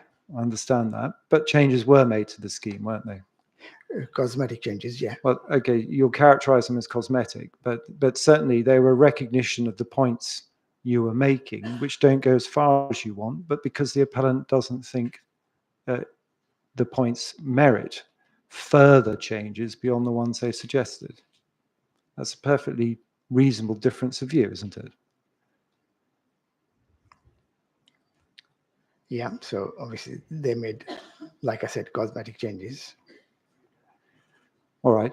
Have you read, for example, let's just look at it in two ways. First of all, the appellant has got professional advisors on noise, privacy and outlook, and sunlight and daylight, who themselves, professionals, think this scheme's acceptable. I know you don't agree, but it's not as if the appellant's proceeding without professional assistance. Is that a fair characterization? Yes, they have a team of professionals who seem to be taking directions, obviously, from their organization, but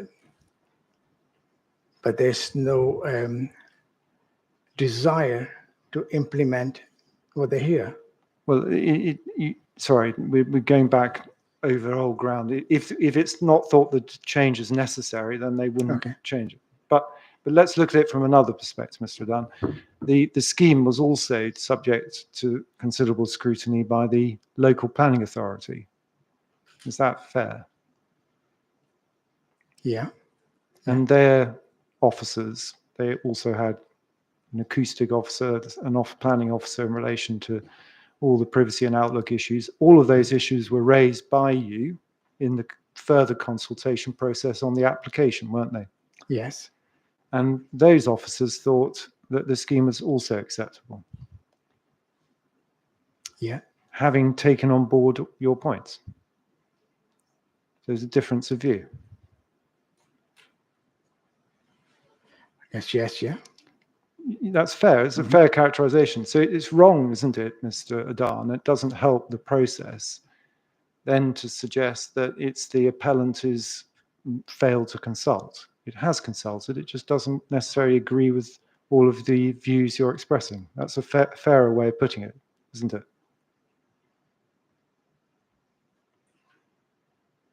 In principle, yes. Yes.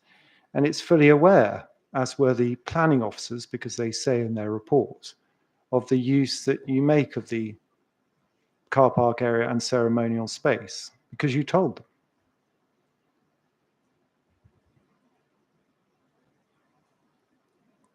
Can you repeat that again?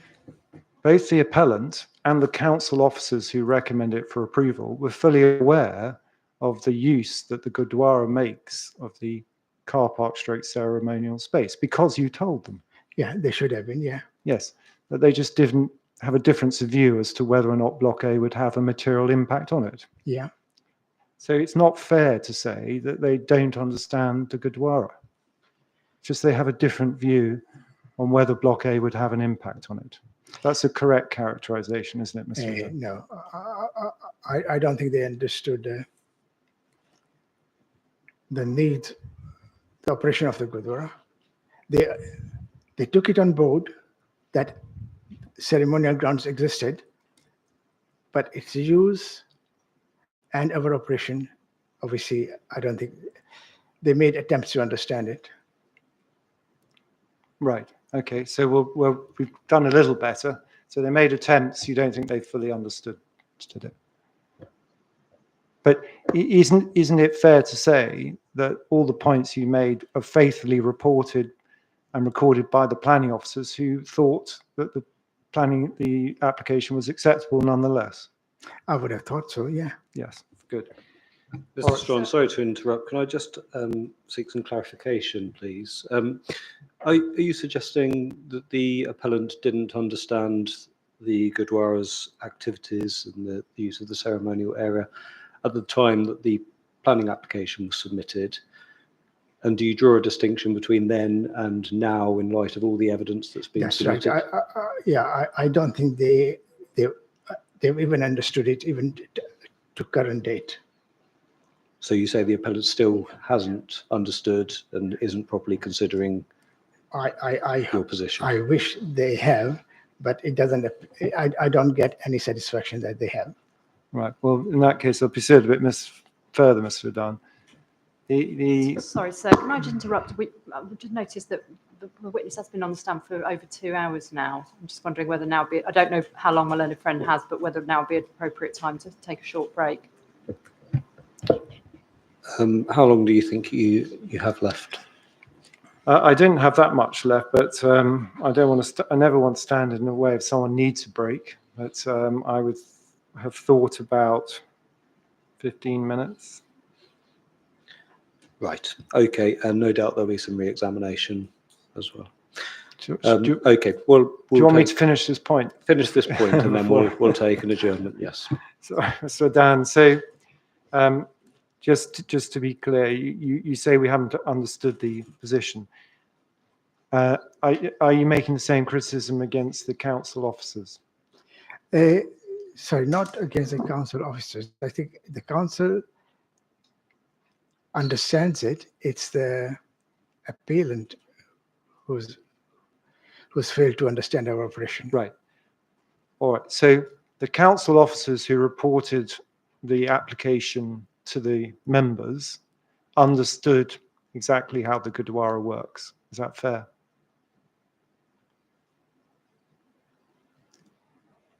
Can you repeat that? The council officers who reported this application to the members, there's a long report, I can take you through it. They understood how the Gurdwara works and the use of the spaces. Until the application was rejected, I don't think they understood it fully. Right. And you say until rejected. What is it that they have misunderstood? What is it the appellant has failed to understand? Failed to understand factually about the operation of the Gurdwara and the use of the ceremony spaces. We went through, for example, in noise terms, the use of the Nagara in the relative locations. There have been an understanding of the use of the space for wedding events and other events when the car park is or is not used to a lesser degree. What factually has the appellant not understood? These are the external operations that we've spoken about. There are obviously internal functions that happen that obviously has got that's very little known to them about. The physical movements within the Gurdwara are unknown. Sorry, you're talking about internally now? Internal and inverted brackets external as well. Which external movements are not understood? It's the flow of congregation members during the day, the build-up over weekends, etc. Sorry, just be more specific. The flow, what do you mean? The number of people that come to the Gurdwara using the ceremonial area, car park, stroke, the inside prayer halls, the langar halls, how they evolved from its openings to closure over the weekends. Right. And so that's what you say we haven't understood. And what is it we haven't understood about that? The dynamics around it. What do you mean, Mr. Dunn? The impact it has on the congregation members, how they feel about it, the feeling. It's a spiritual feeling. They come to the Gurdwara to meditate, to blend in. There's so many factors that the Gurdwara relates to the congregation members, and the impact of Block A, which we keep on, which we're discussing, it will have on them. I don't think. Right. Well, okay. So you're talking about the perception or the views of the congregation you're expressing about the presence of Block A, but it's not some factual misunderstanding about what happens in the Gurdwara, in the ceremonial spaces or the car park area, is it? Yeah. Is that fair? Yeah. Well, don't say yes if it isn't. Just want to be clear. Okay. So is that a convenient moment? So we'll come back. Yes, okay, thank you. We'll just take a short break until 4:20, please.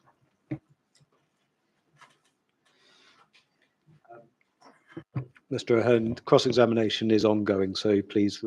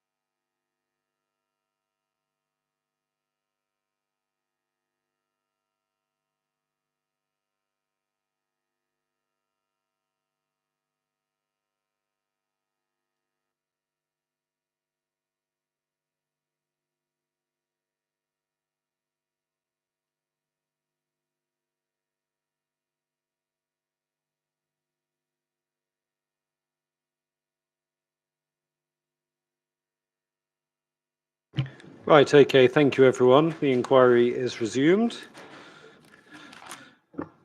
Before we continue with cross-examination, can I just, I've noticed that Ms. Mallock is no longer with us. Does anybody know where she is? She didn't inform us. I did see her leave. She didn't inform us of anything. Right. I suspect that Ms. Mallock has decided that as Magnolia Park are only dealing with daylight and sunlight matters, that she doesn't need to be here. But could the council make contact with her and ask her to confirm that that's the case, please, and perhaps let me know when she intends to be here? I'll email her now and CC Mr. Salter in the exchange. Thank you. Right. Okay. Mr. Strawn, then let's continue. Just a few more matters, Mr. Aidan, and then I'll let you go. First of all, you gave some evidence about the use of the Gurdwara for multi-faith access. What I mean by that is it's open to everyone, all of the activities, all of the uses, everyone's welcome. And I think you explained that welcoming nature and the inclusive nature consistent with the flagpole itself, which is to encourage people into the temple. Is that right? Yeah. And therefore it's not a inherently private religion. It's one which encourages people to join in and make use of all the activities you've got going on the site. That's right. And that would apply equally to the residents that, if the scheme were to go ahead, the residents of the appeal site. Yes. You'd be encouraging them to take part in the activities that you've explained, be it martial arts or any of the yoga sessions or anything of that kind. Absolutely, yeah. And it's an outward-looking religion in that respect. So say it again. It's an outward-looking religion in that respect. Yes, it is very. It's only what 500 years old, so yeah. Very I was just thinking of the flagpole. It's to encourage people to look to the temple to come in. That's how you explained it. That's right. It's a wayfinder. It's an indicator that this is a Gurdwara. Yes, yeah, exactly. That is located in the car park / ceremonial area. That's right. Yes, that centre of public focus. Correct. Yeah. And on the same point, I note, of course, that the various concerns have been expressed by, and we've heard some today, that residents of Block A might be hostile or throw beer cans or drug paraphernalia of that kind into the temple, or even be abusive. That is a possibility. Just as a matter of principle, that would be contrary to the law, wouldn't it? Yes, yeah. And in terms of the correct approach to planning and integration of all faiths, we shouldn't pander to that, should we, Mr. Adan? We should assume the law would operate to stop people if they were racist, or if they were abusive, or if they hurled things at people. They would be acting contrary to law, and that shouldn't be condoned, should it? But is it not our responsibility to mitigate such actions? Well, the obvious mitigation, Mr. Adan, if it were to happen, and I don't for a moment suggest it would, but people would A, be subject to the criminal law, and B, in breach of their own lease arrangements, wouldn't they?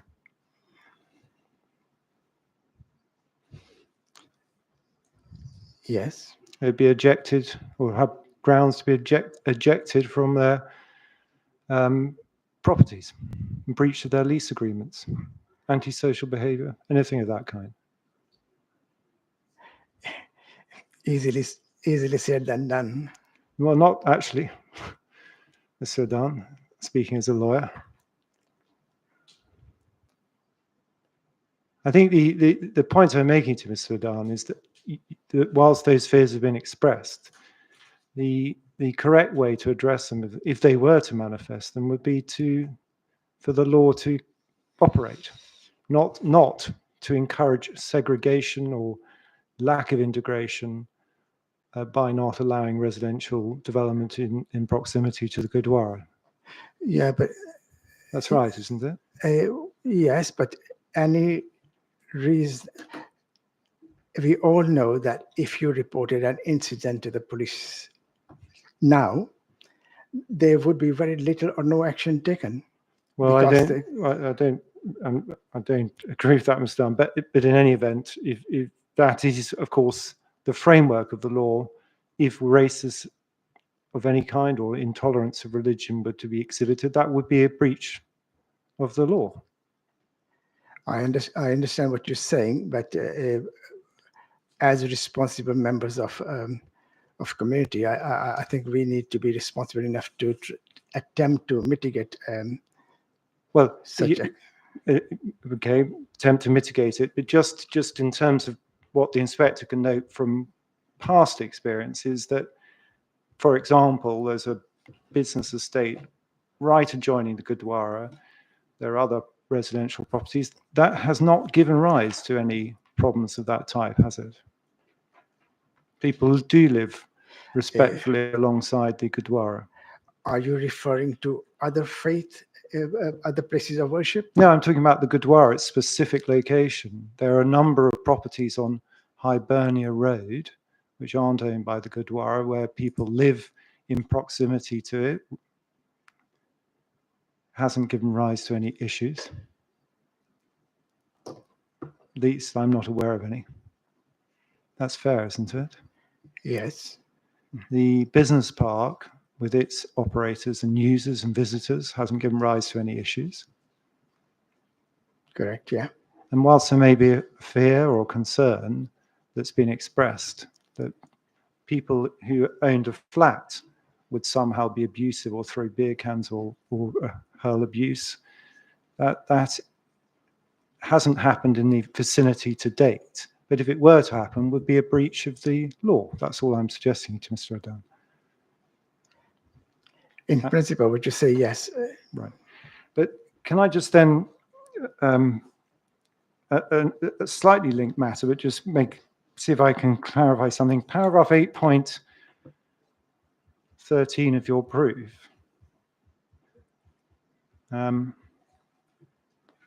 Is it 8.13? No, 8.14, so sorry.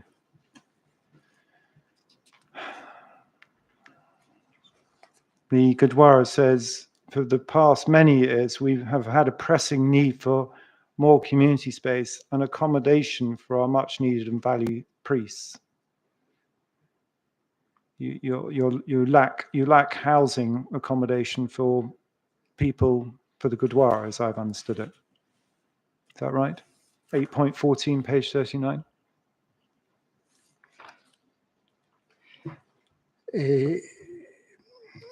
Yes. The current priests we have, two are with their families, and two are individuals on themselves. And obviously our priests are reaching their retiring age, so when we get new ones recruited, they will come with families. So we need to review our estate that is enabled to house family members. Yes, but I'm just taking it forward. There's a lack of accommodation in the estate, or saying in the area, I don't know.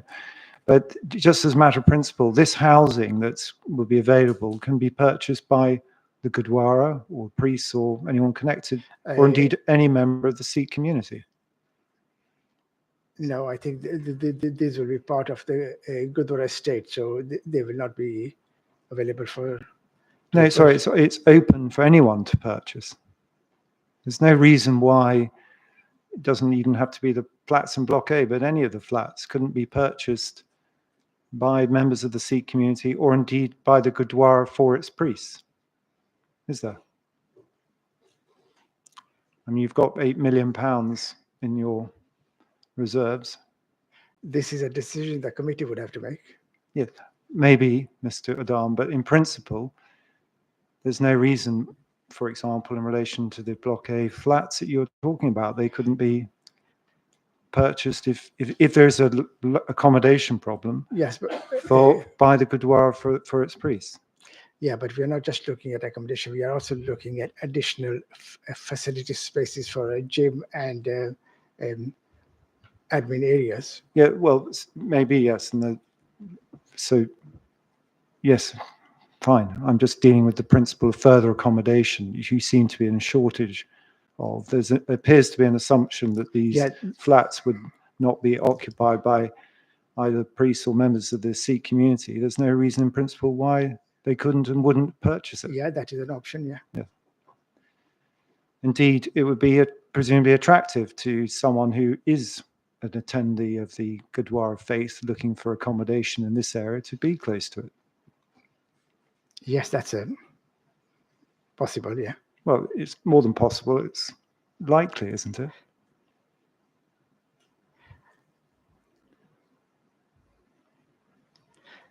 Yeah, like I said earlier, it would be a committee decision. Well, no, this is about people members of the congregation of the Gurdwara, young people, people with emerging families. This would be as an ideal location as any. Yes. And it's available to them. I mean, it's obviously in the market, but it's available if it were built. Yes. Yeah. All right. Can we just go to the financial affairs that you speak of? Table 7 points. Sorry, it's table 7 on page 31.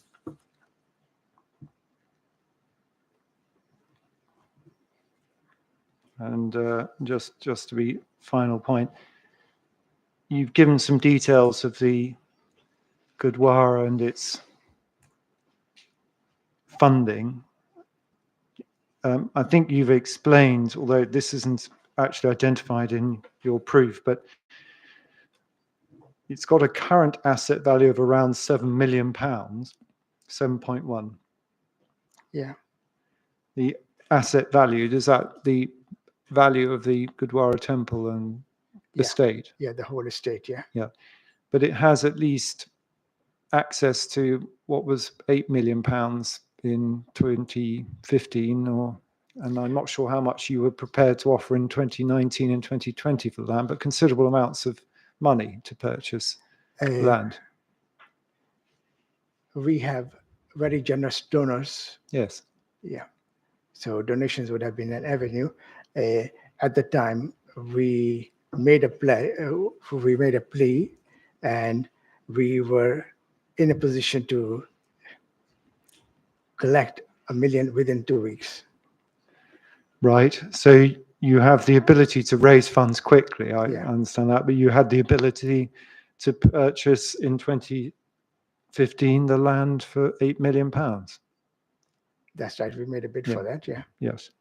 So the picture in table 7 of having a surplus deficit of 224,000 in 2021 is not the full picture. There is a very healthy access to funds for the Gurdwara. You quote a figure of... I'm just looking at... Someone might have got the impression reading section 7 that the Gurdwara's financial state was a dire one, or at least under threat. But the position's rather different. Yeah, majority of our value is locked up in our estate. No, I was talking about the access to £8 million in 2015, and again in 2019 and 2020, which obviously hasn't been spent because you didn't purchase the land. So there's a considerable reserves of money for the Gurdwara. So your question is, how would we raise that? How do I? Is your question, how do we raise that? No, I just said, getting you to confirm that. Yeah. It follows from what you've said, what you told the inspector earlier. Table 7 suggests that there have been fluctuations in revenue during COVID, and I'm just giving us today. Table 7.14 is showing you revenue and a drop in revenue for 1 year. Yeah.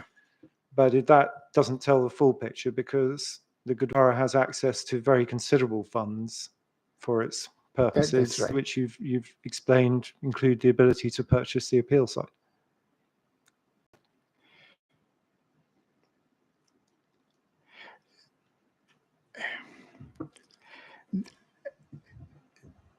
That is a question that obviously the committee has assured or are confident, the committee is confident that they can raise those funds.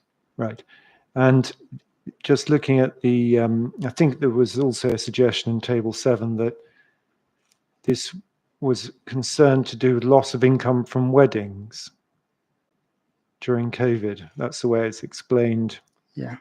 7.3. Hence the inflated figure of 72%. Do you see that?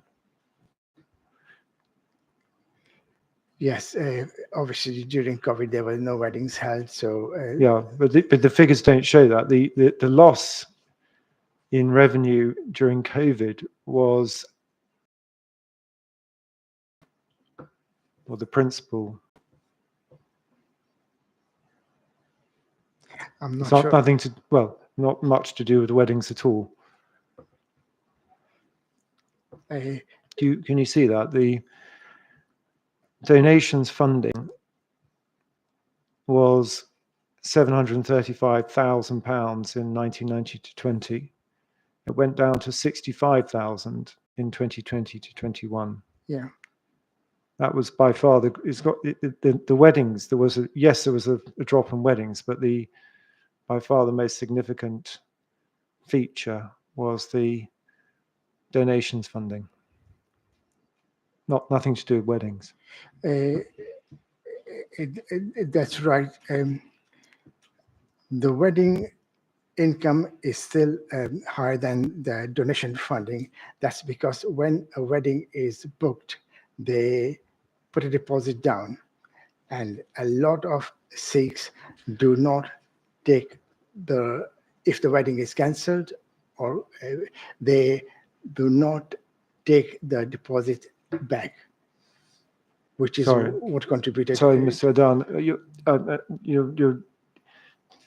it's no doubt my fault, but 7.3 of your proof, you refer to an inflated figure of 72% in relation to weddings.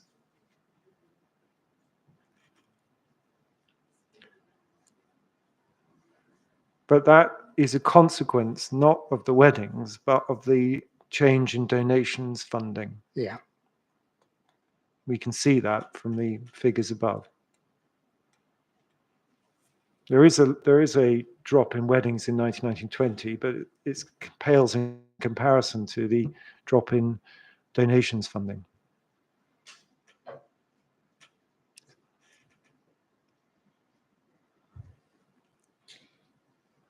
Yes, I see what you're saying. That's right, isn't it? Yeah. Yes. And you also made a comment to the inspector that the spectre of Block A has already caused a massive drop-off in attendance and from donations funding. But that's not right either, is it? Because we can see that from 21 to 2022, during the time at which this application has been considered, the donations funding has returned to figures that were achieved in 2017, 18, 2018, 19. There's no deterrent effect. It is returning to normal.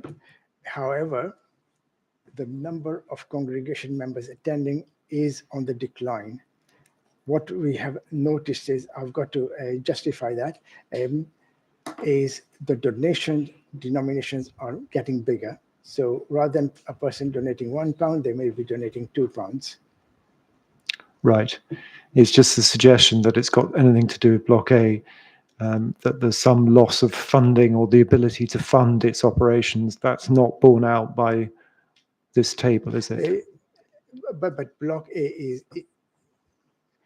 is a threat, and that obviously we hear day in, day out from the public, that they will be reluctant to move to come to this Gurdwara, they will move elsewhere because they fear the intimidation they will get from the residents. Well, because we've covered that, Mr. Point, Mr. Dan. Yours was a different point, that there was already a drop in people attending because of the spectre of Block A. I may have taken it down wrong, but I'm pretty sure that's what you said to the inspector, and that's just not borne out, either because the numbers of people haven't changed, or if the numbers have, people are still donating the same amounts that they were in fact, more than 2017 and 18, and about the same as they were in 2018 and 2019. Yeah. I'm just looking at the figures, Yeah. your own figures. That's the case, isn't it? Yeah. Difficult for me to explain that one. Yes. Okay. Thank you very much. Thank you very much, Mr. Byrne. Thank you. Right. Thank you.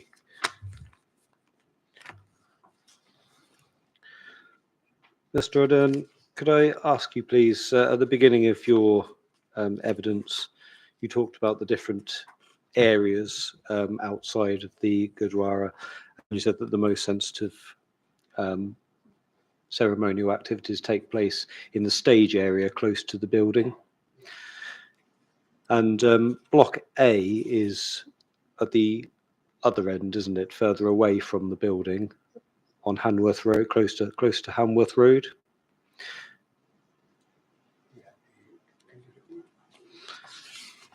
So Block A is not directly in front of the stage area. It's further down towards Hanworth Road, isn't it? Okay. My question is that the council has suggested in evidence that there's potential for some privacy screens, full height screens on the balconies that would protect views towards the Gurdwara building and that stage area. And the appellant has suggested that it would be open to that. Would that address the Gurdwara's concerns about overlooking?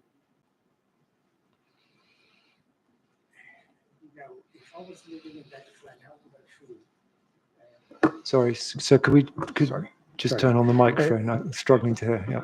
No, that wouldn't help, because if I was a resident in that block, how would I feel locked up in an apartment with such amenities? I don't think that's acceptable. Well, that's not what I'm asking you. The screens would only be on the corner, not for the whole balcony. But what I'm asking is, if they were in place, would that address the Gurdwara's concerns about privacy, leaving aside what you think about the amenity it would leave for the residents?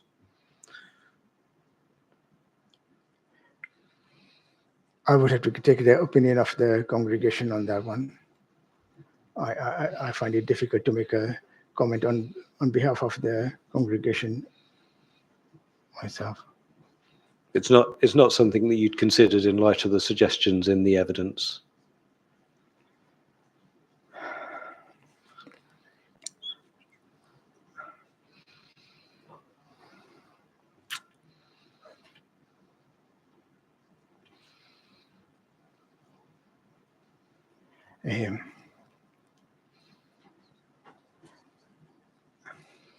Difficult for me, sir.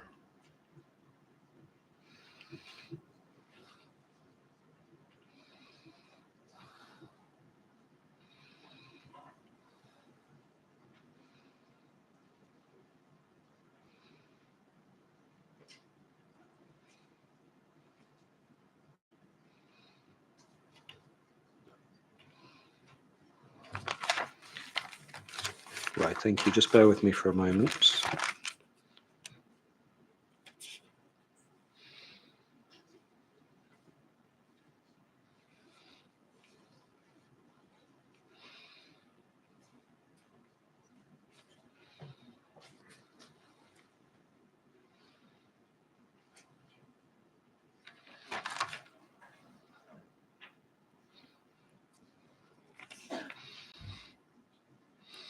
I think you partly addressed this point earlier on, but there seems to be some contradiction between what the Gurdwara is saying about the importance of the ceremonial area and the application that was made to build on it. So can I just be clear, you're saying that the building would be raised off the ground and that these events would continue under the building in the open area underneath? That's right.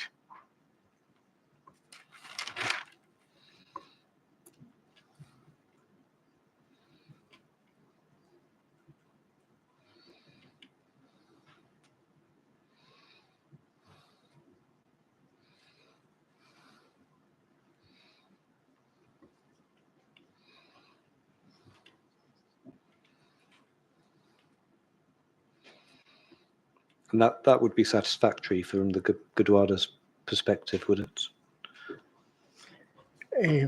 That would be an option that would be satisfactory, yeah.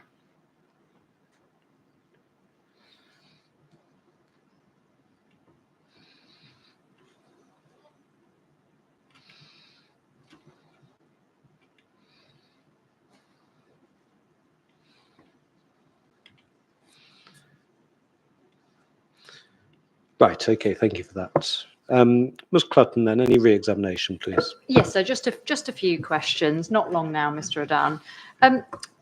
First of all, can I take you back to some questions you were asked about the Nagara? And you talked about the Nagara that's in the ownership of the Gurdwara, and then there was also the confirmation that there's a larger drum that's brought in for the Nagar Kirtan that doesn't belong to the Gurdwara. Can you just confirm for me, when during the Nagar Kirtan, is that larger drum played within the Gurdwara estate? It's played in the Gurdwara's Gurdwara grounds, and then it obviously moves along the route. Yeah, and whereabouts in the Gurdwara grounds is it played? Beginning the ceremonial ground, and then goes out onto the main Hanworth Road and back into Hibernia Road. Thank you. You were then later asked about some questions about lighting. Do you recall that? You were asked about whether the festive lighting and the flood lighting could continue, whether there was anything stopping the Gurdwara from lighting its premises. Do you recall those questions? Yes. And you, when you were responding to those questions, asked my learned friend about whether he was asking you whether that lighting might have an impact on Block A. Do you recall that's how you responded? Yes, it would. And he said he wasn't particularly asking about that. Do you have a concern that your lighting could impact upon Block A? I have, because it will be lit all night long, and it could impact daytime workers who sleep at the time. Thank you.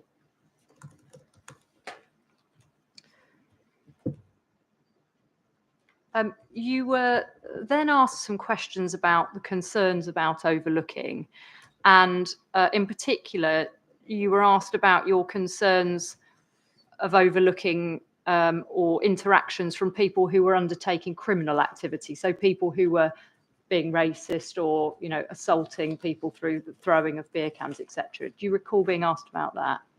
Yes.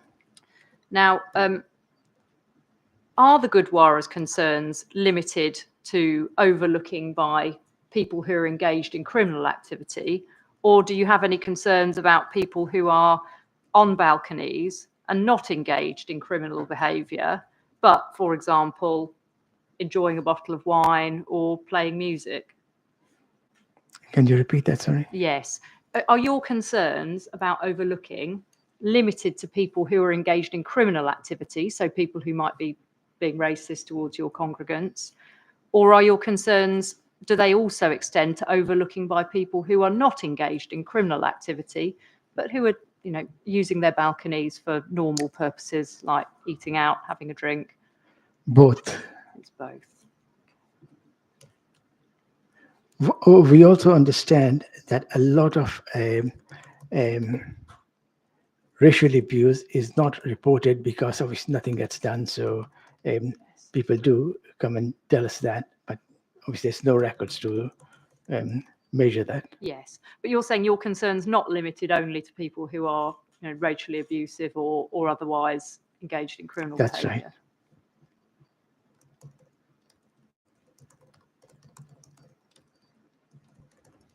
Thank you. You were also asked some questions about the ability of the Gurdwara to purchase housing within Block A, and it was put to you that housing could be purchased by, housing in Block A could be purchased by the Gurdwara or members of the Sikh community, and it was put to you that it might be an attractive option for people who attended the Gurdwara to buy in Block A. Do you recall those questions? Yes, I do. Thank you. I mean, do you have any knowledge as to whether those units are or would be affordable to members of the community? No, but I also think that that option would not be favoured or approved. Well, even if people were able to afford them, which they may or may not be, we don't know, but is there any guarantee that units in Block A will be occupied by people who are members of the Sikh community? There's no guarantee. No.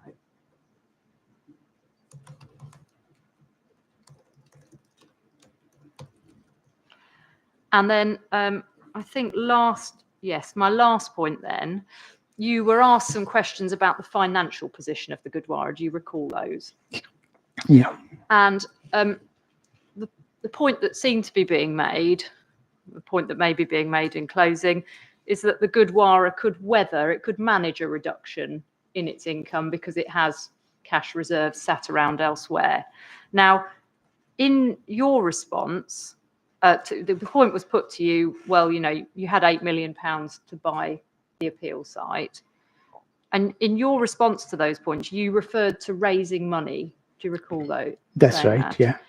To be clear, does the Gurdwara have £8 million sat in the bank, or is the expectation that it would have raised that money had the appeal site become available to it? We probably have, I'm not the treasurer, so we probably have that sort of equity. In equity? Yeah. We probably have that much or close to that amount in the bank. Okay. Now, if your revenues fell, so the monies you make from income fell as a consequence of falling attendance caused by the proximity of the appeal scheme, would it be reasonable, in your view, for donors to be required to make up that shortfall?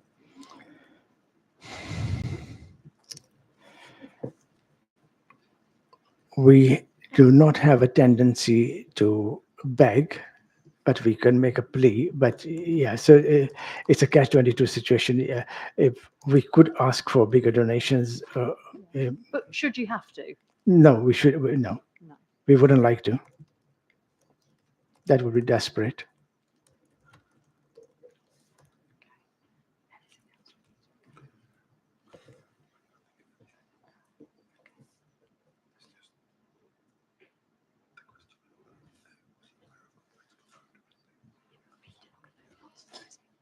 Okay, thank you very much. Thank you. Thank you. Thank you. Right, okay. Thank you, Mr. Adam. That's all. So that brings us to round about 5 o'clock. So I think the time for finishing today. But what's the situation in relation to the noise evidence and the note that the council referred to this morning? So I did have a chance to speak to Mr. Leach over the lunch adjournment. There were some figures we didn't understand in the document, and I think the noise witnesses have met, and the intention is to try and produce an agreed table rather than have yet more unagreed tables. Whether or not that's got to a final state, I don't know, but that was, I think, I think the idea is to complete, from our perspective, something this evening so that we can try and agree a update table. That's as good as I can offer at the moment. Okay, thank you. And Mr. Fur, your witness is working with the appellant to do that. Yes, and indeed with Mr. Duncan, and I think they are making progress, and I think and hope that they're planning to continue their discussions after this so that hopefully it can be agreed by everyone this evening. Yes. And we will be able to take you through it tomorrow morning, I hope. Right. Okay, thank you. Well, if that's the case, then hopefully an agreed position will be reached this evening, and you can update me about that tomorrow. So for now, I won't need to accept the note that you initially suggested. Right. Good. Any other matters to raise then before we adjourn for today? Just the question of when you want to resume. Yes. Are people able to resume at 9:30 tomorrow? Yes, sir. Yes. Okay, then we'll do that. We're a little behind our program, I think. We are, yes. It's always disappointing on the first day. We did note that we have allowed some time in the programme for cross-examination by the Magnolia Park Yes. residents. So hopefully over the course of next week, maybe we'll make up a little. Yes, plenty of opportunities to catch up. It's only about an hour we're out, so that's Okay. fine. Okay, good. Well, thank you, everyone, and we'll adjourn until 9:30 tomorrow.